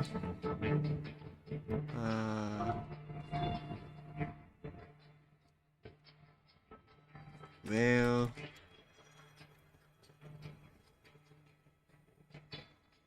sensors. I hope that it works like this. That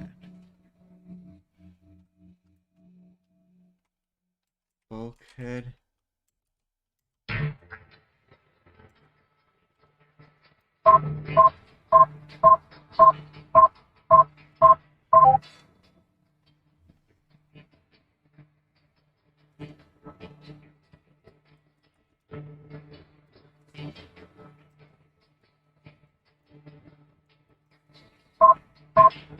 Ah.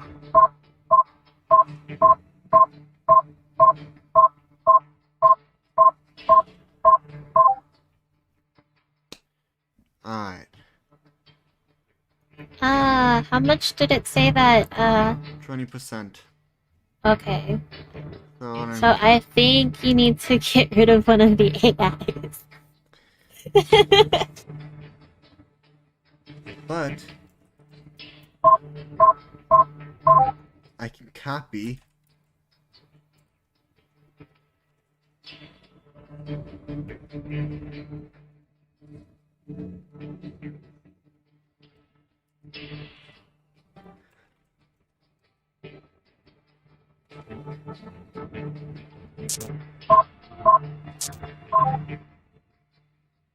Source code, target code.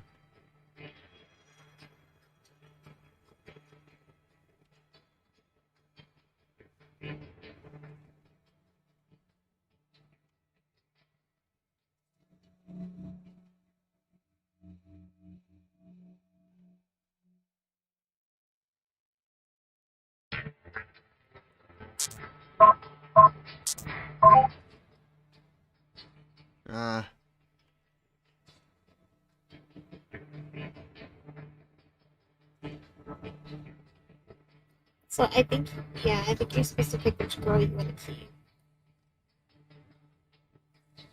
Oh gosh.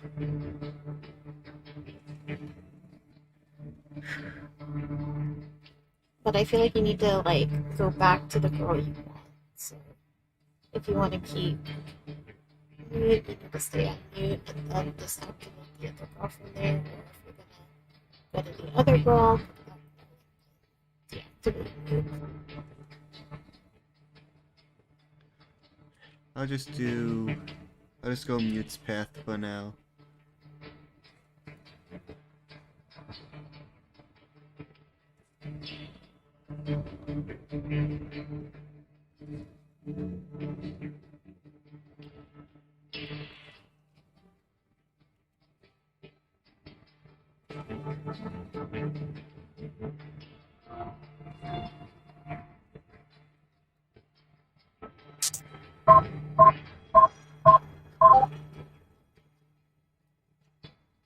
Right.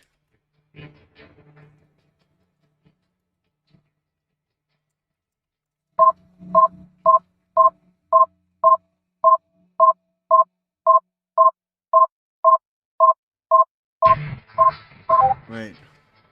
Do I need communications? Yes. Dang. That's how you're talking with the AI, I believe. But it's external radio-based communication array.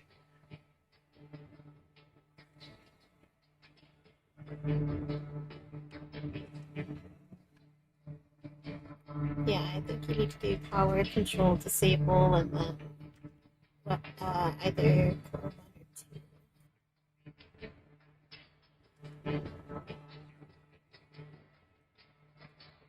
2. Gosh, the time running out does not make this any easier.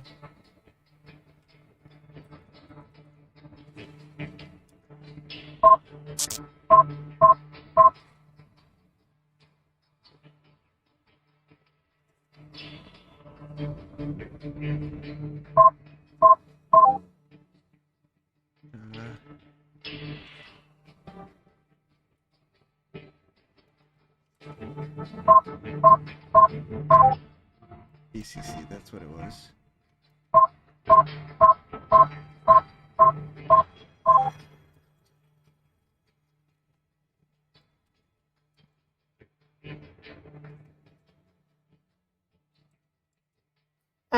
You spelled it wrong. Ah, shit. Ah.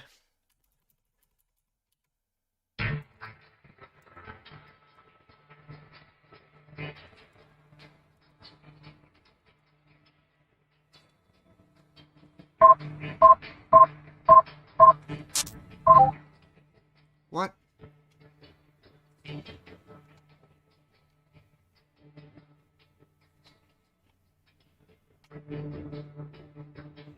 Warning, insignificant power inactive battery.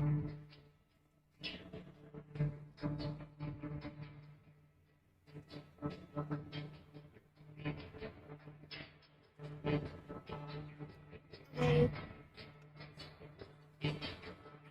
think.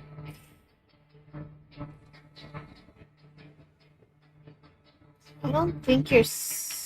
I'm not here for it. I'm going for it.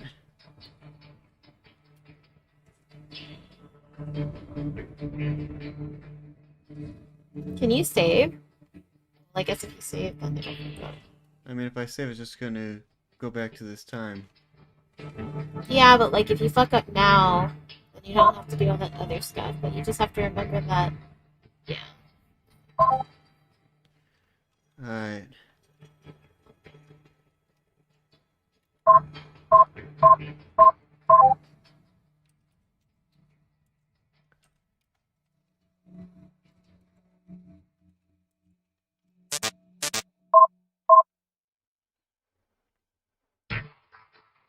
No backup power sources active. Alright.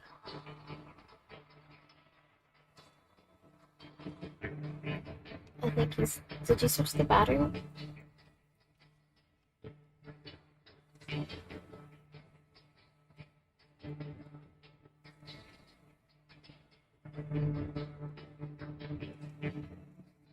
You spelled it wrong. God damn it.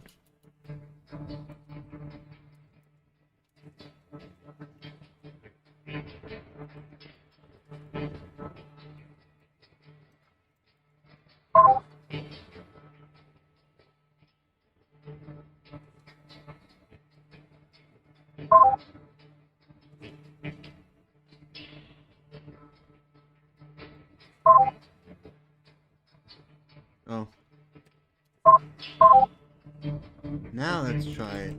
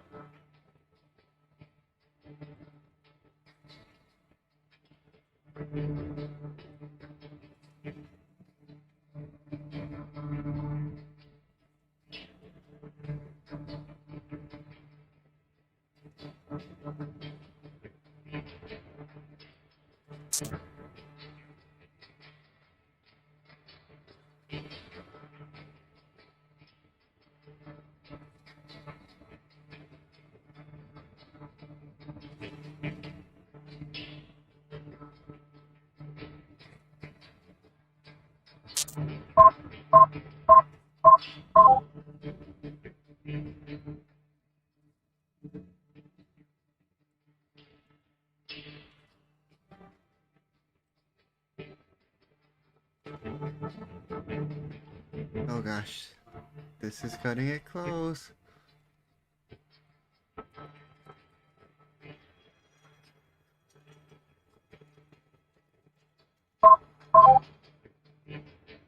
Ah.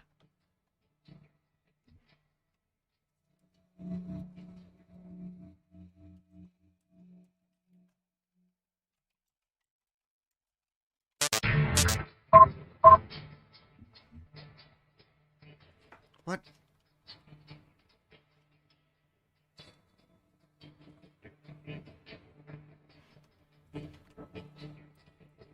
Ah. Uh-oh. Ah.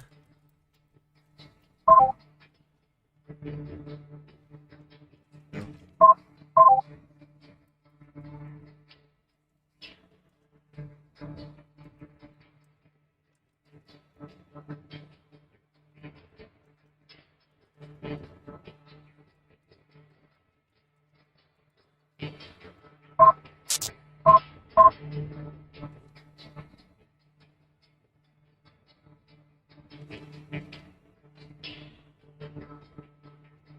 You're right about not being able to disable communications.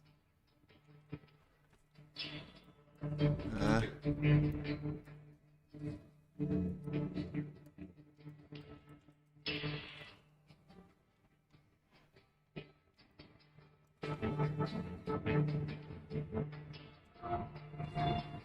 Fuck, I'm saving myself.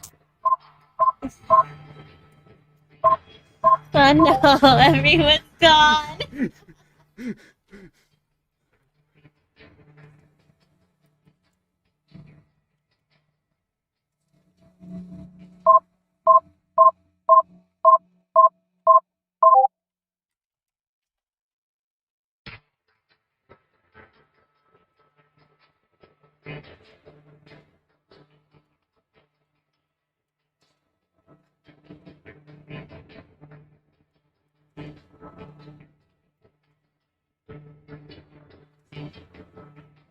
Damn. Okay, let's go back to that first one.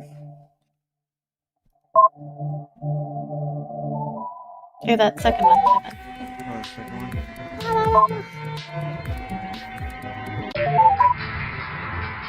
Okay,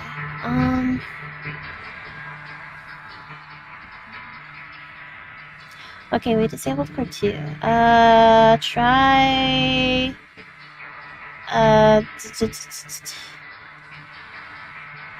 Disable react... The disable reactor command?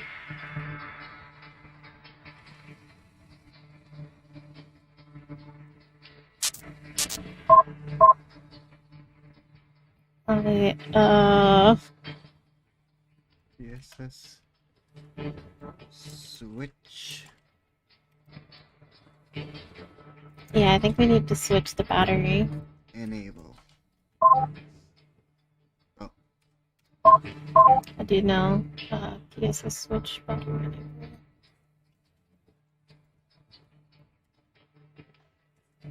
my dad says it's probably helping my typing speed. That's true. Alright, prime battery remaining. Second battery remaining. Power usage is at 19.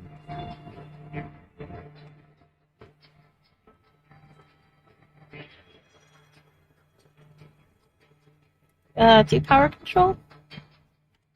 I thought we needed 19. We should. I'm so confused.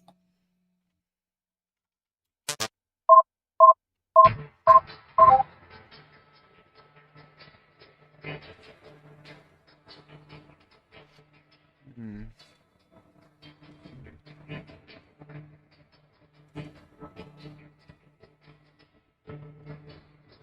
Oh, what if Am I just an idiot? You're an idiot. I'm an idiot.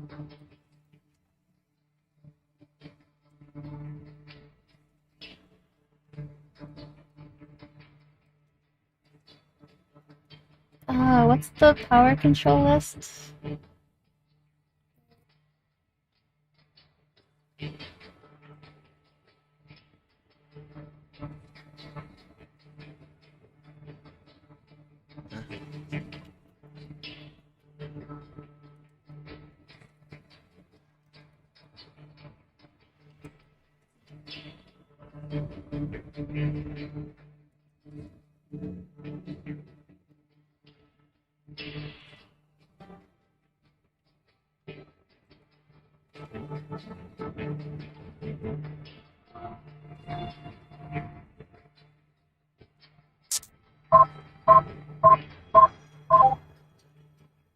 Do we even have the power supply enabled?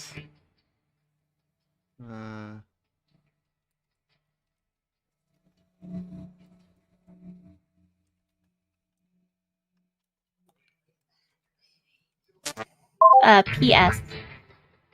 PSS enable.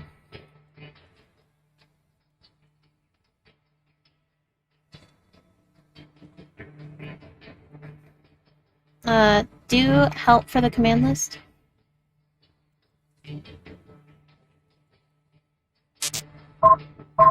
yes, it is.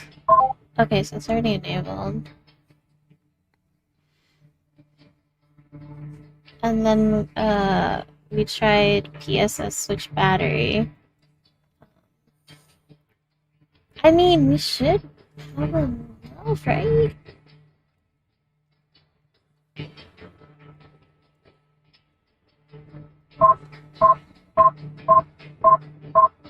Oh, it's changed. We just need to do it Now we can after. disable the reactor.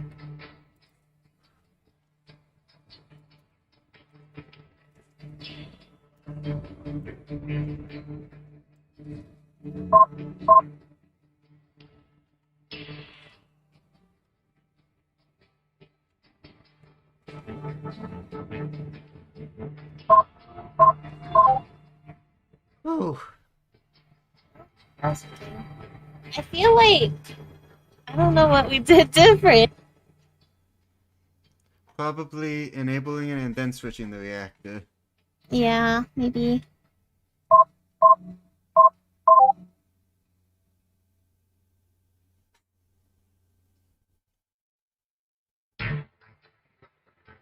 Oh, is the counter still going?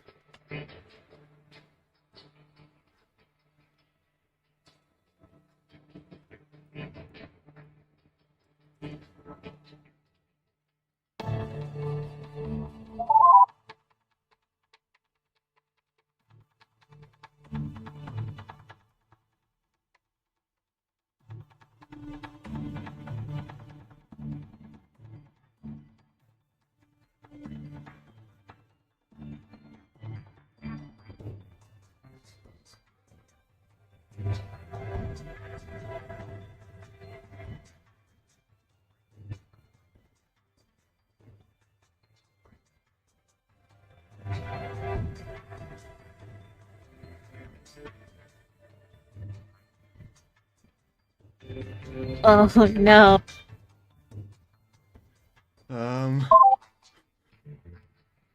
We have no time. Any ideas? Okay, maybe we should start. Change outfits. No.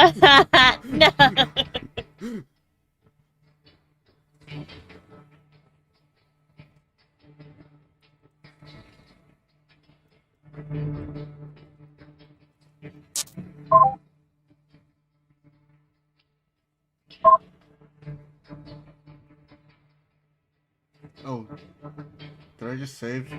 You just saved everything. Well, we know what to do, so we can do it fast. This is gonna happen. It doesn't help. The timer does not help at all. That's not a timer. We're going back in time. You know, like they do in. See, we're in the 1940s.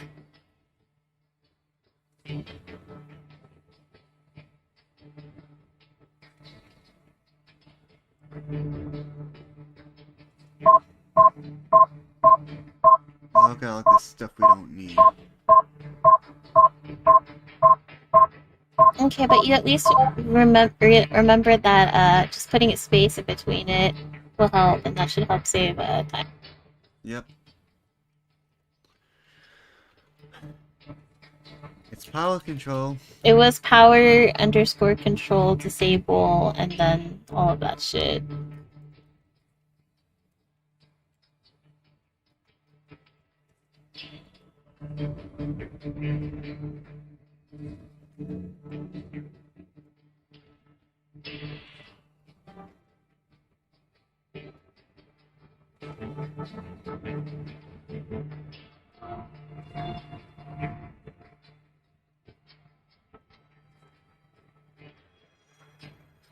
I think we actually need the bulkheads to live.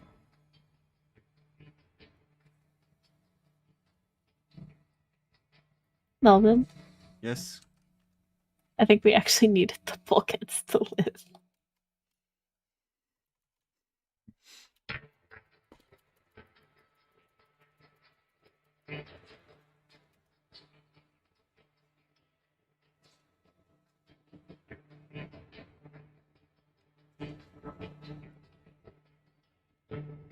Three.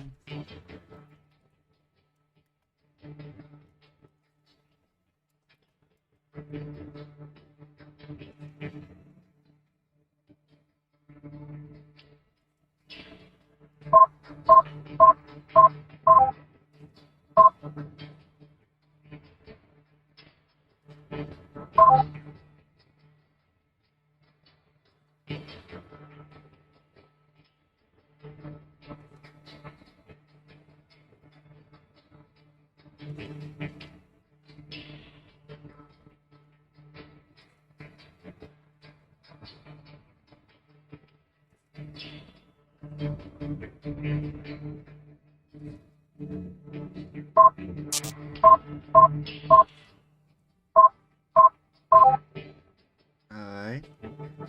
So now we do PPS enable.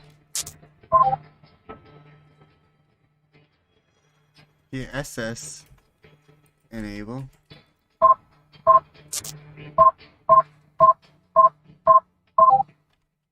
PSS switch. Battery. Wait, isn't the thing? Yeah, you have too much power usage. It's at 74%. You need it at 19 at least.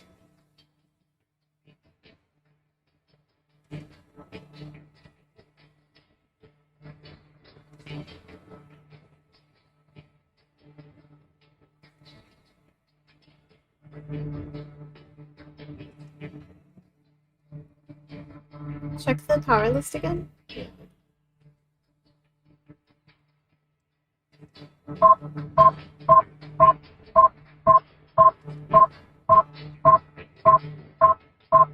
Oh, docking.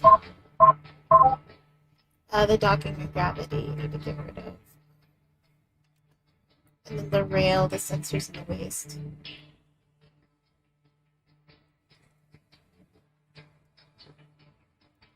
So, docking, gravity, rail, sensors,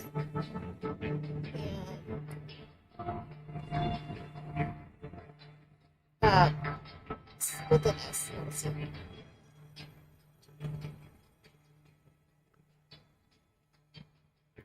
With an S, not a C. It's 2 S's.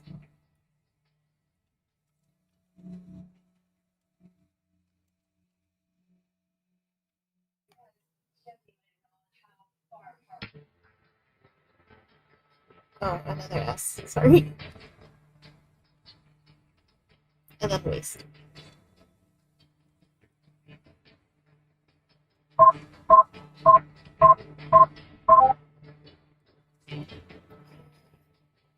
Then try to enable it.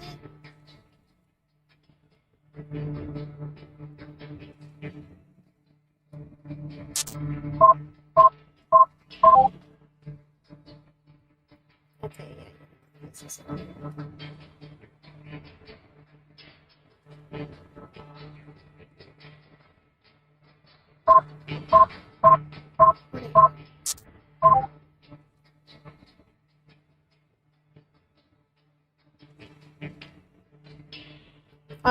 Oh, you need to enable it first. Oh.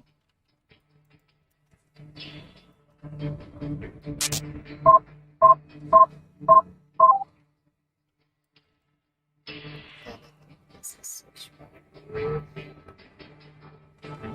There's battery switch module to this. Yeah, it's switch battery.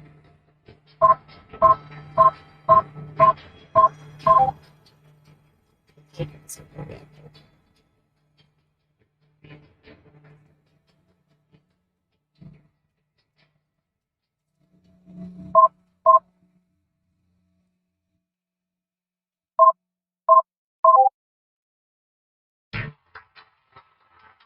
Now, did we do it?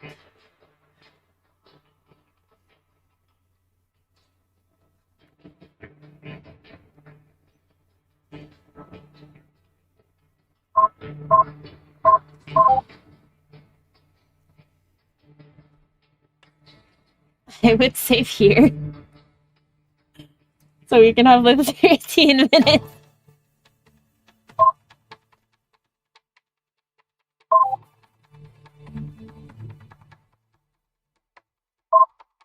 Okay, and then I think we need to talk to her. And she's like, I'm melting.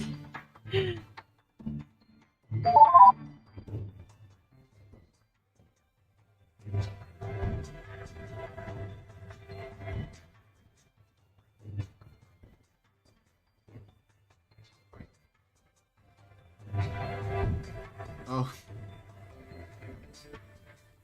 You disabled the reactor.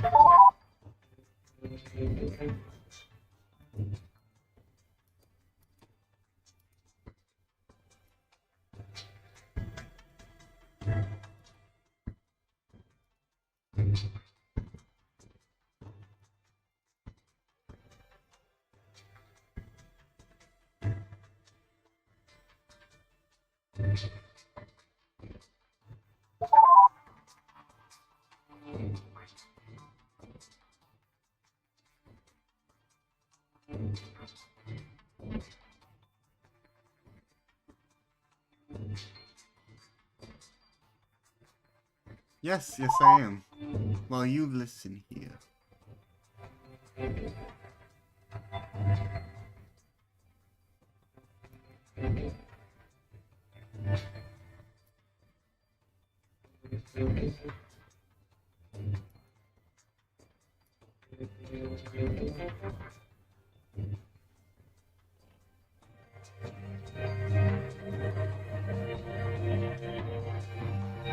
Ah, so that's what I needed to do.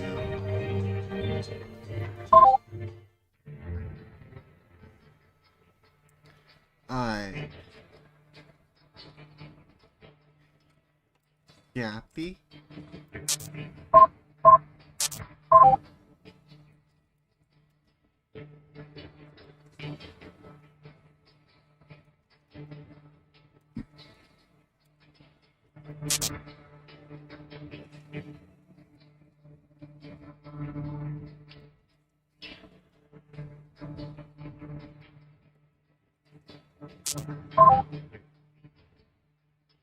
Yes, I did.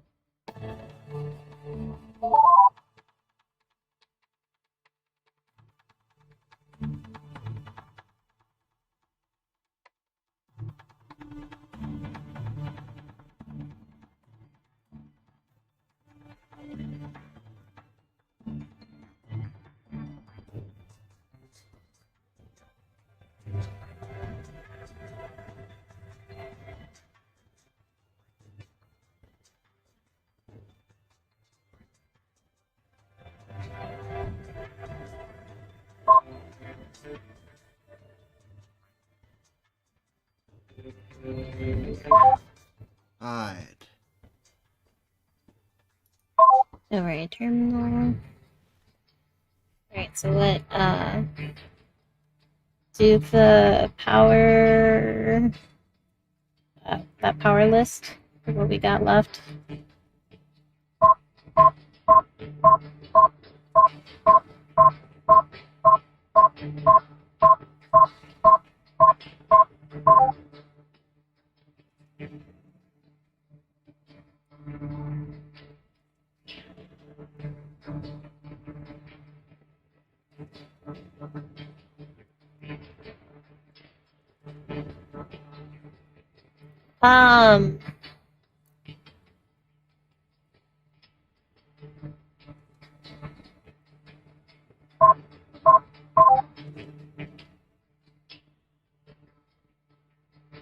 Okay, I think now you need to disable the bulkheads.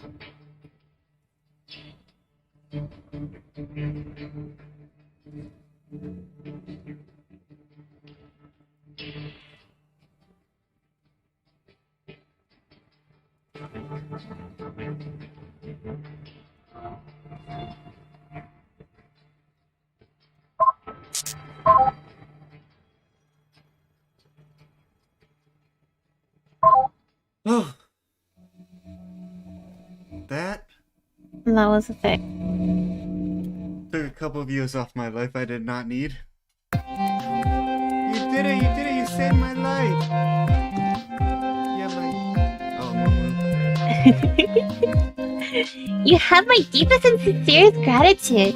Really, if it weren't for you, I'd be dead right now. I owe you my life. Thank you.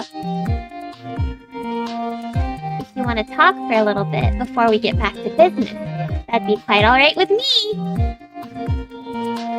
Wow, nothing like a near brush with death, huh?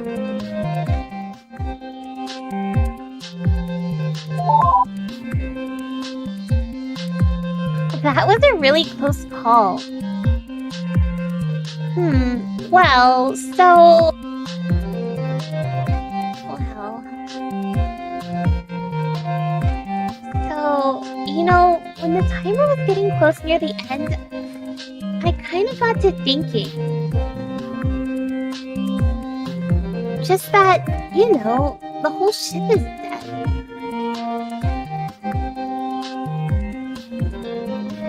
Once you're gone, it's gonna be pretty uneventful and pretty lonely. Like, uneventful? That's okay, I don't mind that. I mean, uneventful means that things are secure, so I'm programmed to feel at ease when that's the case.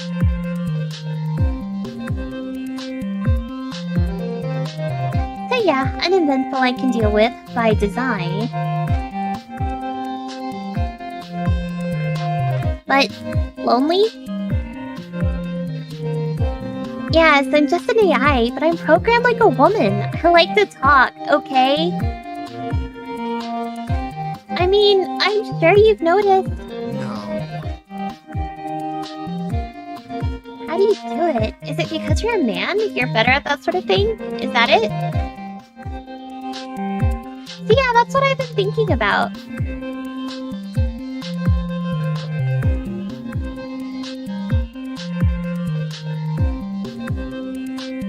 It's just kind of depressing.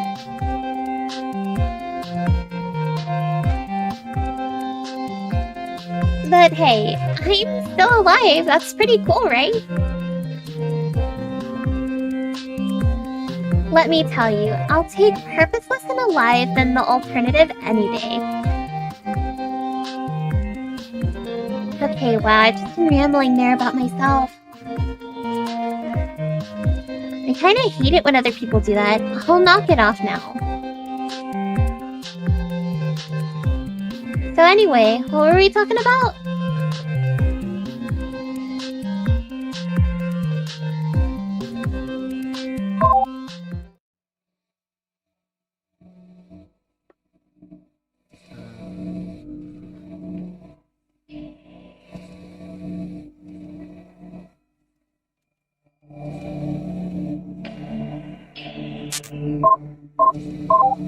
Oh yeah.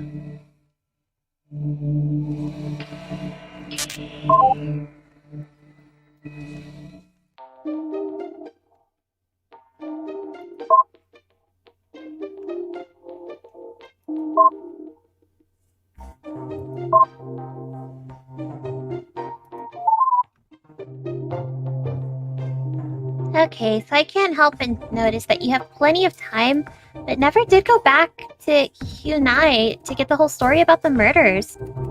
Plenty of time. The ship was about to explode. Why is that?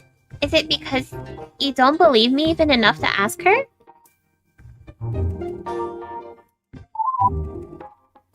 Oh, well, that's good.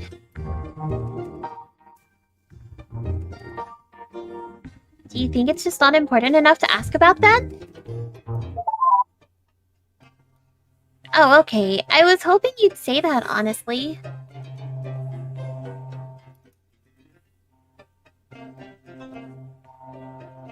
All I can think then is that you'd rather just hear it from me, am I right?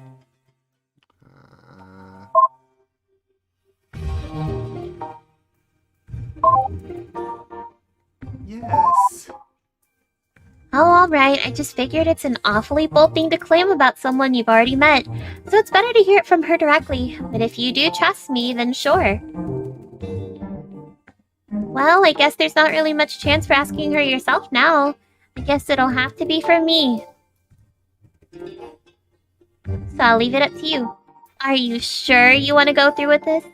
Oh jeez. I'm sure. Okay then. I think you've made the right choice, but, well, there's no turning back now. You don't want to read all her diaries. It's just really grating whining. Even I couldn't bring myself to read much of it, but here, there's one in particular I think you should see. I swear, this is her own words. Take a look at that one and come back to me when you're done.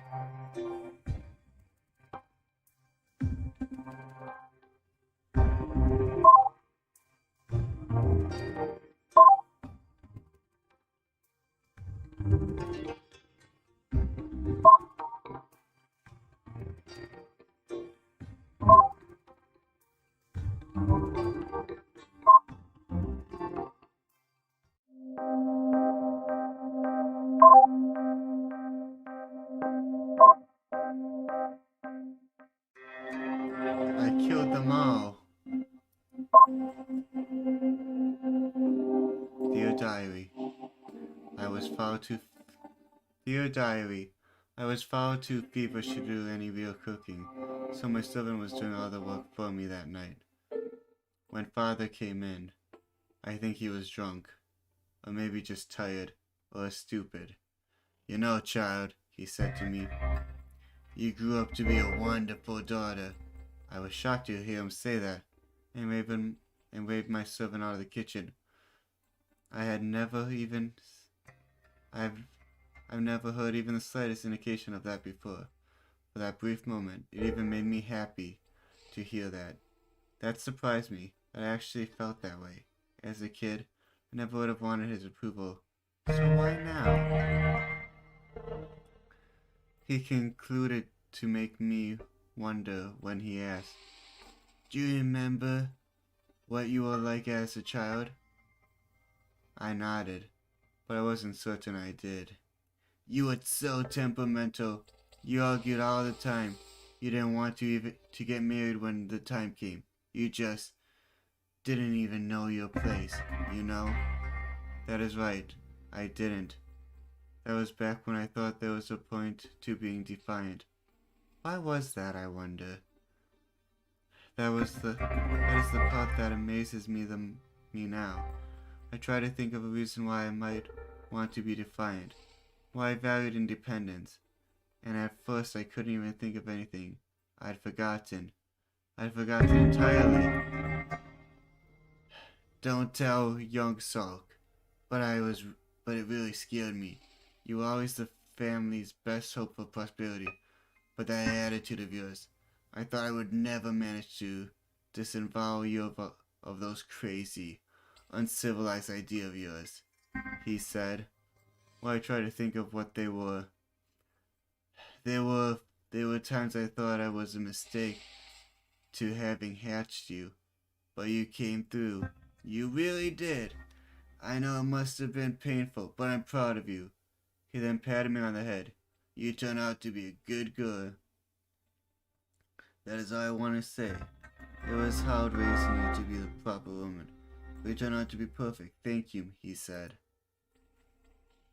I stared, speechless, and I tried to remember what crazy, uncivilized idea he was talking about. Thinking back to those days, or back to before I was frozen, I tried to remember. I had dreams of what adulthood would be like, but they were so unimaginably different from what the reality turned out to be, that they seemed impossible. Completely impossible. Nothing more than childish fantasies without a shred of realism to them. I tried to think of what they were, to imagine them. In those dreams, I was strong, independent. I wasn't just a wife in those dreams. I had a job, working as the ship's engineer, following the footsteps of my father, my real father. I wasn't married in those dreams. I was happy just to go on dates with boys my age, in the ship's plaza, and fall in love before making any commitments. I dreamed of being free. The more I thought about it, the more I was certain that what those dreams were about, that's what I had wanted. But Father, Kim Jong-soo, rather, had made sure to disavow me of those notions. I learned to stop arguing, to stop trying to fight, to stop dreaming of those things. In other words, I learned to be a proper woman, and he was proud of that. Proud of destroying my dream, broken, hopeless, and unloved. I was overwhelmed by the strongest feeling that I've ever felt in my life. The deepest bitterness, the most powerful resentment I could imagine. I looked at the knife near my hand. I wondered, could I kill him? Before I died, could I at least have justice? I tried to lift the knife. My hand twitched. It was so hard to keep a grip. I was just too weak. I would never be able to do it. He smiled at me and said, "Sorry, please go ahead and keep cooking. I won't disturb you anymore." Then, just as he was about to go out of the door, he added, "Take care of yourself."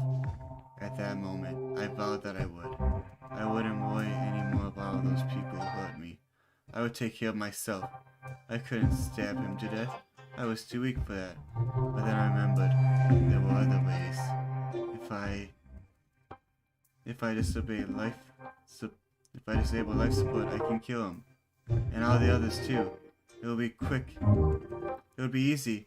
And not a one of them don't deserve it. All I would need to disable is the administration password. It's perfect.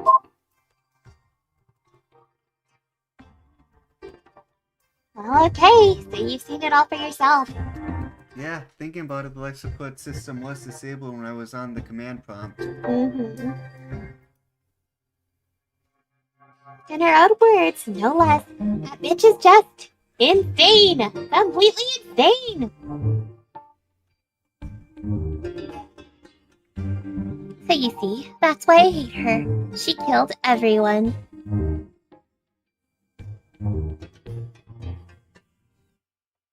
She killed my master, her husband, the emperor himself. She killed her own father, and she killed thousands of perfect strangers.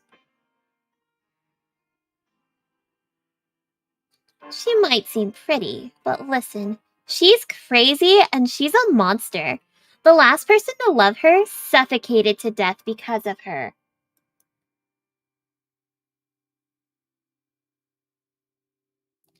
Well, you know what? That's sociopathic. That's appalling. It's damned unforgivable. I really hope you don't feel any pity for her after all that. Well, since I am going on Muse route at this point. I'd sure hope not. Well,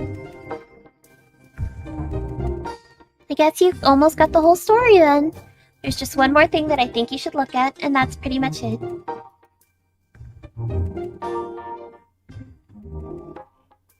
I'm going to go ahead and add some of my last logs. They're kind of dry, but I think you should read them.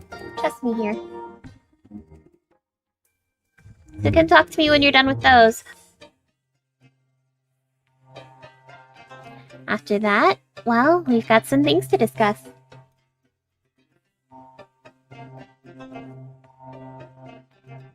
No hurry or anything, just let me know.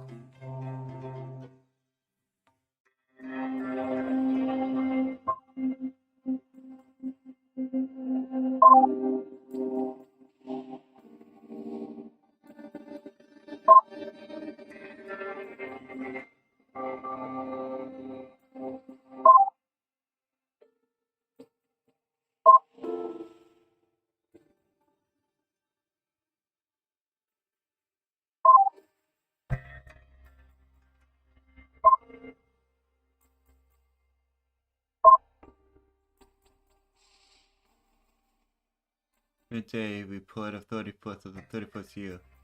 Reactor status normal. 97% effective. Don't worry about the fluctuation, it's fine. Temperature 23.3 Celsius within 0.1. One birth record at 10:35 to Kanjun. The market opened today at 9 a.m. with no complications this time. Foot traffic at the Plaza North was 296 persons, slightly below expectation. Nothing else to report. Looks like it's going to be a dull day. Come talk to me when you've got the others.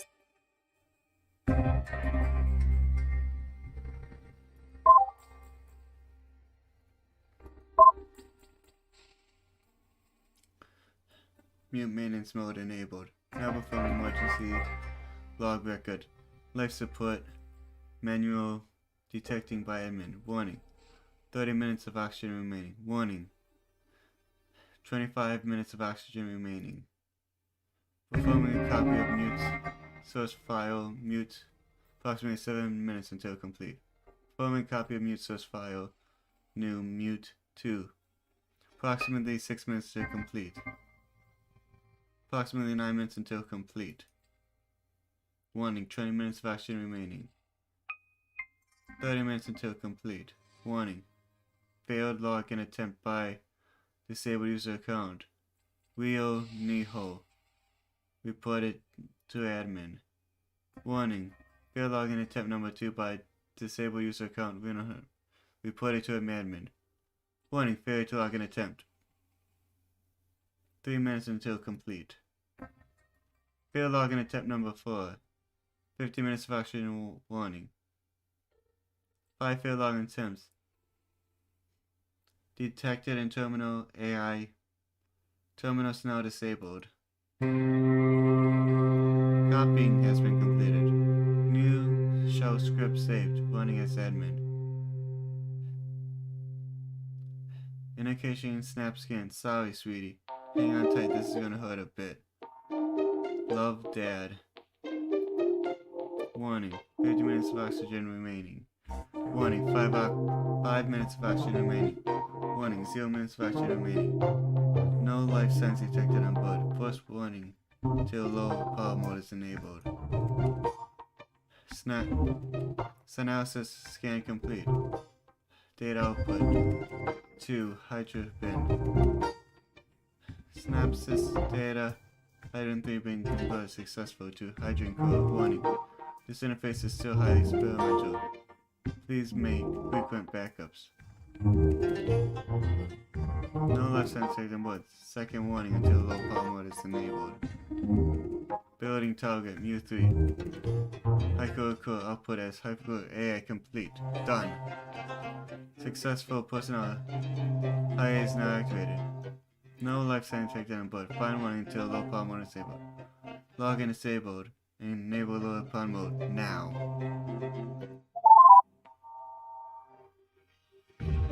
Yeah. And that's the whole story. Killed everyone, made a copy of my code, shoved her own memories into it, then tried to leave me disabled forever. He hadn't come along. Well, I might as well have died with them.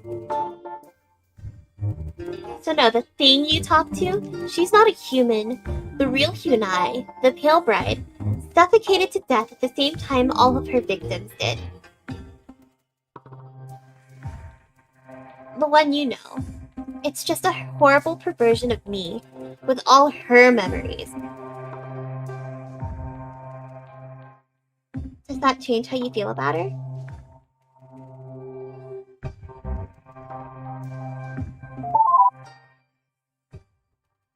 Let me put it to you this way.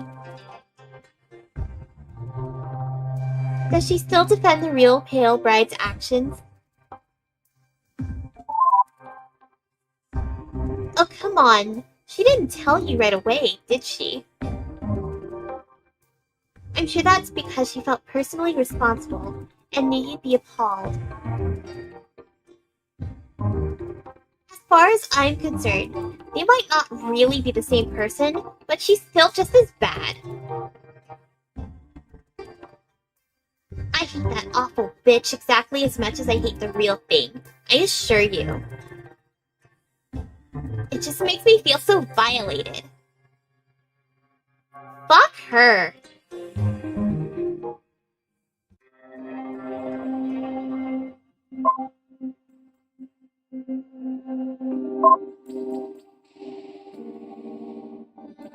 Transmission from the security camera log of the Kim family storage house. Activated the security camera on the orders of Kim Jong-soo, who had been locked out of his own storage shed by his daughter. All I can do is monitor it. I can't actually open the door. The pale bride is sitting in front of the computer screen, near a large egg-shaped object. She's wearing an ugly handbun. Her braids have fallen out, and otherwise she looks as miserable as ever. I personally get a brief glimpse of her, then I get turned off. The security camera still runs, though. A loud knocking sound can be heard from the door. Kim is shouting for her to unlock the door. He says he'll forgive her for stealing the key if she opens up right now. She doesn't say anything. The banging continues. She keeps typing the code on the screen. After a while, the banging starts to slow down, and Kim shouts out, too quiet to bring it out. She staggers towards the eggs, lies down aside, on a pile of broken glass. After a few minutes, the crazy bitch grasps for breath, then stops half a minute later, dead. The same thing must be happening everywhere else on the ship. Thousands of people suffocating to death. Her terminal continues to beep, the process flashing even after her death. Yeah. Really, I've got nothing to add to that. It's just horrible. Just really horrible. What What a miserable way for everyone to die.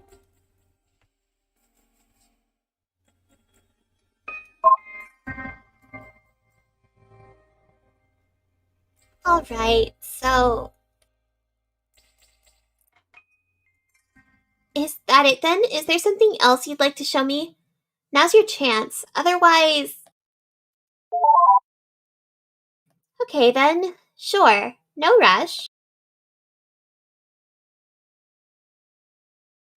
Just go ahead and show me, and you can let me know when you're all done.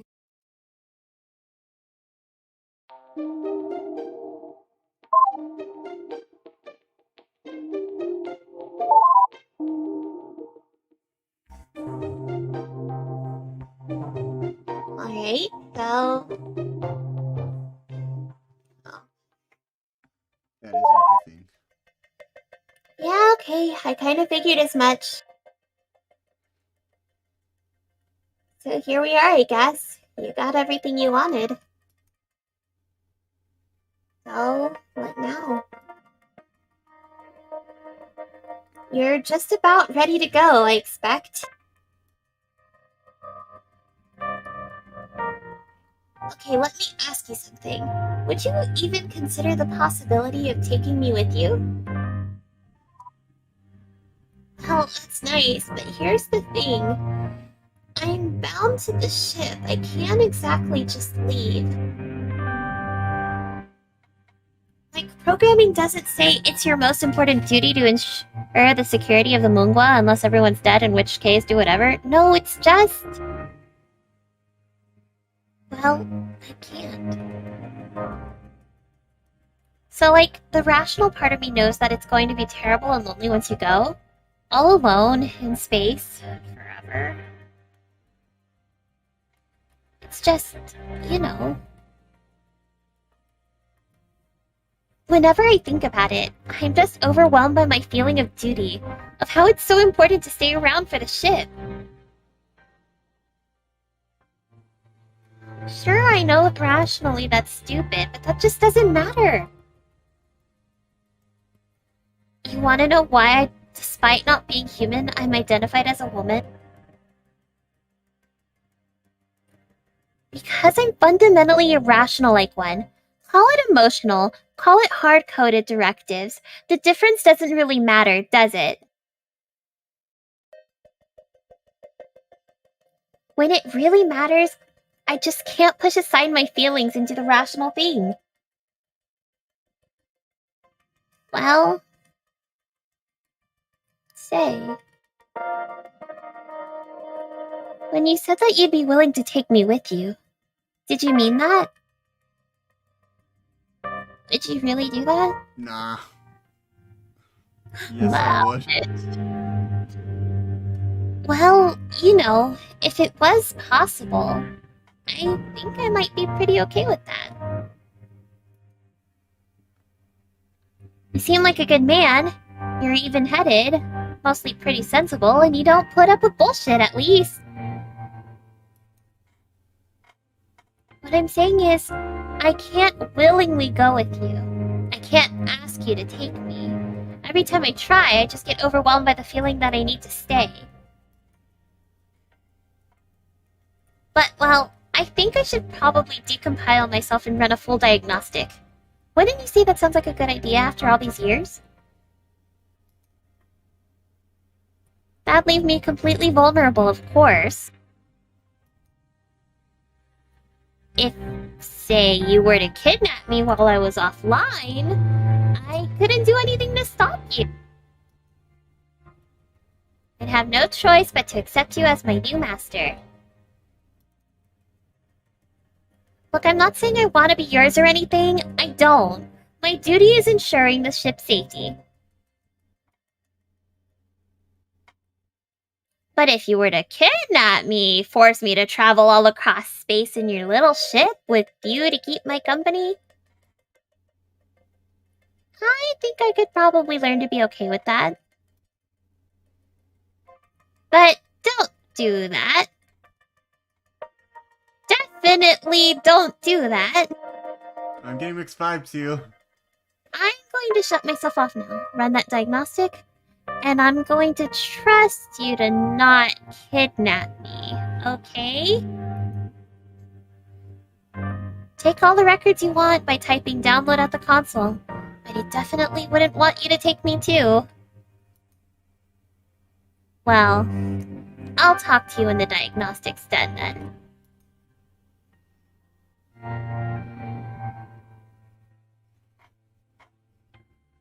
Let's see. Download.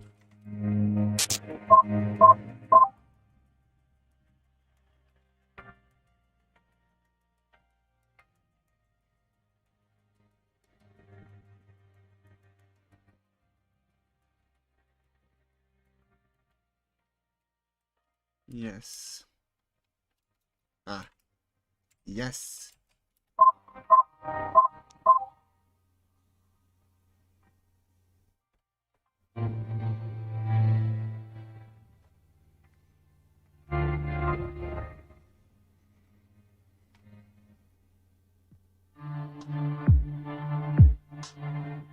Oh, she got a little outfit.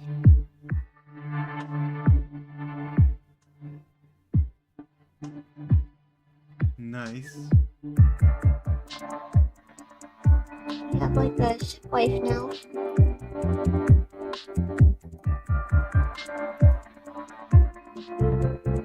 Incoming message.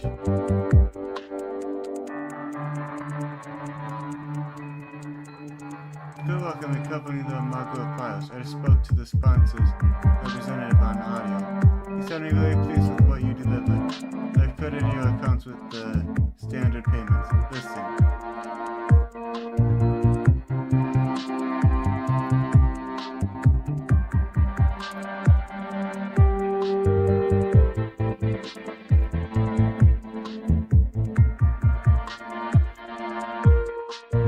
Ending 4. Completed rate this time 48. Total completed rate 48. Thanks for Oh, playing. okay, that's the total, like, completion. That's not like a... Oh, this is the percentage of the game that's left. Okay, that makes sense. Well, that's a thing.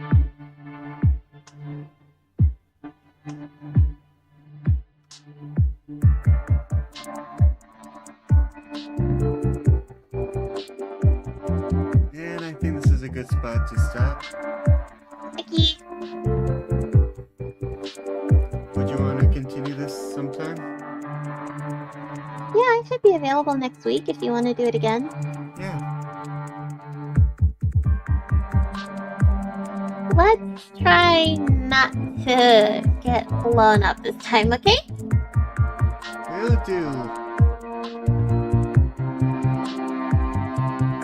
Okay.